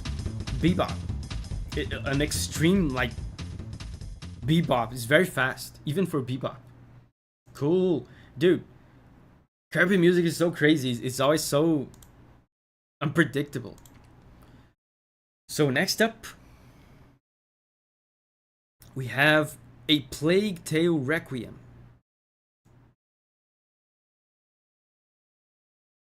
No turning back.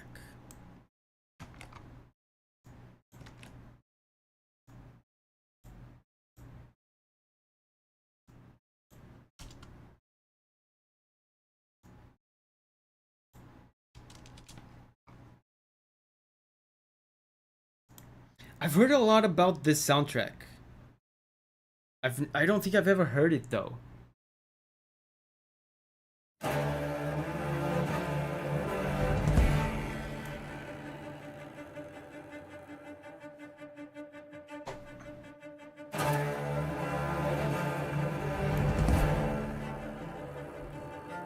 Tabia says, love that game, still need to finish it though.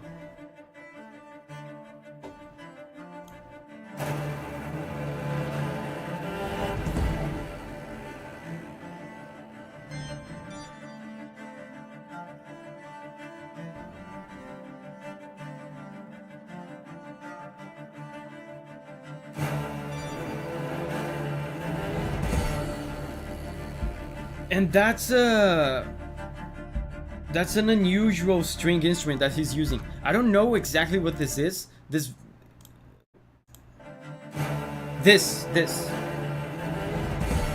I don't know exactly what this is. If I had to guess, I would say this is a toggle harpa. I forgot how to say, but it's a very ancient. I believe it's like Nordic or maybe Slavic string instrument, like with a bow and stuff. Tal harpa. Yeah, these old instruments sometimes they have multiple names. I remember seeing it with the name Tagal harpa, but maybe I'm making this up.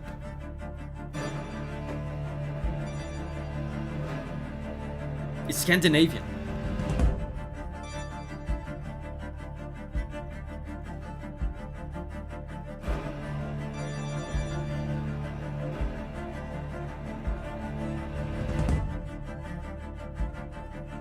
And remember when I talked about ostinato before? This is an ostinato.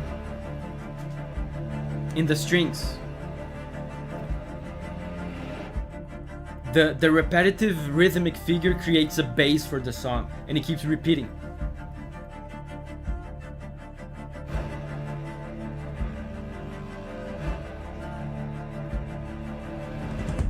Very tense OST for a very tense game. What's interesting about this though,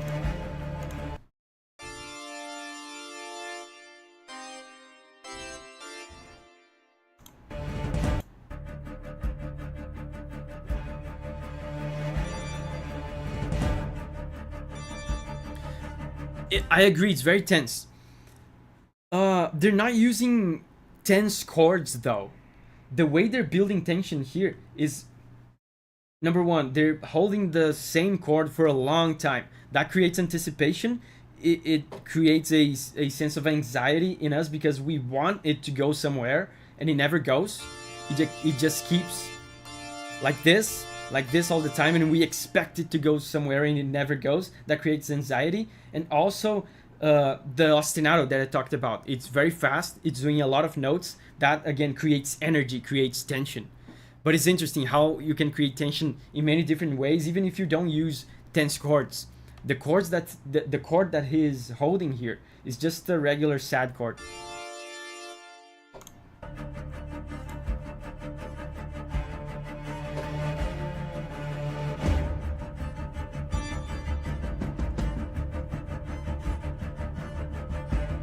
Call of Booty says, what is ostinato? Is ostinato. Is this thing that the strings are doing, the fast strings? It's a repetitive rhythmic figure.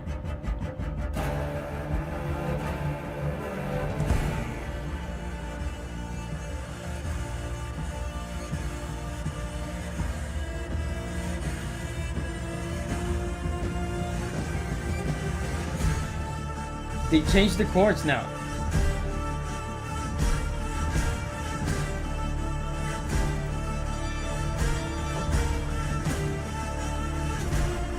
Oh.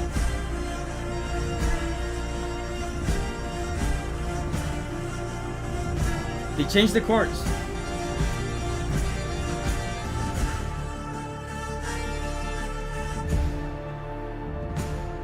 Yeah, it's building up. And the fact that they held the same chord for so long makes the changing chords even more impactful.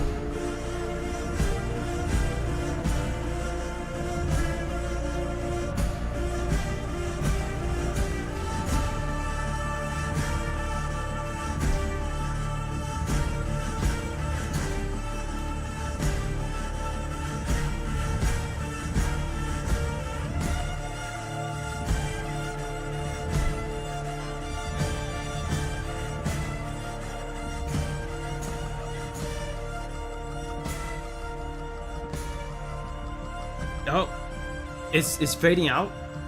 It's dying down.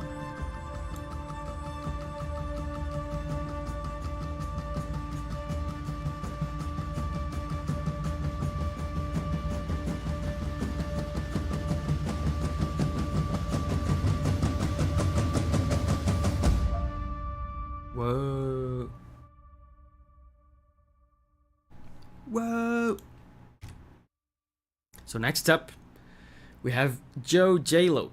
It's your boy, Joe J-Lo, again with Noita official soundtrack. Peace at last. Noita. This name sounds familiar.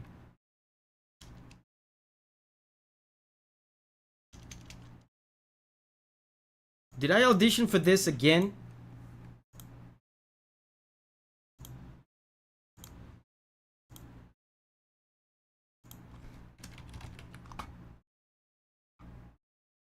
Oh no, I didn't. But it's so cool. I wonder why I never had this idea of actually looking up if I auditioned for the game or not. It's so fun when I actually did. It's like, guys, you wouldn't believe how many auditions I used to make. I auditioned for like stuff that you wouldn't even imagine, and stuff that I don't even remember. So peace at last.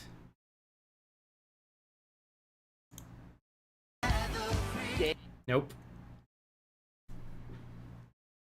What is this ad even about? Okay, peace at last.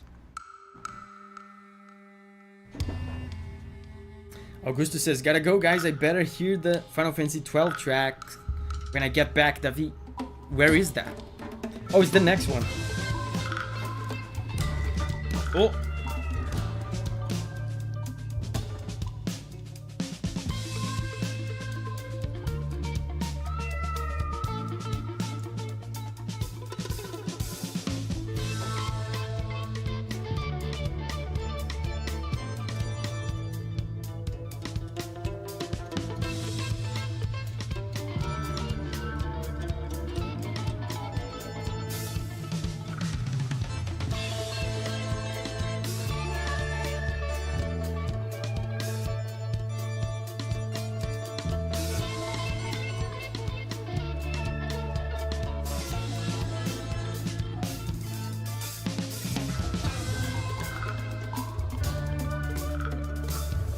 Dude, and once again, a vibe kind of song. There's an instrument that sounds like a cat meowing. I believe it's a guitar with like effects on it.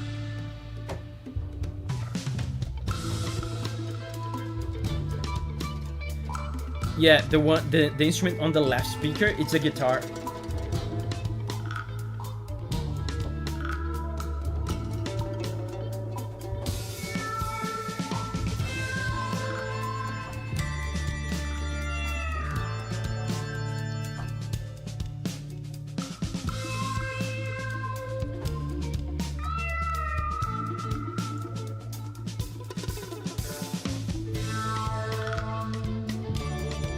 And it seems like it's just repeating this. And there's can you hear this? There's a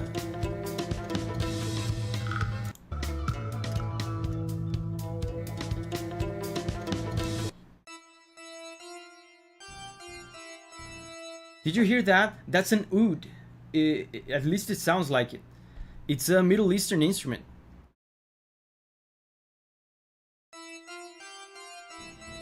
Is this like, is this related to the Middle East or to deserts somehow? Because it seems like they want to give off that vibe.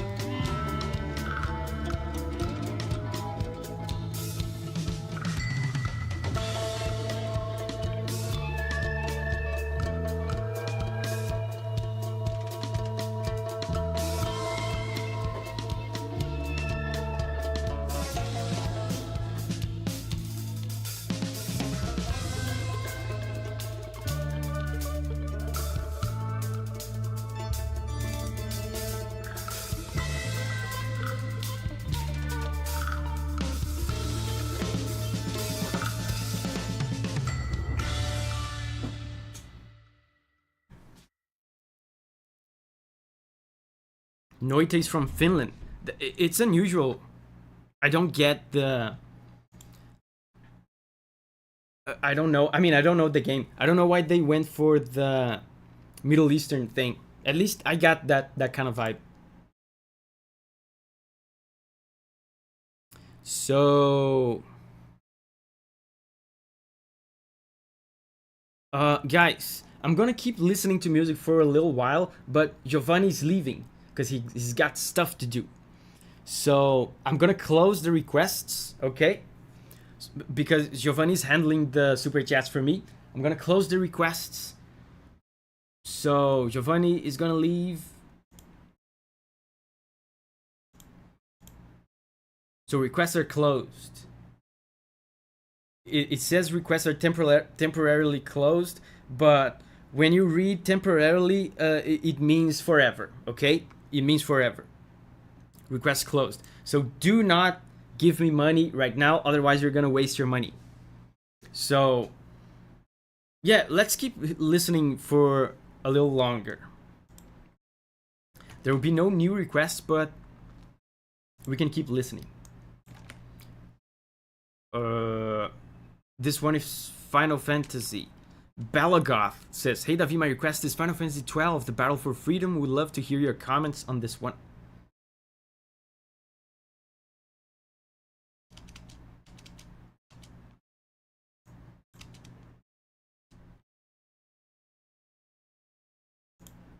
Oh, it's an 8-minute track.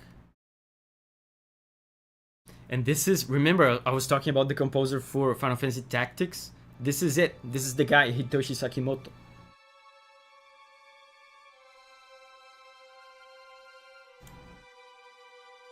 Yeah, and Giovanni is leaving. Bye-bye, Giovanni. Thank you. Signa says, stream betrayed by Giovanni. No. We can keep listening.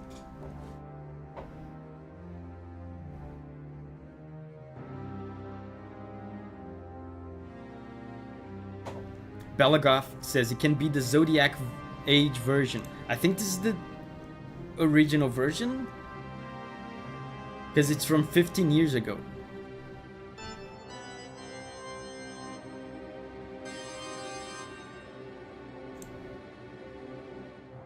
Shidek says, "Don't tell me what to do." Bye, Giovanni. I won't tell you what to do, Shidex. Jokester says, you are the GOAT, Davi, for continuing the stream. I'm not gonna go for much longer though, just a little bit.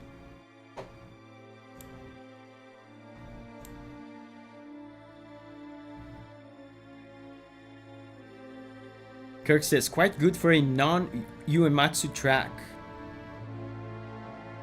Yeah, I feel like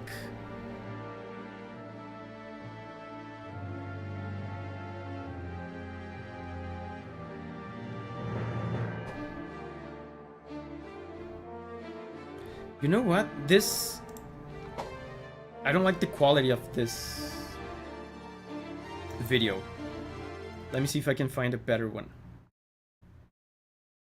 Yeah, the one from Zodiac Age is probably better.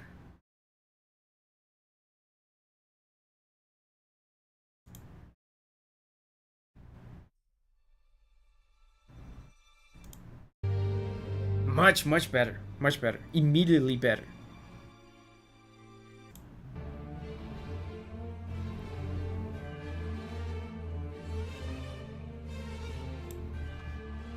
Yeah. Yeah, Kirk said quite good for a non-Uematsu track. Man, the non-Uematsu Final Fantasy composers are great. I know Uematsu is on another level.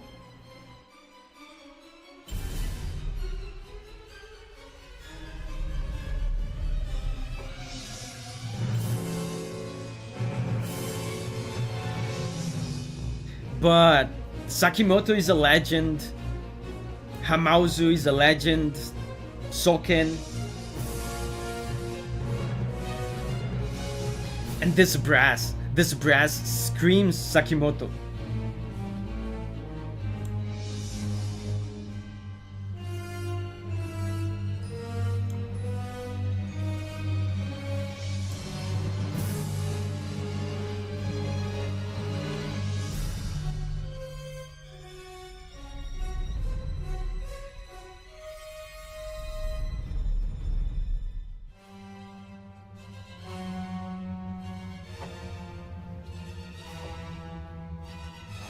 It has the theme of the Empire and some location themes in it. Dude, it's a shame I never played Final Fantasy XII. It's one of my gaming goals for this year, actually, to play Final Fantasy XII.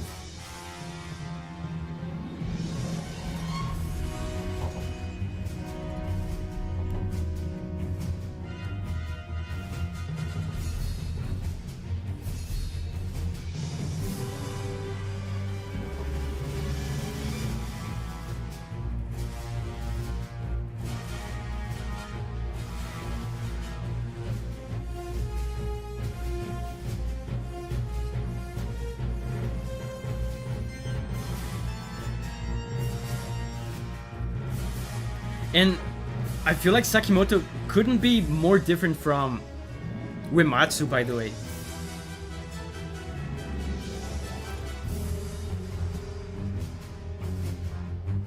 It sounds so much more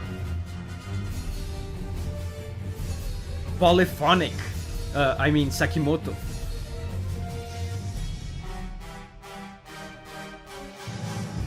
And Jokester says, in capitalist fashion, I'll bribe you $5 extra to prioritize Metal Gear Rising song for the funny. Thanks, man. Thank you for the super chat. Thank you. Jokester made a bunch of requests today. Thanks, man, for the support. Shidak says, not my favorite Final Fantasy, didn't care for the story. I remember seeing it back in the day when it released for the PS2. The game looked so impressive, like graphically. Which song is playing right now? This is Final Fantasy 12 Battle for Freedom.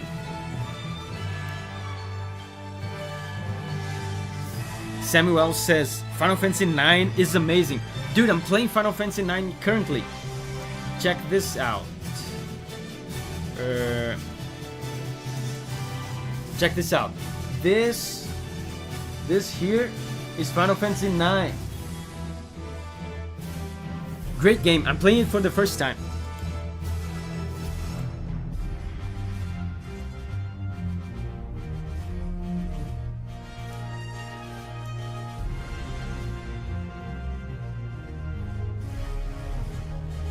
Everything feels more serious and austere. I love this part of the song. Yeah, it's like Tactics as well, like Final Fantasy Tactics. And you know what the cool thing is? The same people that did Final Fantasy Tactics, or some of the same people that did Final Fantasy Tactics in Final Fantasy 12 are still making games under Vanillaware. Did you guys know that? They just released Unicorn Overlord.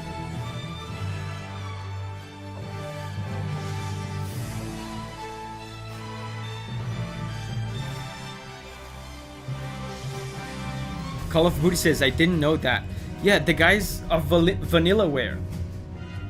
Yeah, the soundtrack for Unicorn Overlord that released recently, it's Sakimoto. Is the Final Fantasy 12 and Final Fantasy Tactics guy. It's Sakimoto. Yeah, no PC port for Unicorn Overlord. Yeah. I haven't played it yet, but I'm gonna get it for Switch. Rose says, Davi, what time are you gaming tomorrow? Same time as always. Same time as always. It's 3 p.m. Brazil time.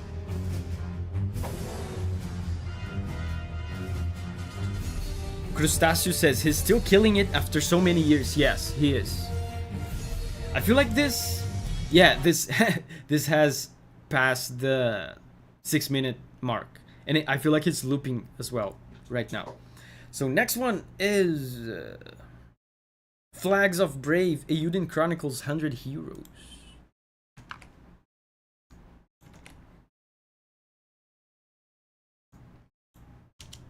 Eiyuden Chronicles, I feel like I've heard this name recently. Did this release recently? Oh, the video is from 3 weeks ago, so I guess it probably did release recently.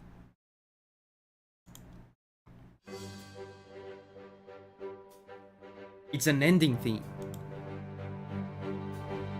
この空の果てに生まれたばかりの風僕らを分かつように駆け抜けてゆくなら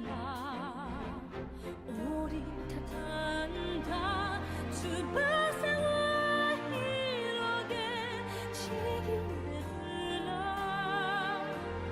追いかけて風上へ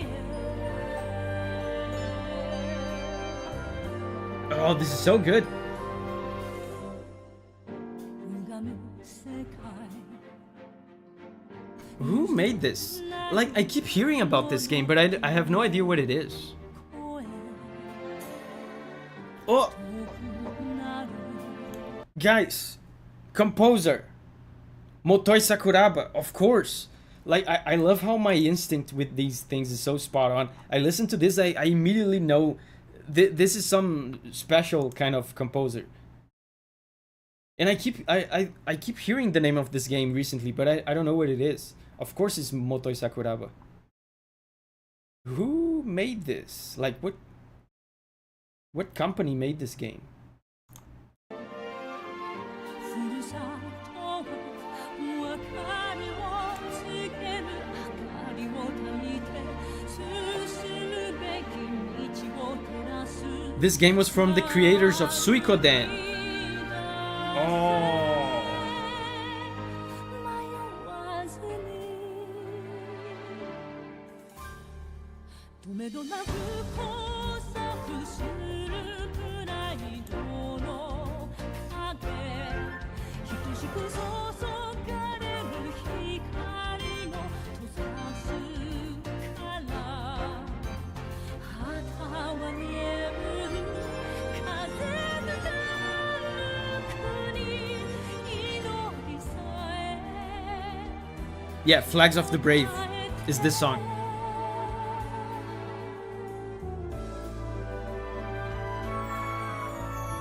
誰もが旗がし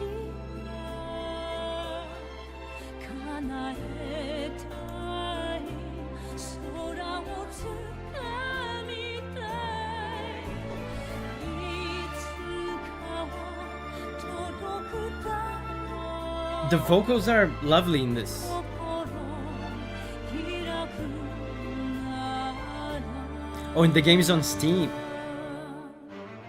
僕らを分かつ嵐を抜けた先には定めの時悟る君が佇む I never played a Suikoden game. 同じだ君と同じだ雪の中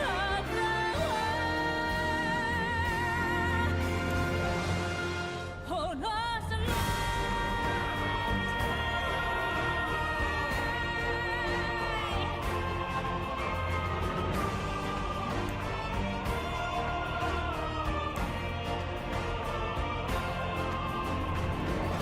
One flag, the name is brave. 100 brave souls. Can you hear the roar?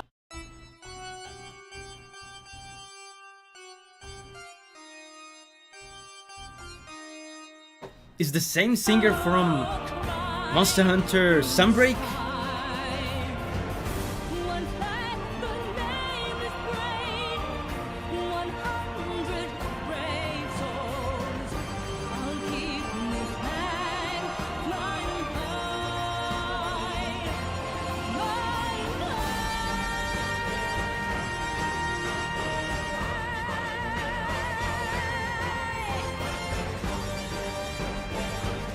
Raise your flag. This is our favorite boxing brave. I don't give up, don't you give up, don't you give up. On, 'cause it's time to fly. This is amazing. Now I want to play this. Man, there's so many games. So little time.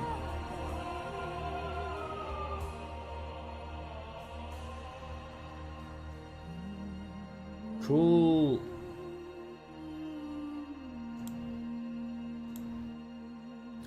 So guys, now to close off the stream, to end the stream, let's listen to the last track, which will be Metal Gear Rising Revengeance, the only thing I know for real.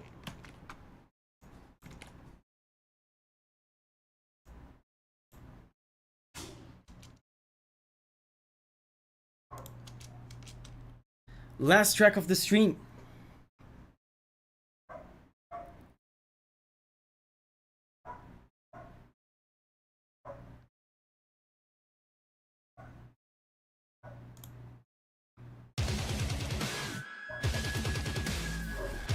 I'm not sure I ever heard the full version of this.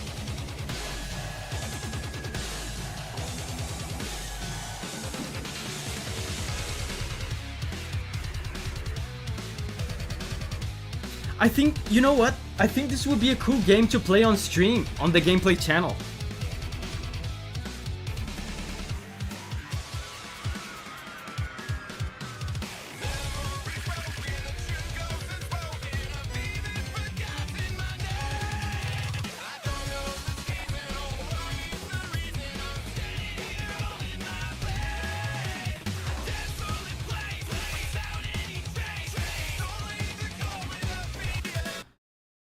Is this the same guy from the Devil May Cry song?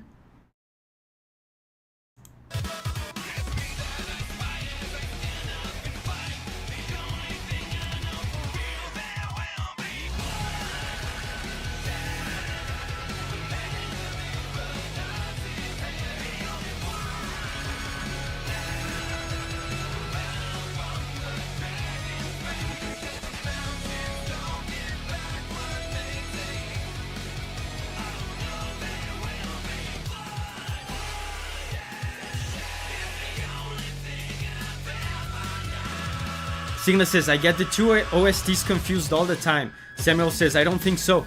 The vocals sound very similar.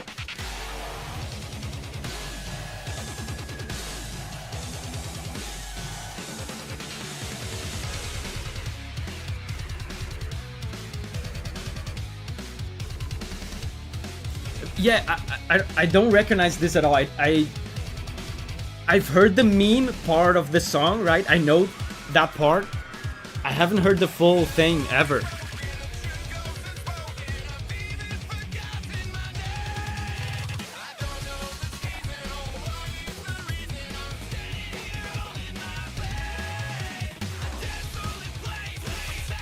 Do you mean Victor Borba? I don't know his name, but it's the guy from Buried the Light from Devil May Cry. Yeah, this song is so aggressive. Wait, is this even the song I'm thinking of?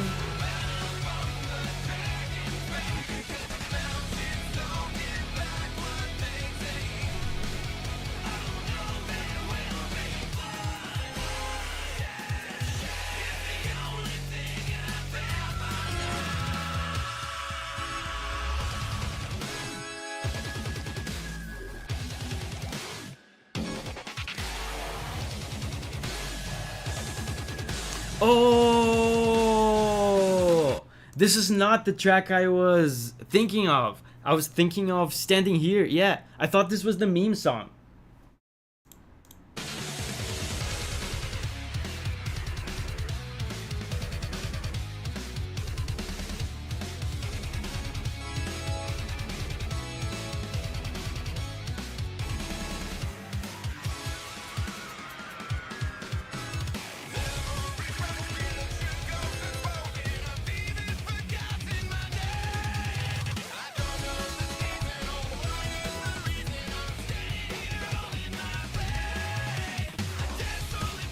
They are all meme songs.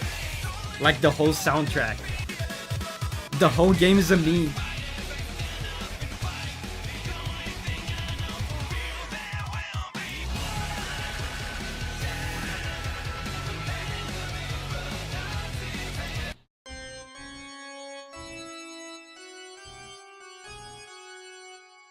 So it's like this.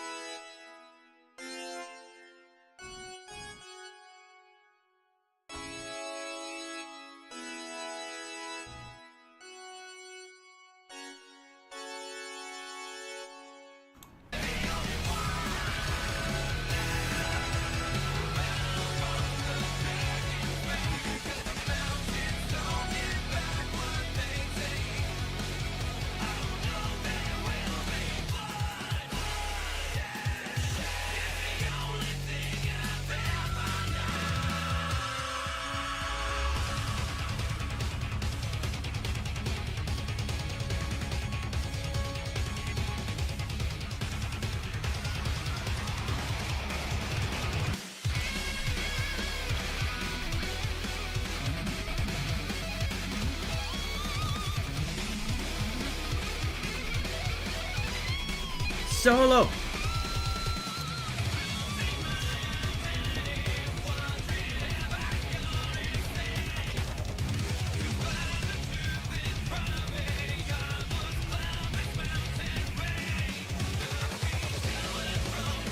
Oh, the drums are faster.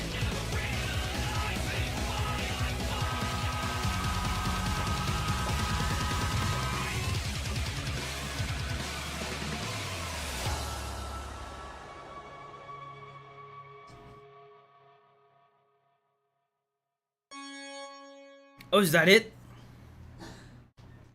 Whoa, that was cool. Yeah, I thought this was the other song, but this one's very cool as well. This would actually be a very cool game to play on stream. But anyway, guys, we've been here for almost, I mean, actually over 4 hours. Over 4 hours. So, guys, thank you very much for hanging out with me. Thank you all, guys, for the support. Delirium says, why did my request got deleted? I don't know. I don't know if your request got deleted. If it got deleted, I don't know why. As you can see, this is a very small operation. It's a lot of super chats, a lot of people, it's a lot of songs. I work on this alone with Giovanni, so it's possible that mistakes are made. But anyway, guys, thank you very much for the support. And it's time for you to say goodbye to me in the chat, so I can say bye right back to you. Okay, and guys, let's see each other again tomorrow for the gameplay stream on Sekiro. Okay.